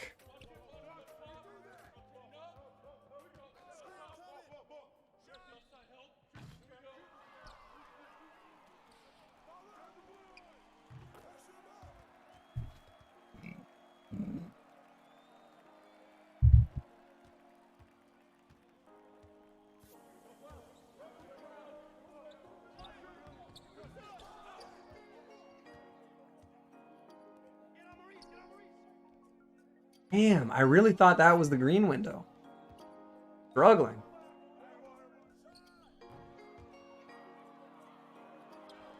Any good shows I'm watching? You know what? I started Sons of Anarchy, and then I was watching it with my wife, and then she kind of started to slack on the watching. So I got into season 3, and I want to finish that because I really like the show.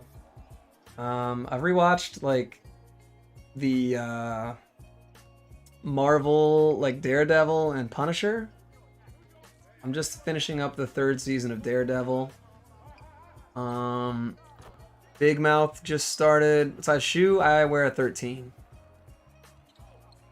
Sons of Anarchy is awesome. Actually, I wear a 13 for my walking shoes, but my basketball shoes are 12s.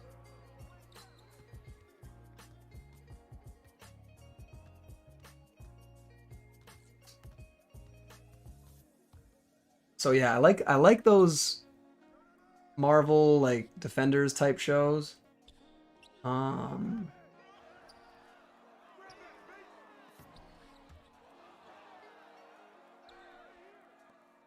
to think, what other shows have I really been watching? I'm probably gonna rewatch The Witcher,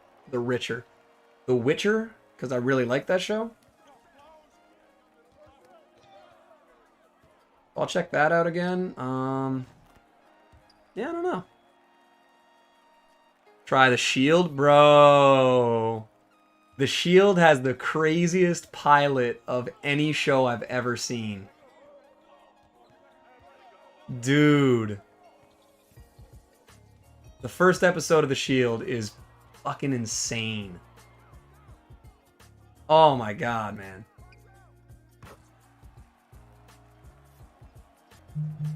That show is fucking sick.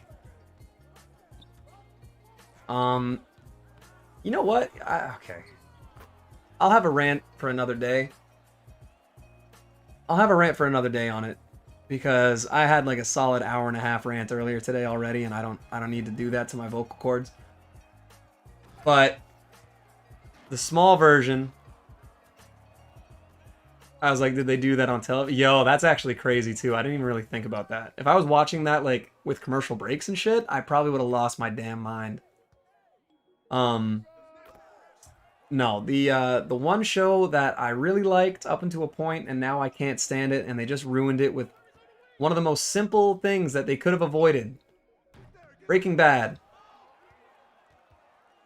And I'll just tell you, the premiere of the 5th season ruined the entire show for me. Ruined the entire show. And I really liked it up till that point.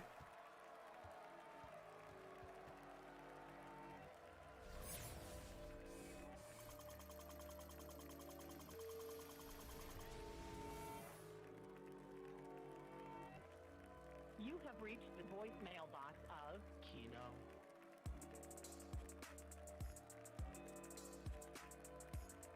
Skylar is an awful character, 100%. When he's in Maine? No. No. Okay, without getting into the rant. Oh, SVU? SVU was my shit, man. But yeah, the, okay, just...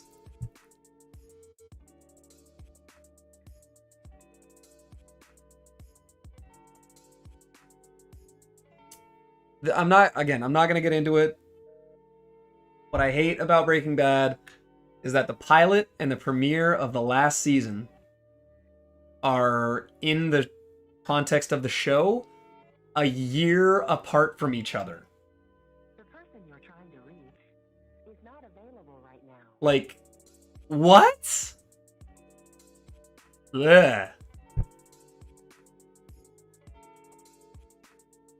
That's the dumbest thing ever. All those things happen in the course of a year? That makes no fucking sense. He goes from a chemistry teacher to a drug lord, like, kingpin on a international scale in what, like 7 months? Like, what? No. No. Please. A person and their situation and all of that, it doesn't change that drastically in a year. Get the fuck out of here. No chance. So yeah, once that happened, I was like, I'm done. Goodbye. Mentally checked out. Couldn't do it. Killed the show.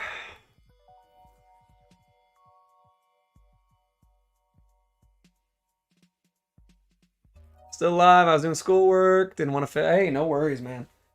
We are still... I love Boy Meets World.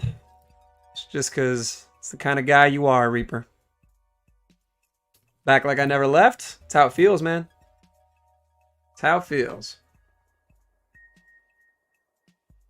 So let's see. Who we got?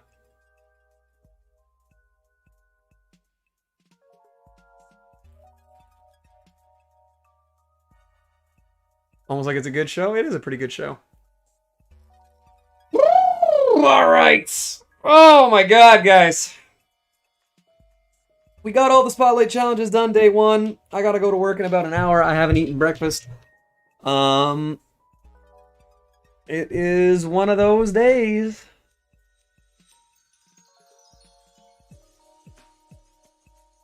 Can't wait to use Jamal again. Bro, he's so fun. ZK, what's going on, buddy? What's good is we just had a fun ass stream. We got Mo Speights. Went on a movie date with Topanga. Yo, I'm talking like the Topanga. Dang. That's crazy.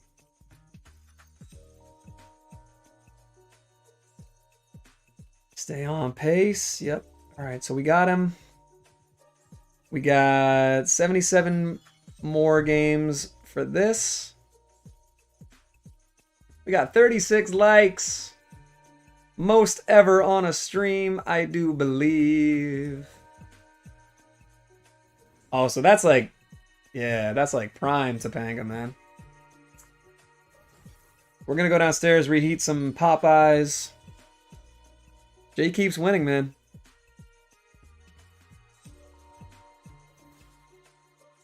Jay's pack luck, bro. He pulled Topanga. An Opal Topanga.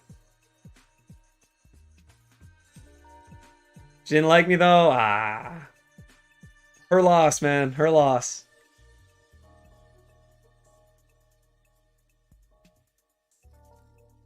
As a kid, Topanga was also a kid, so it's fine. Huge rant, bunch of support, spotlight's done, 320 subs, 32 likes. True, man. It was a fun day. It was a fun day. That much is true.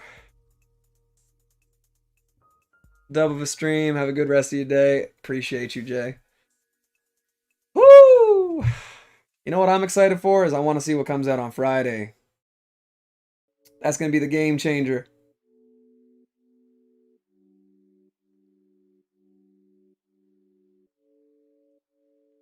I can't wait until I can see, until I can get a Scottie Pippen that's actually good. You know what I'm saying?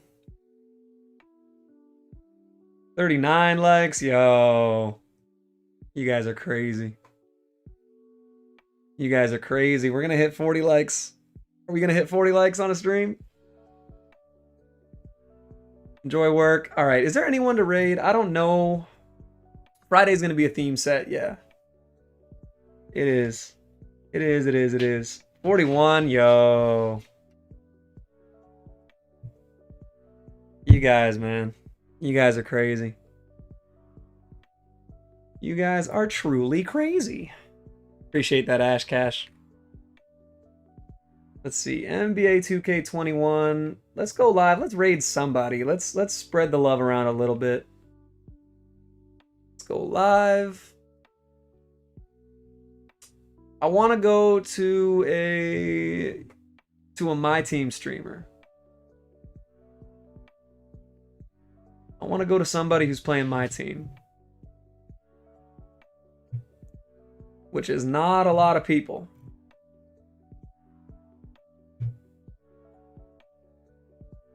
Yeah, man. Did I show Speights stats? I didn't do that yet, but while we're looking for someone to raid, I could do that real quick. I'm back. What's going on, Jacob? Oh, Jacob, it's your favorite time of the day, man. We're looking for someone to raid. You probably got like 6 guys, you know. Most Speights. All right. So 90 offense, 84 defense, 6'10". Can play power forward center. 88 3 ball. Pretty bad dunking. Terrible ball handle. Good shot blocking. Wow. Extremely good shot blocking. And awful rebounding. Speed is okay. Strength is great. Lateral quickness not so good. So he's literally like, you just sit him in the paint and he'll protect the rim. Pretty solid though, honestly.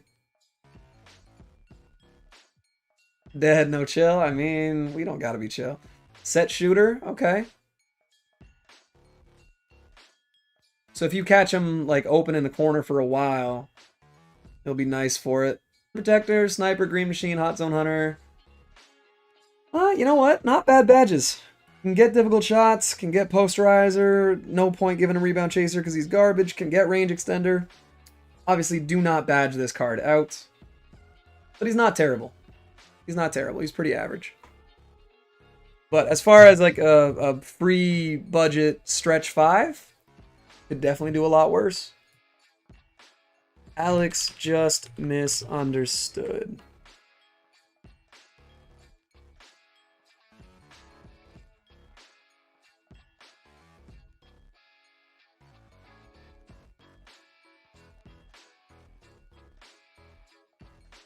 Barely anyone is streaming MyTEAM. It doesn't even come up for me, man.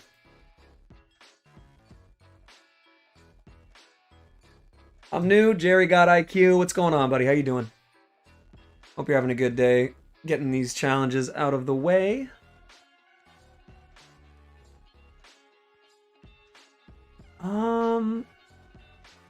Your boy Bugs is streaming.